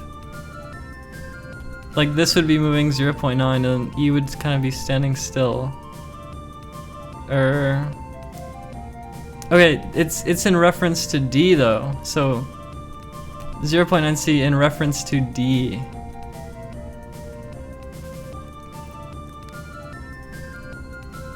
Wait, you're saying they're traveling the same speed? Are they?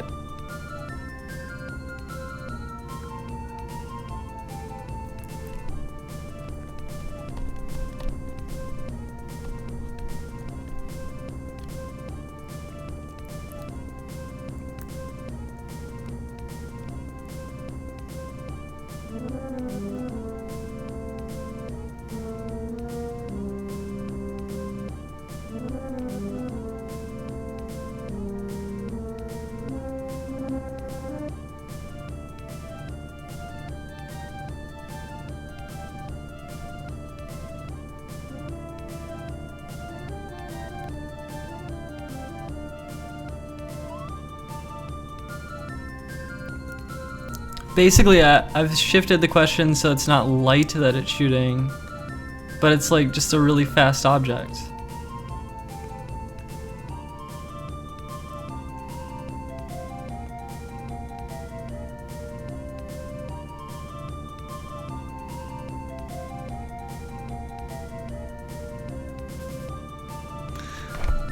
I wonder if there's a better way of drawing this. Oh my god. I'm going crazy.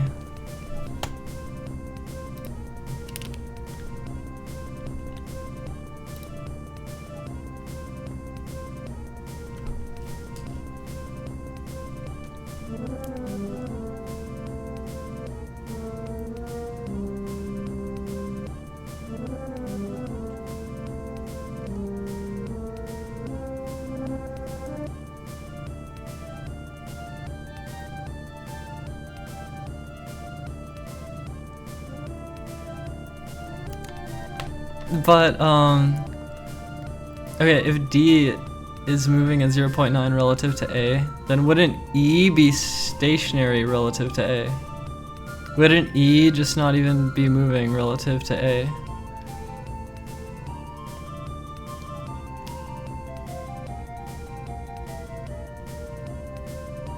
And then wouldn't B then outstrip E relative to A? Because B is moving and E would be stationary, wouldn't it?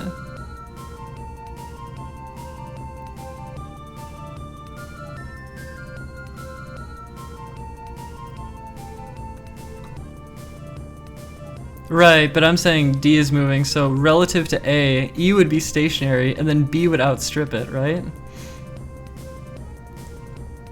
But then my question is, okay, here's the thing though that I don't understand. Like, you're saying that if D, wait, okay, if D shoots out this, wait, what the fuck? Okay, if D shoots this object out, it's stationary relative to A. But if it shoots light instead, if D shoots light instead, then suddenly it's C and it outstrips B, even though E would be totally outstripped by B, right? Am I wrong? So from D's perspective, the object it shot out is going really fast, but it would be way outstripped by B. But if it shot light, then suddenly the light would be faster than B, and that, I don't understand that. Does that make sense? I don't understand.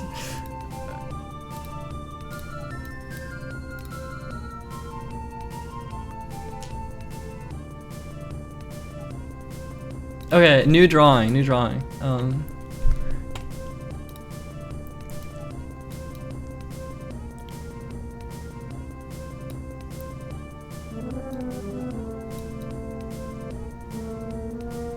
What color do I use? Oh no. Okay, here's my question. Or wait, how do I do this? Okay, so...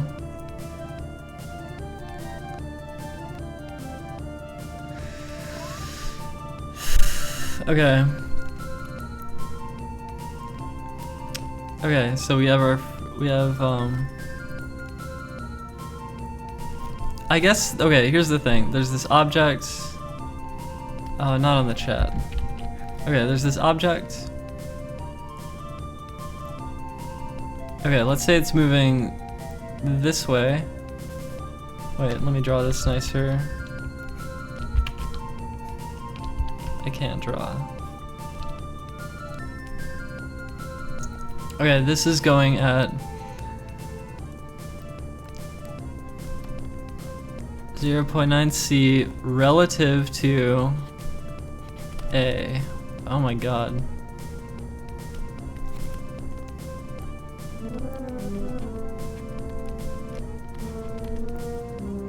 Okay.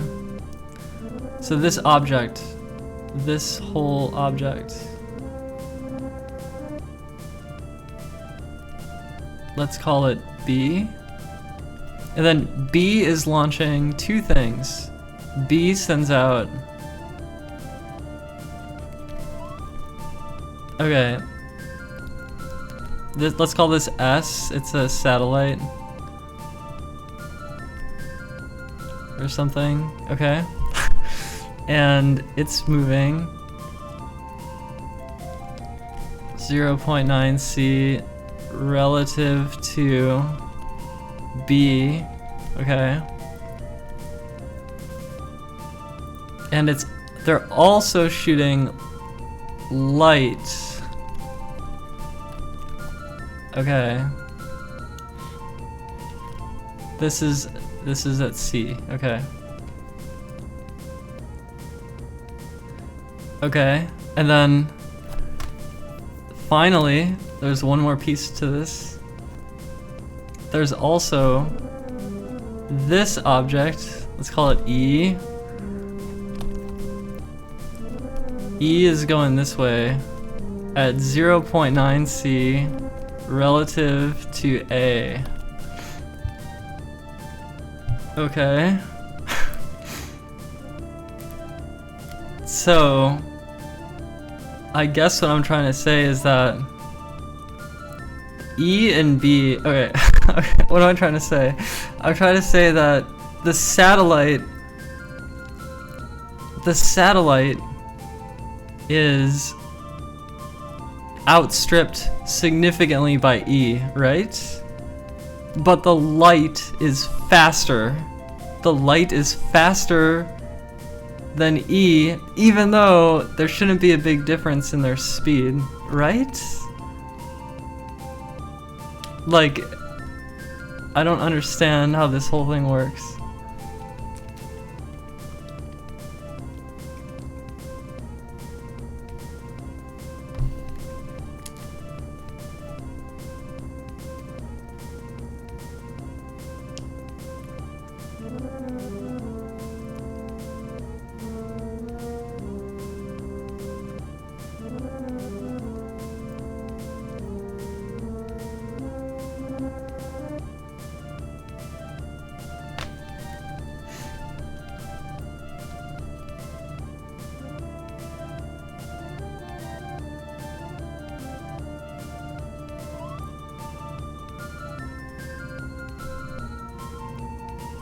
Well, A is our stationary observer.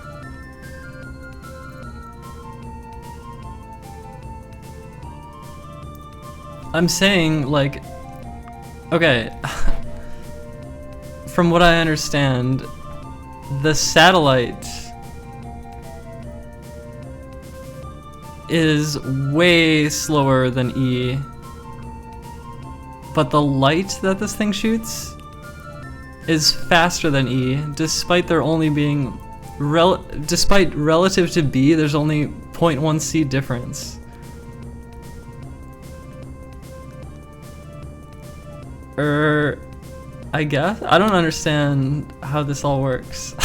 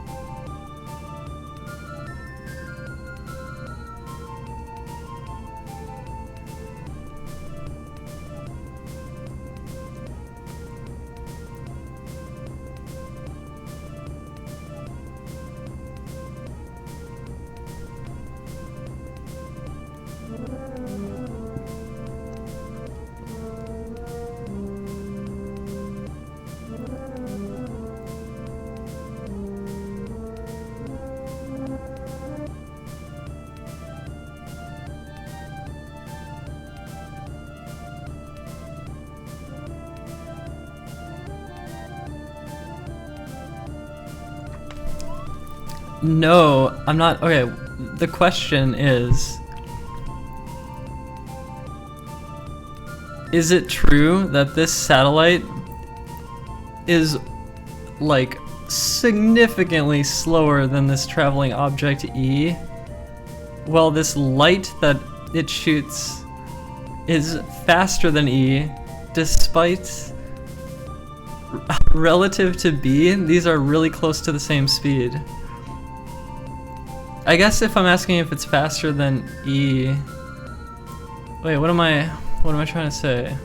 Wait, I guess, yeah, I'm not, wait, hold on, maybe I'm missing a reference frame.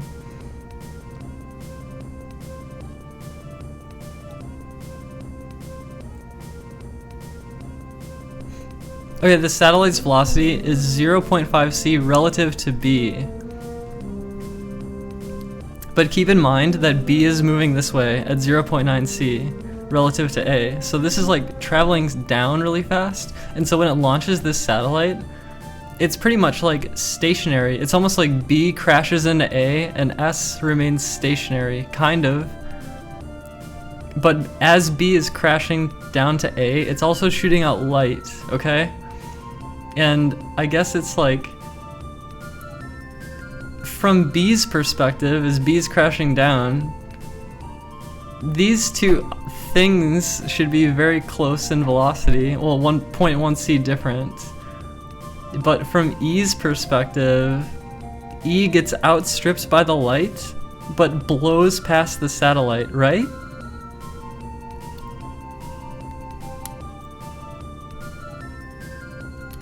I guess I'm asking from the reference point of E, what's going on with this satellite and this light?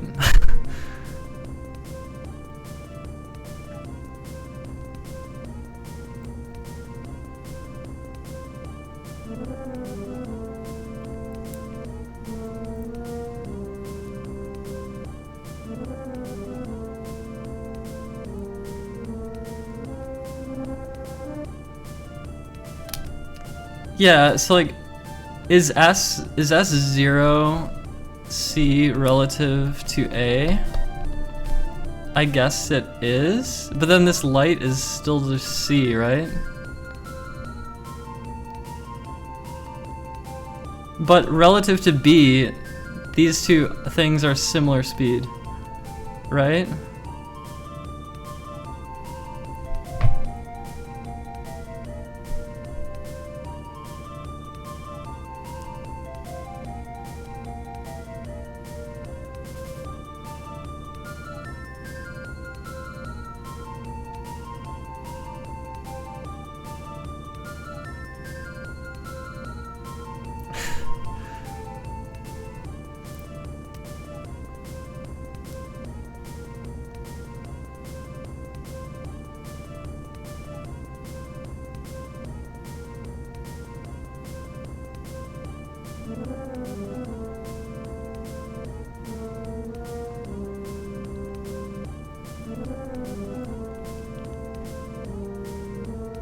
Well, okay, we know B is going this way. Okay, assume that this is opposite. This is like up and this is down, okay? This is up, this is down. So B is going down and it launches satellite up, okay? I know it's angled lines, but like whatever. So when B is going 0.9 C relative to A and it launches the satellite at 0.9 C, it's almost like B crashes down to A, then the satellite remains stationary relative to A because it's... Isn't it?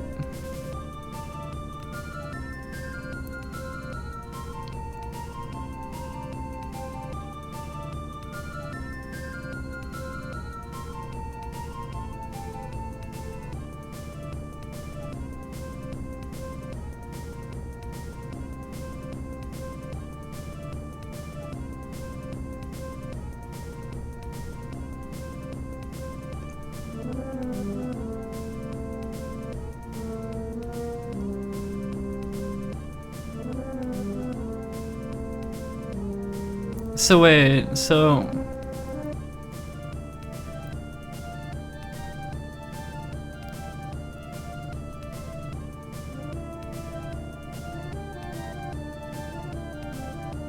So, C is always C, like always, right?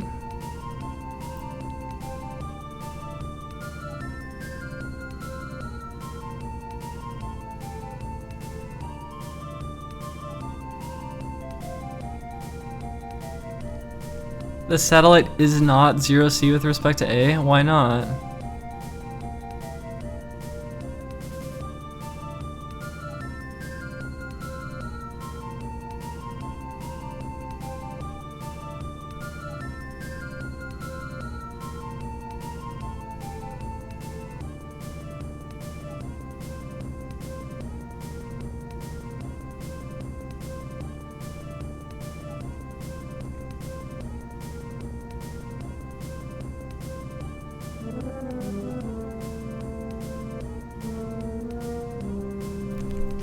I just want to understand a little more because I don't know, it's interesting.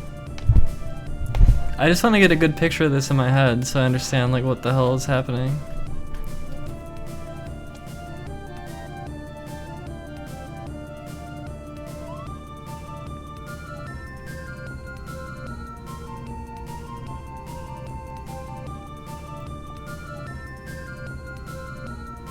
Well, okay. Like, A exists and the satellite exists, and let's say B launches the satellite and then B crashes down to A, okay? And then B explodes and E passes by and this light goes away, and the only thing that remains are A and S, okay? And now we have some alien spaceship over here, and the alien spaceship observes the speed of S relative to A, okay? Wouldn't S be 0? Or wouldn't they both be moving through space at the same... like, they wouldn't be moving... or... right? Isn't S and A, like, equivalent in speed? Like, relative to each other? Just in a different space, like, just in a different location.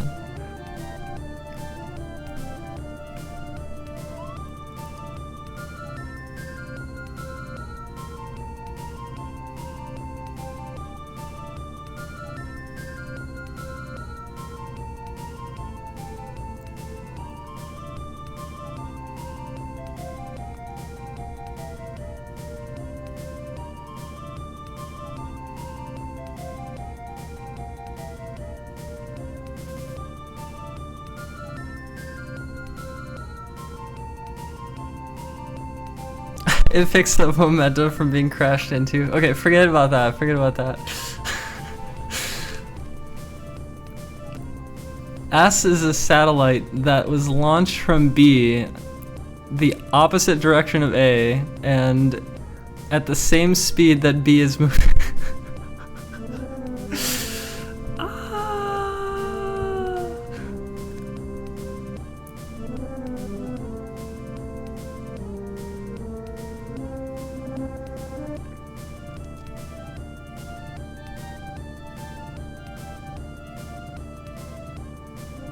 Okay, can I draw a simpler picture maybe?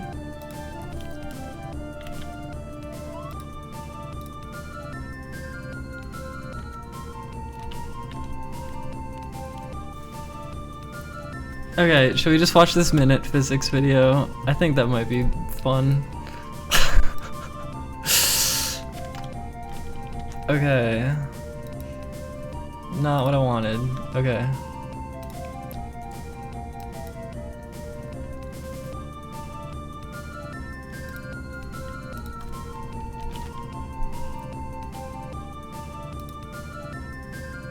Around 1900, all of physics, and particularly Einstein, was in trouble. They couldn't figure out how anything could move. Now, before you complain that I'm exaggerating, check out this cat. You can clearly see that the cat is moving away from Einstein at a constant velocity. But do a little sliding switcheroo, and suddenly it looks like Einstein's the one moving. This is the old-fashioned principle of relativity. But the point is that the switcheroo changes relative things like position and velocity, and not absolute ones like the separation of Einstein from his cat. Now for the problem. Before Einstein was even born, physicists showed that the speed of light was one of those absolute things which can't be changed by a switcheroo. So any switcheroo we do has to keep light moving at the same speed. But then it's obvious that we can't do our sliding switcheroo at all, which means we can't explain how anything other than light can move. Okay, I spoke too soon. There is one solution. Do you see it? We were assuming that our switcheroo had to keep every slice of time at the same, well, time. But there's no law of physics that says time is an absolute thing that can't be changed by switcheroos. So if we just rotate the slices of time while sliding them, then we can keep the speed of light the same and explain how things can move too. Of course, Einstein didn't figure out this special principle of relativity in 1905. It was already done by a guy named Lorentz 10 years earlier. But Lorentz just thought that this time rotation was a mathematical trick. And it took Einstein to step in and, you guessed it, propose that time rotation is real, that time really is relative, and that consequently, simultaneous events relative to one observer aren't simultaneous relative to another. Now that's a real switcheroo of perspective.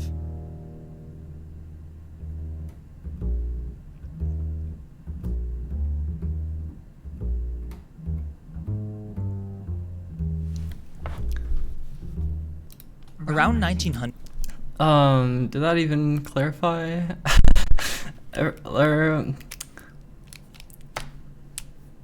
don't even know what my question is anymore.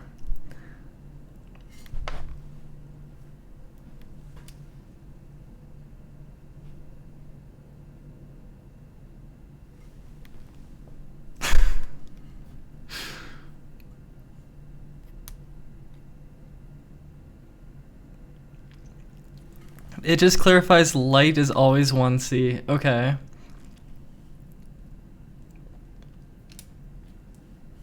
What about the thing with like the expansion of the universe and how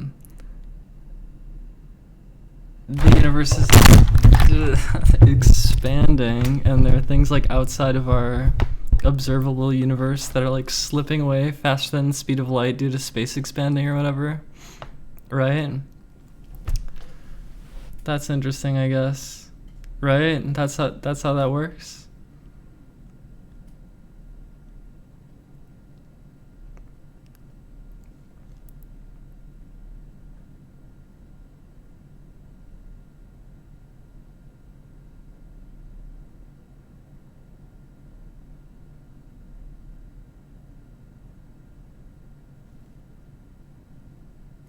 I wonder if I can draw more diagrams.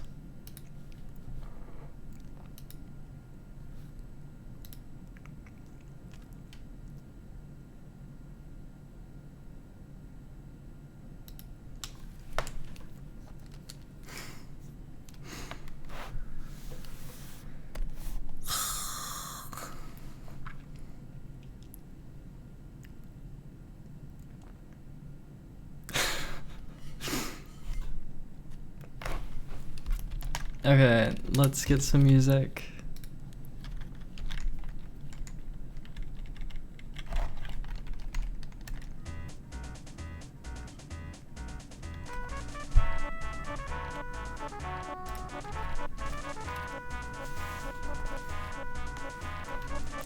I'm trying to think what my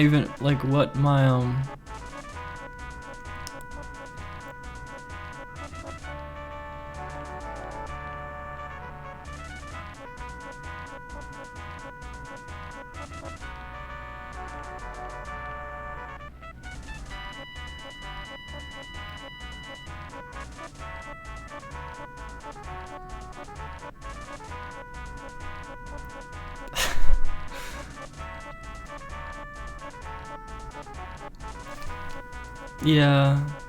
Okay. Yeah, Sylvan, sometimes. Damn it. I feel like I was like onto something and now I don't even know what my problem was.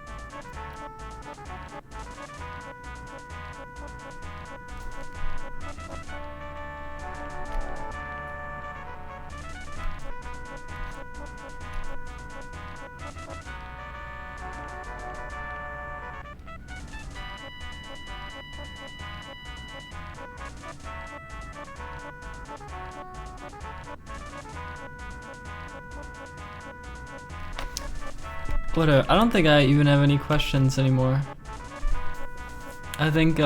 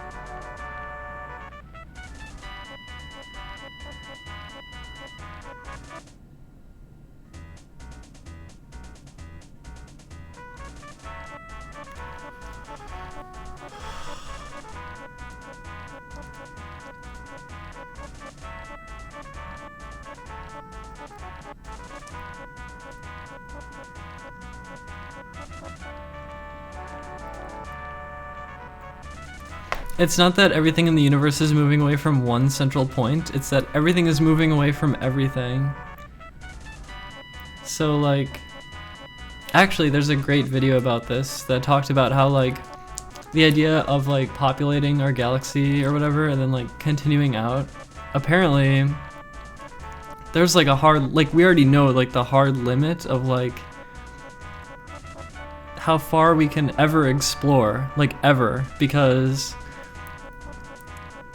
shit is just moving away from us too fast, it's too far away, and it's just like there's a limit to how far we could ever go, like ever, which is a strange thing to think about.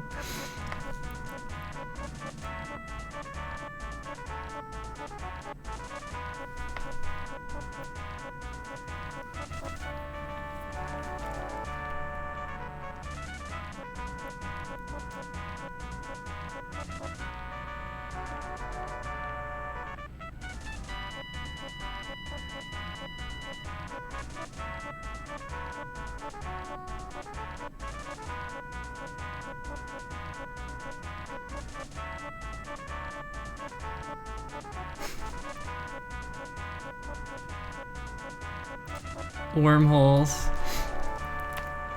That's what I was reading about. That's what I was reading about earlier.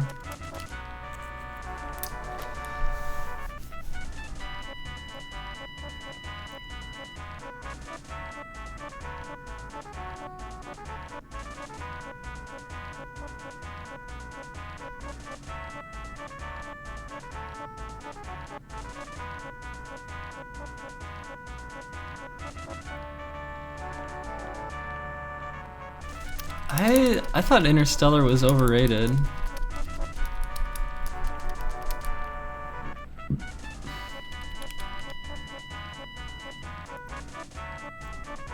Where do I see myself in a year? I don't know. I don't know.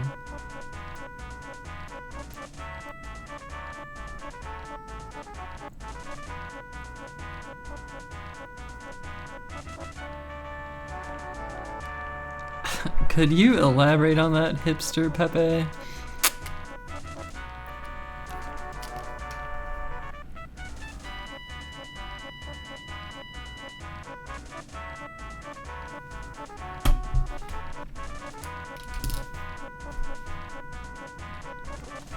I might not watch another video. I'm just trying to think if like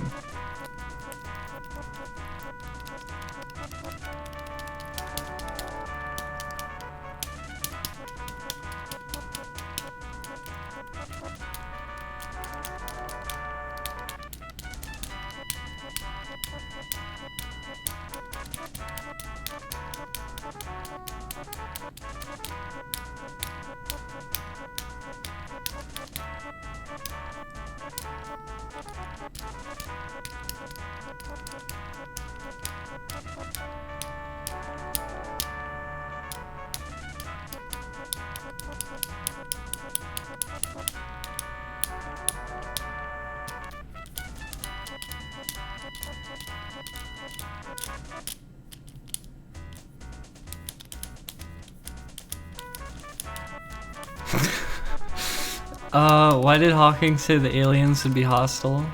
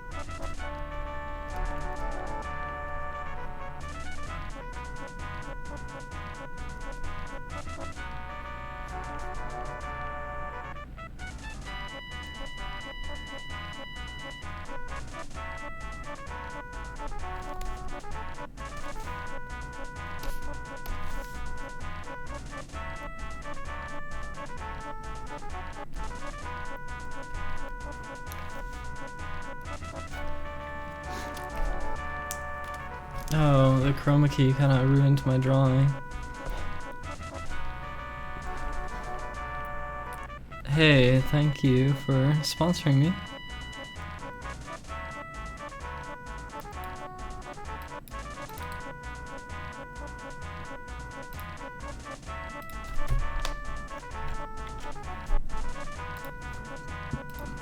I'm 7.7% of the way to my goal.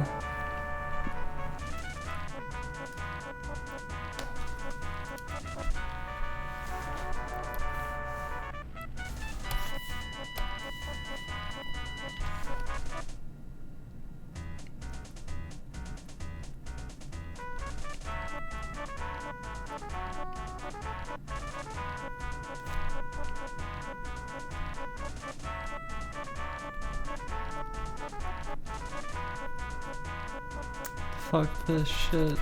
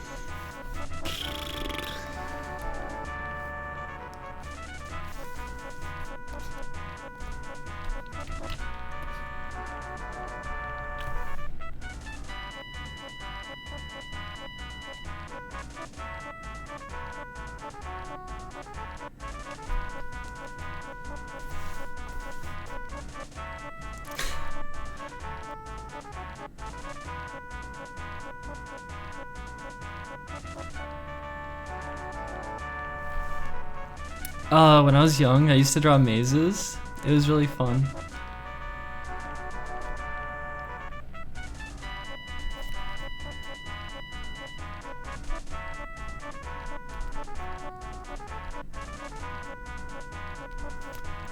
Nice finish.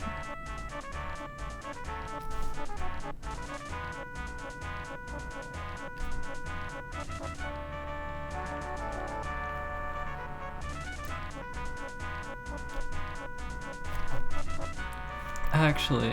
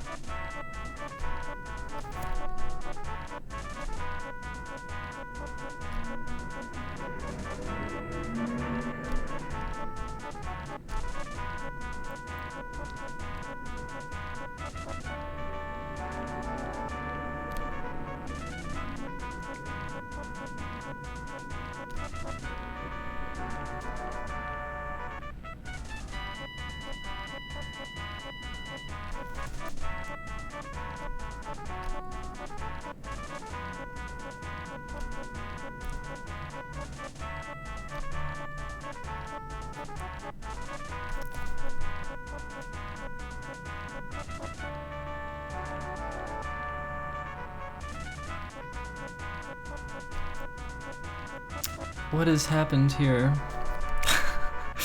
Oh no, I haven't kept track of what's going on here. I'm just gonna connect this.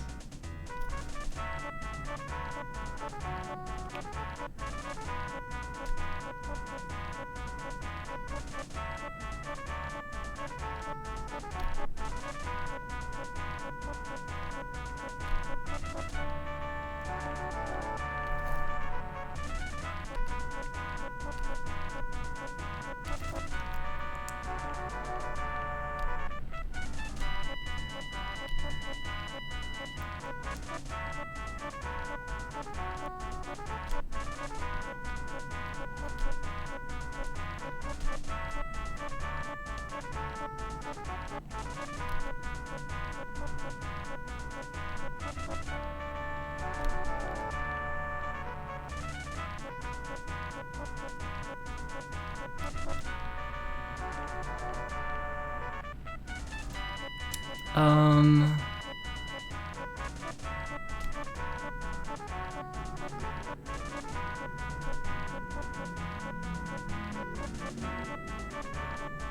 Okay, whatever. Well, there's my maze.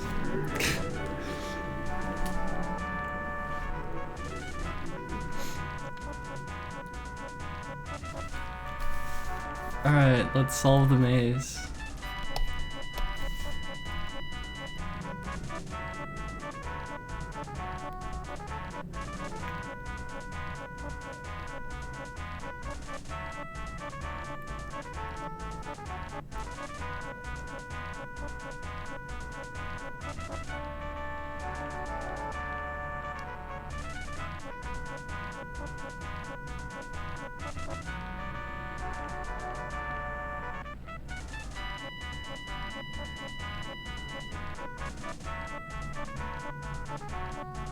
Oh no.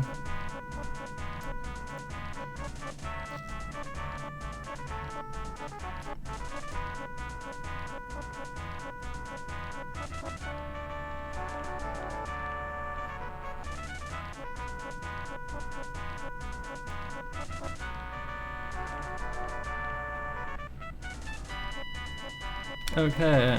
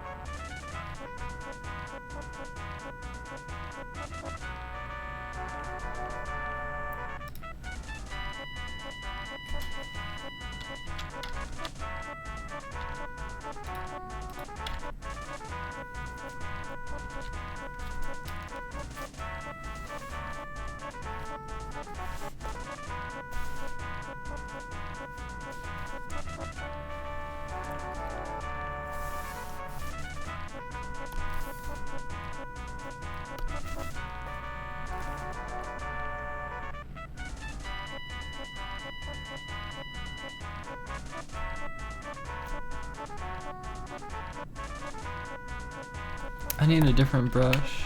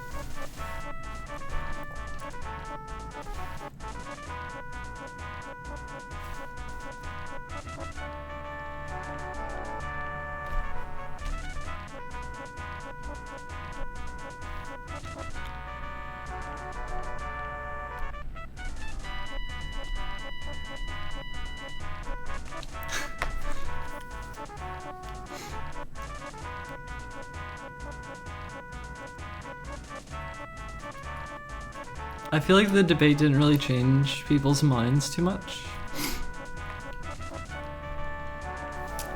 I am not voting for Trump.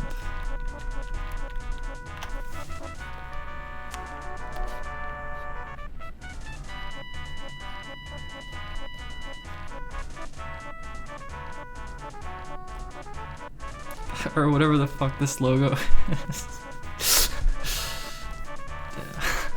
Down with Trump.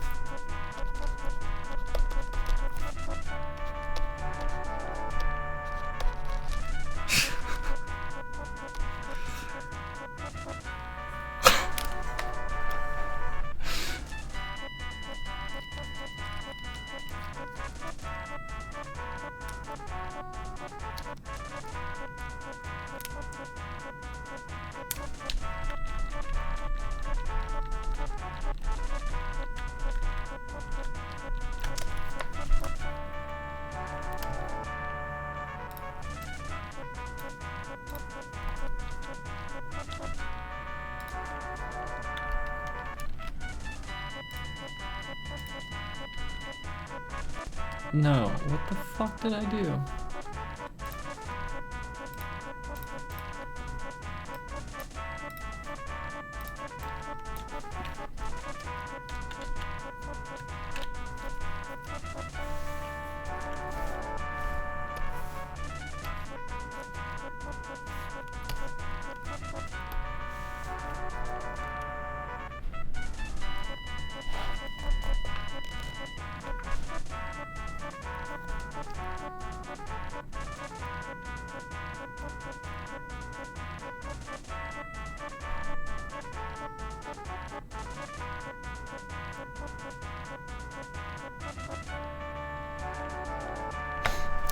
Looks like a penis.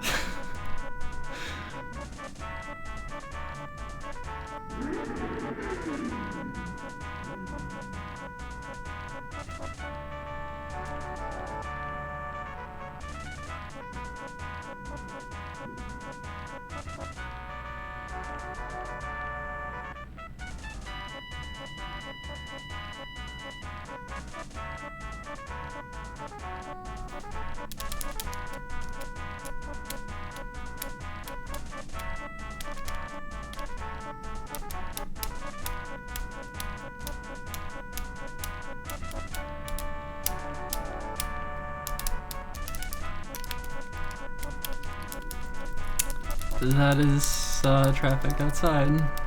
Not so much traffic, but like one fucking vehicle.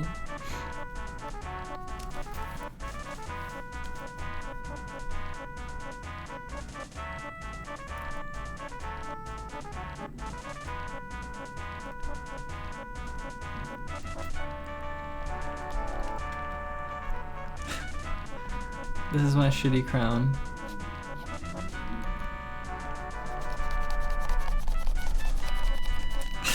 Fuck it. I think I'm better at drawing the penis.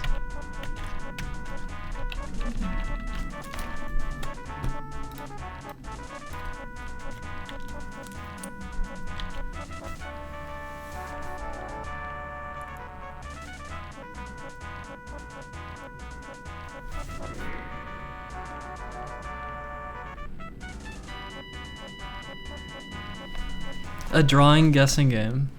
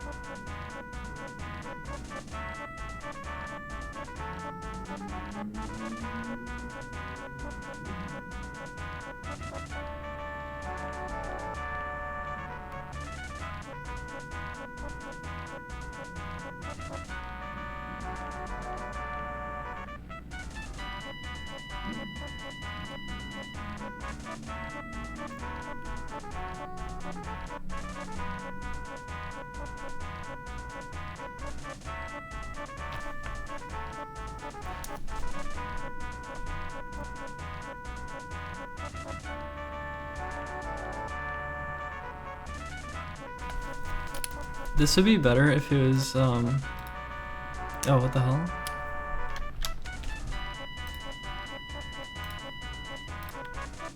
If it was like this and I flipped it.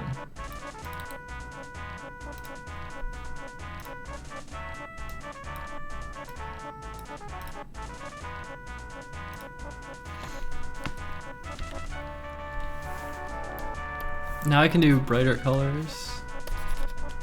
Oh, no.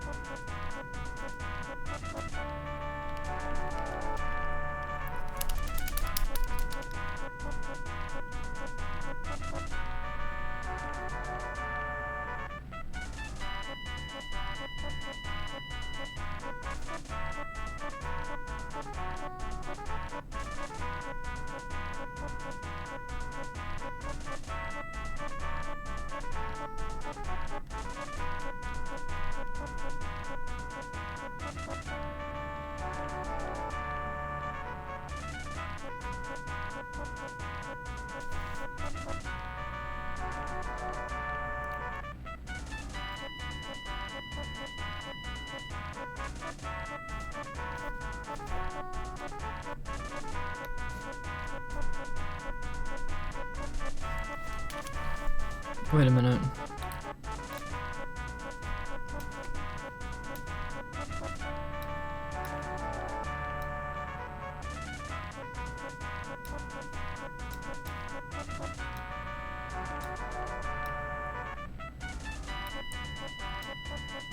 I hate this thing.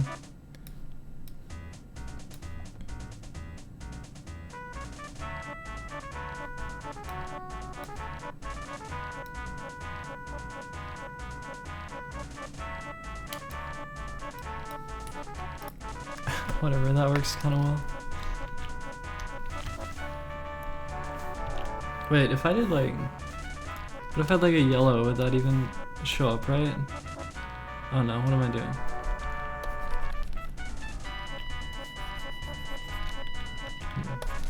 I have like a highlighter now.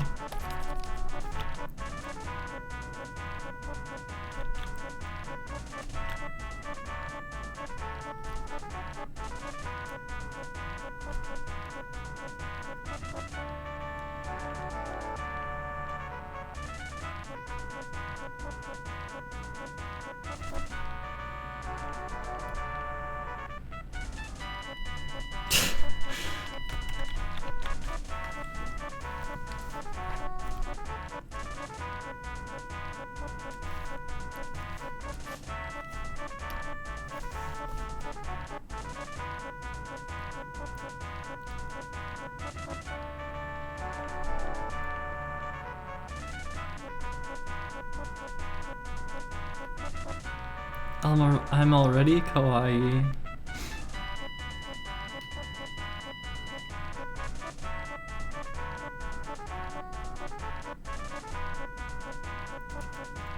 Oh, later.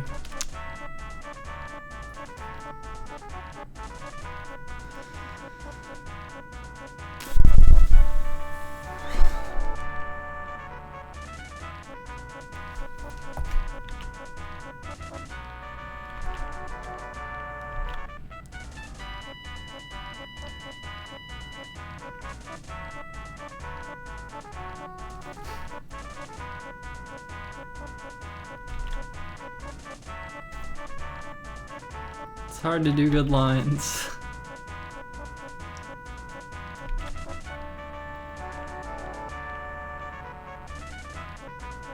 Ah.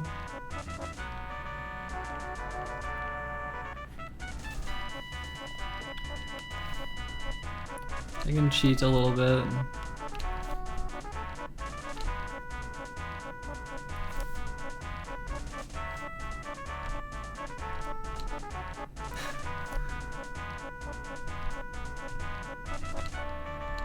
No. This is not turning out how I wanted it to. This actually does have kind of an interesting effect though.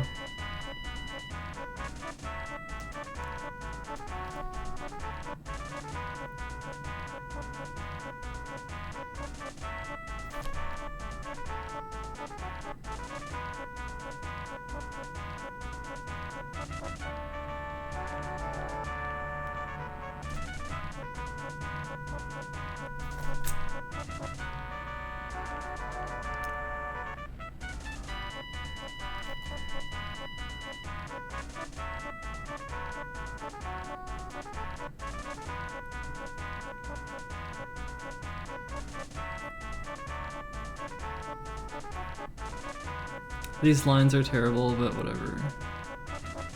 I'm not taking this very seriously.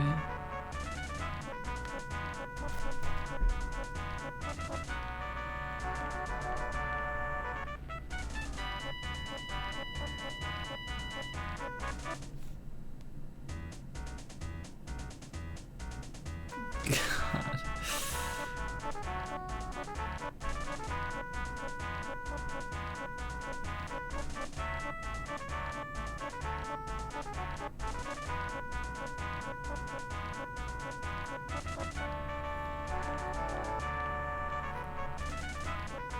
I just kind of want to see the effect of it. God, I can't draw. Alright. Hello.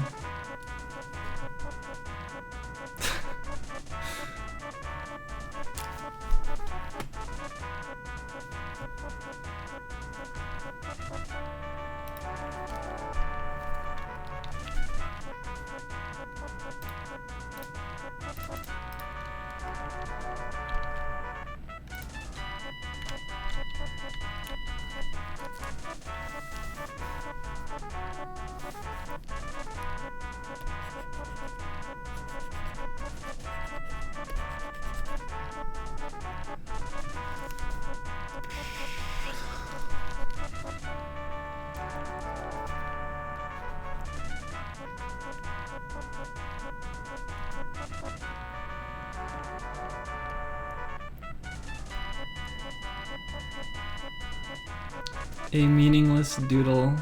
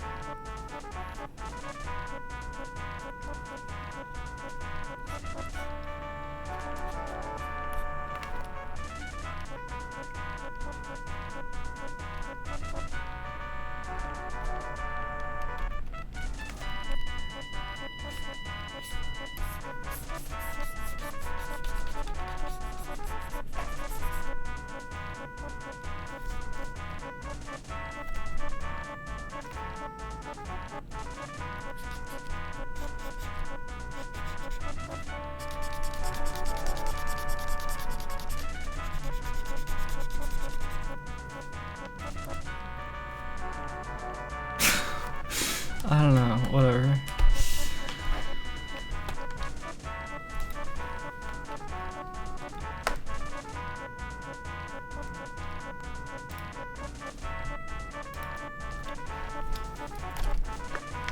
I have Intuos 3. But I think I'm done drawing.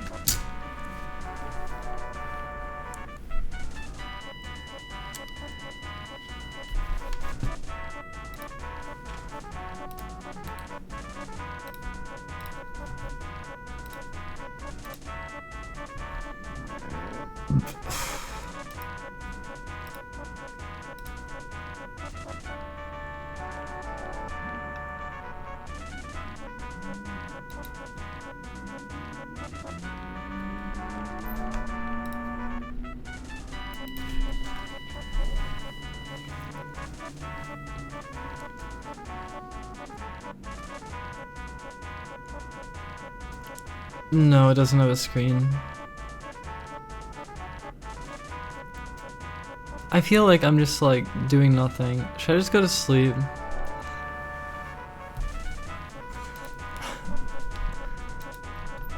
It's weird how I'd rather like draw some bullshits than I would work on this project. Like, what the fuck?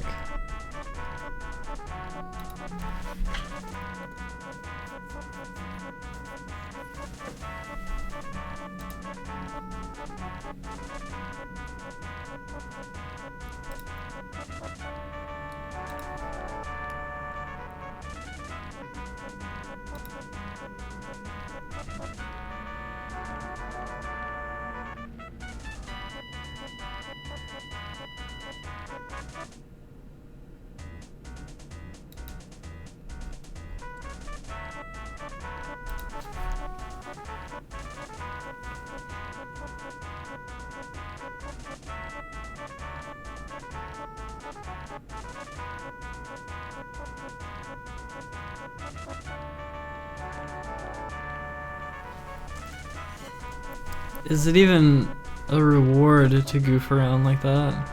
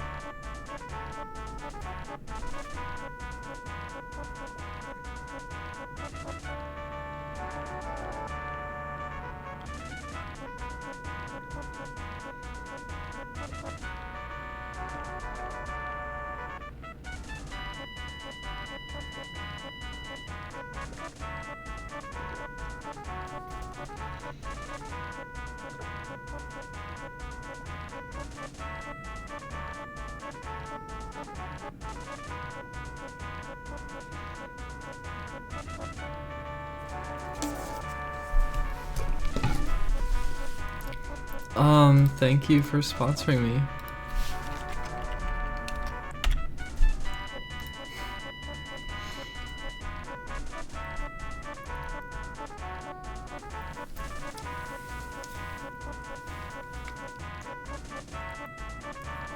Mars, I think I was just in a bad mood when I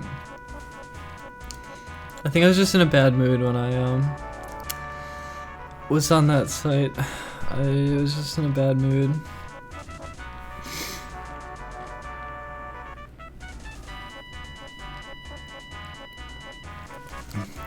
Megazeus. Megazeus is my music player.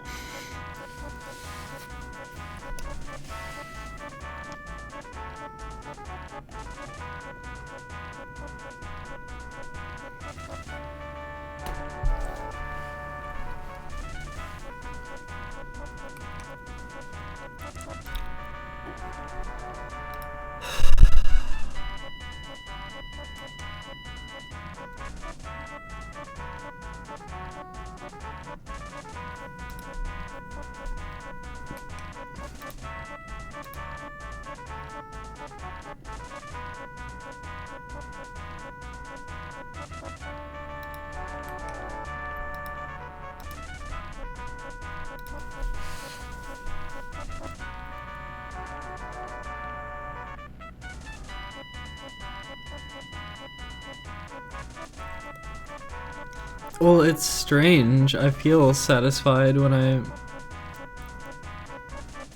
I feel instantly gratified when I'm like in a mode to work on it and like I start accomplishing things. Sometimes though, I'm like, how should I do this? Oh god, there's so many things to consider. Oh god, there's a million things to do.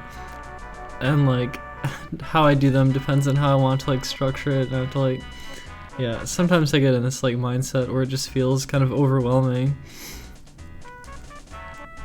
And I'm kind of at one of those moments. Okay, there's two things I was working on. One, I was working on like this AI that could play the game, and it's really shitty right now, and I could work on that. And there's also the other thing was the menu, the customization menu, to allow the player to customize the game, which is important. And I'm trying to figure out how to like design that or like lay it out, but I almost think I should just start on it even though it would look like garbage. Well, I don't know, it kind of depends though. It kind of depends on how I want to do it. I can't decide how I want to do it. I have to think about it more. I don't know.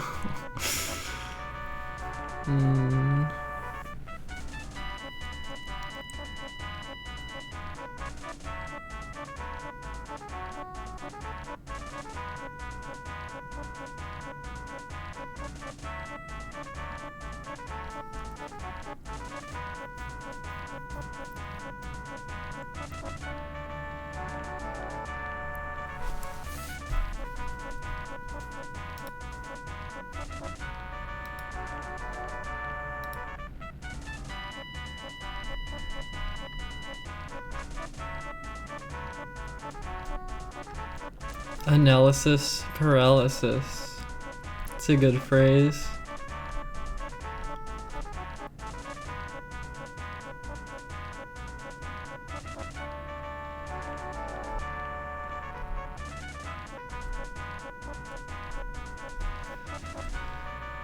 I don't know.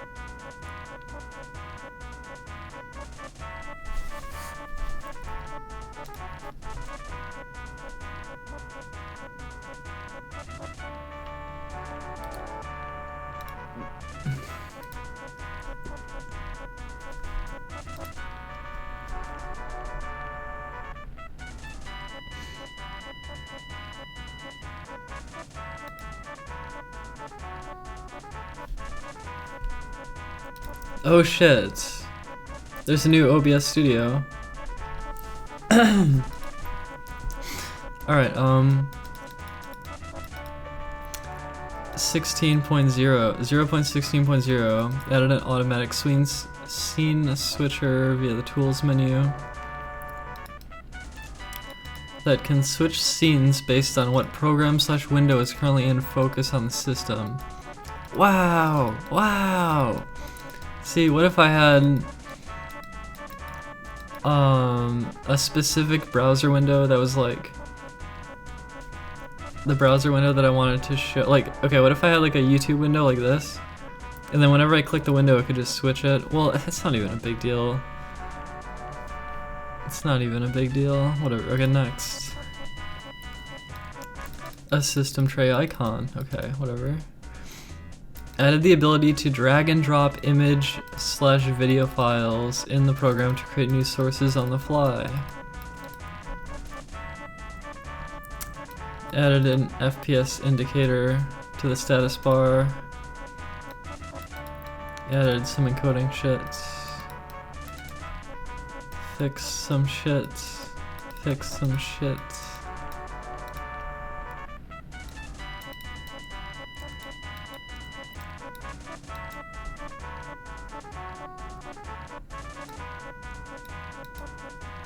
I don't know. I don't know.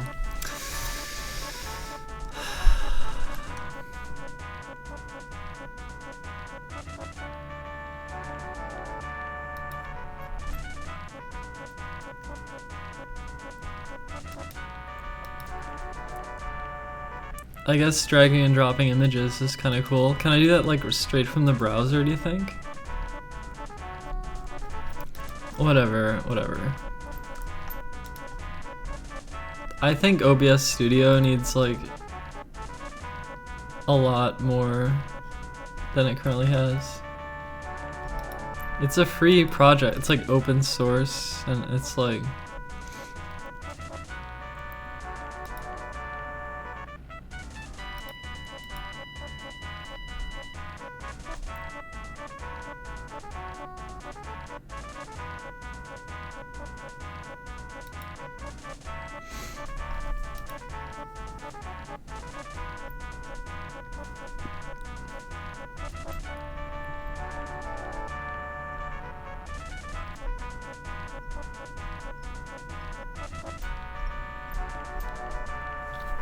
add the functionality I want. Oh well.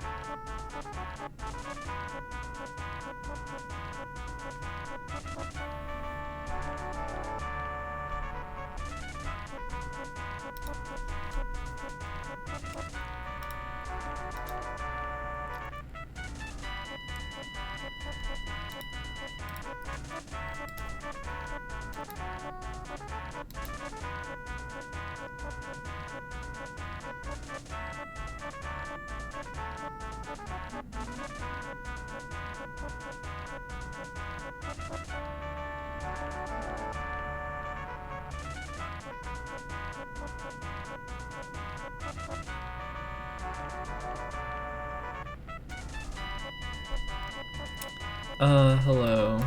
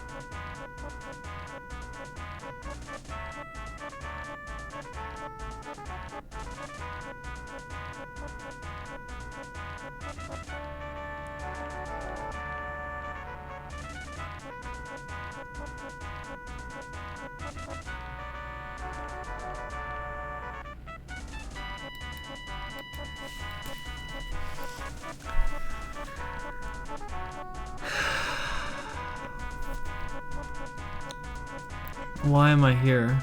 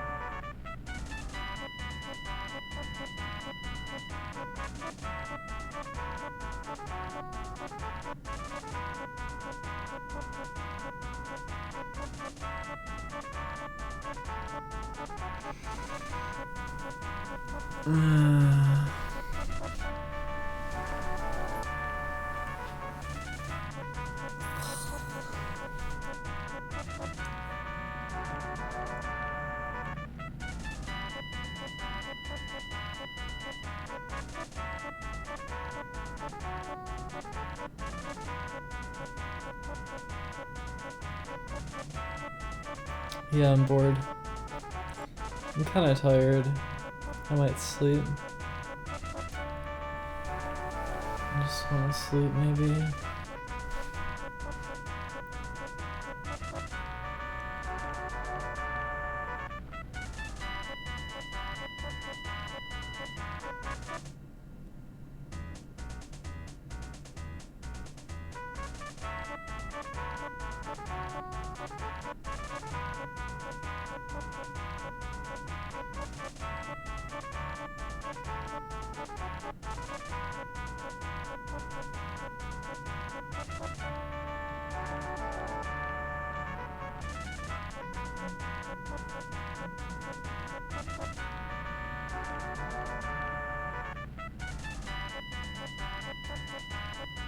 I sleep pretty long.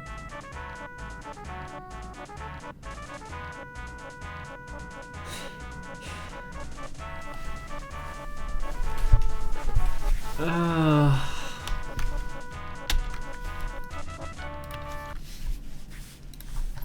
I just go to sleep?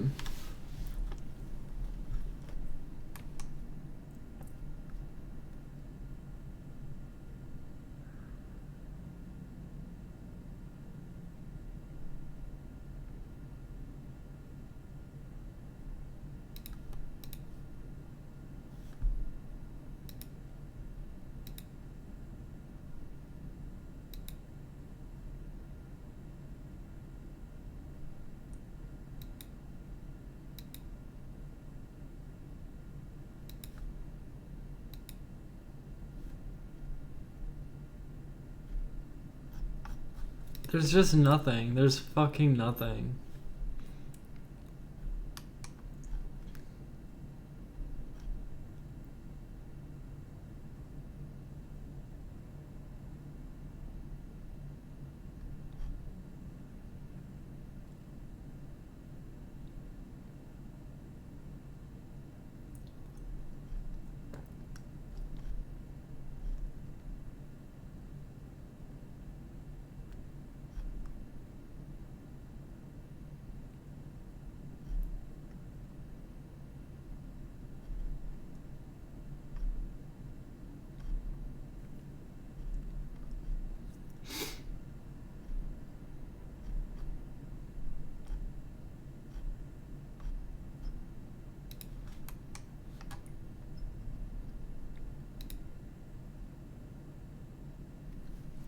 I'm just like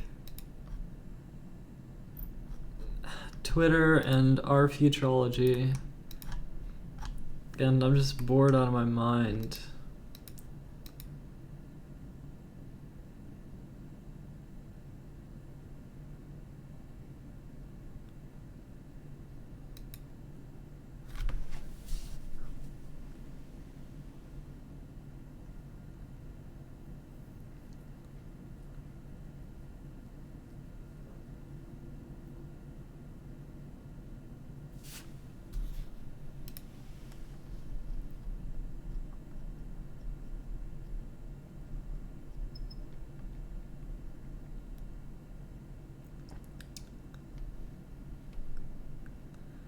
What the hell is this now? What?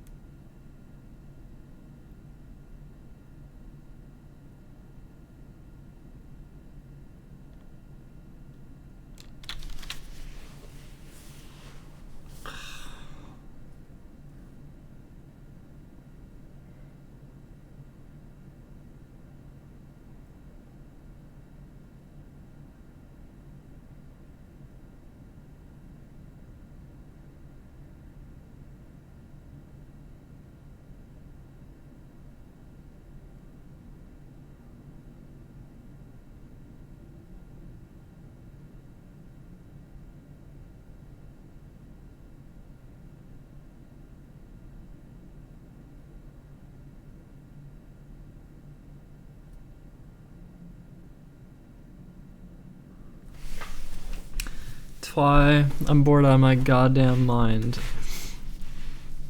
And I guess I might just sleep.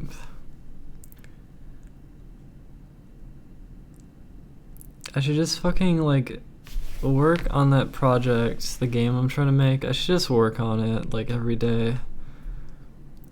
Nothing else feels productive. Everything else feels like I don't know, I had some fun earlier when we were talking about physics a little bit. Like the whole 0.9c thing, that was fun.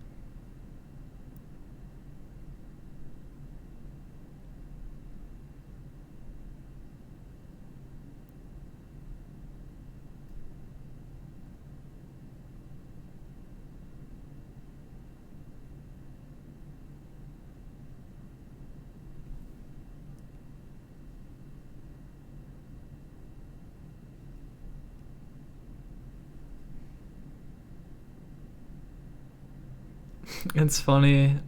I was sitting here looking at my phone, like blinking. And I'm just like, I'm so bored in this moment. And then I was thinking, like, well, in 5 years, this moment will be long gone and won't exist anymore. And then I was like, wait a minute, I'm streaming right now. So, actually, this moment is not necessarily gone. This moment is still around.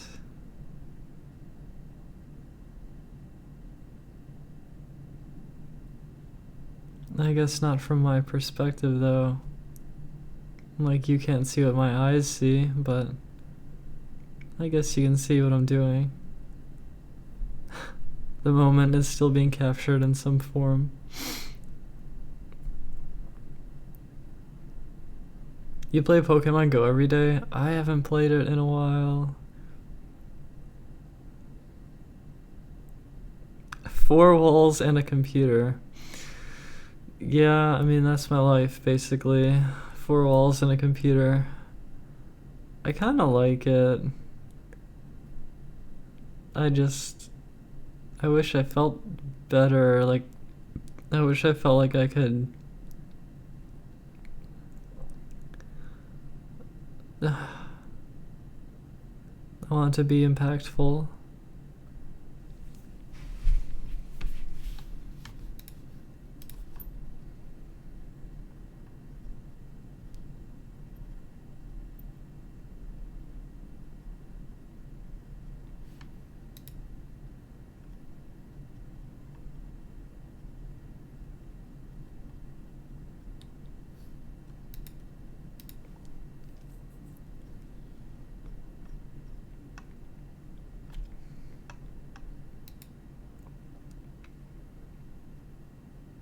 This person on Twitter is bullying me.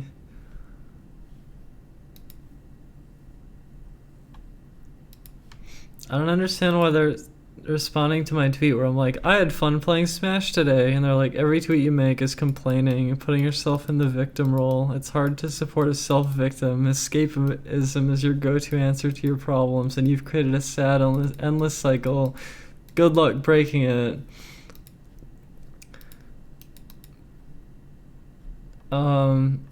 Fuck you? Like, fuck you? I don't know what to say right now. Kick the shit out of them. I'm just gonna mute them. Just get out of my mentions. It's done. Okay.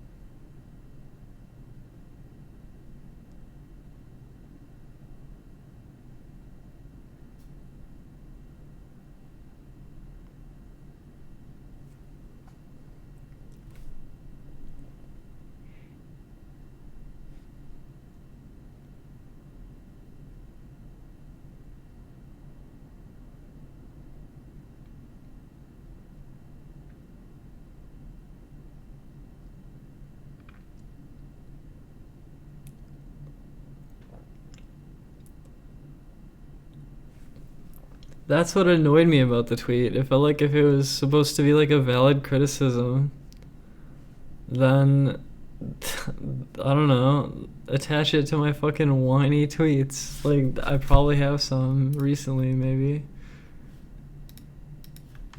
I don't know. No, whatever.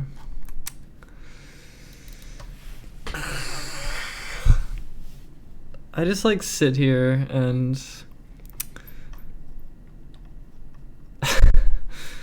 damn it.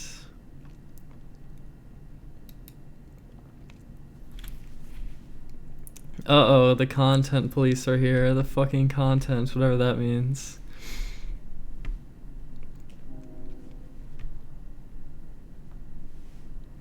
Content doesn't even make sense to me anymore. It's like I pour my heart out and then it's like, this isn't content. It's like, fine, I'll fucking do nothing then. And then the nothing is something. It's like, my mind goes to places and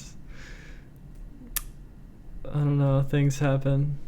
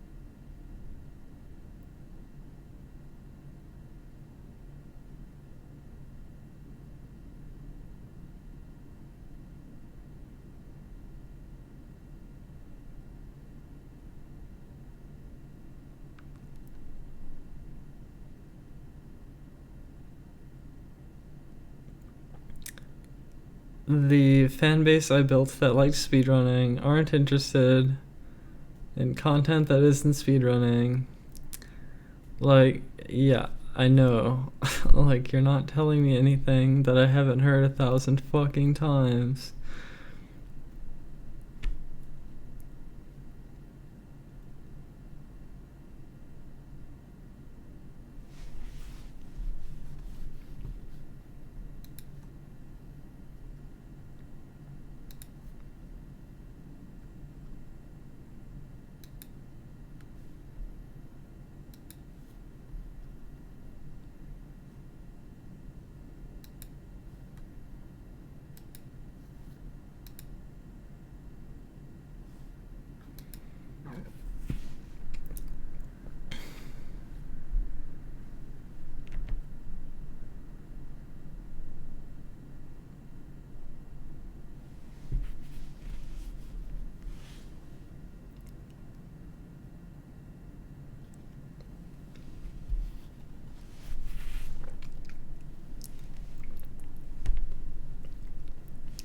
Working for Nintendo.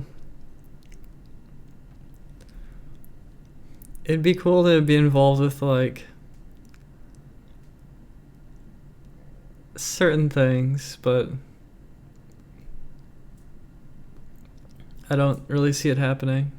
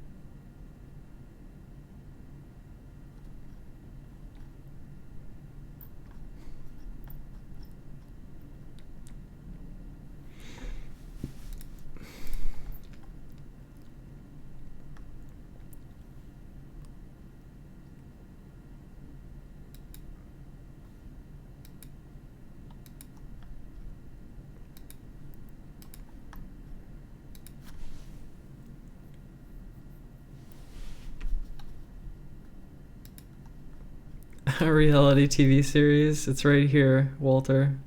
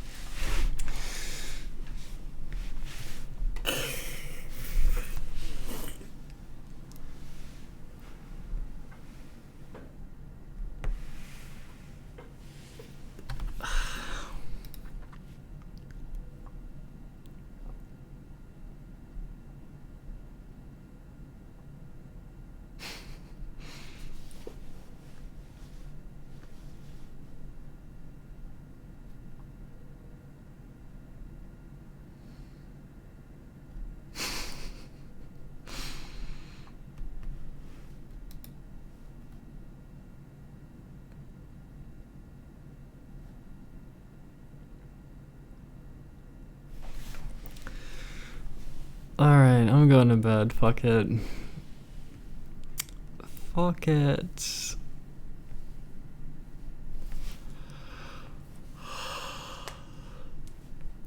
Good night. Good night.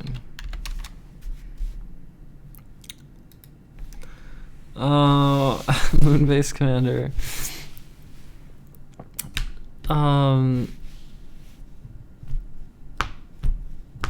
Maybe another time. I don't know. Maybe not. I don't know. Whatever. Ask again later. Ask again later. Alright, goodbye.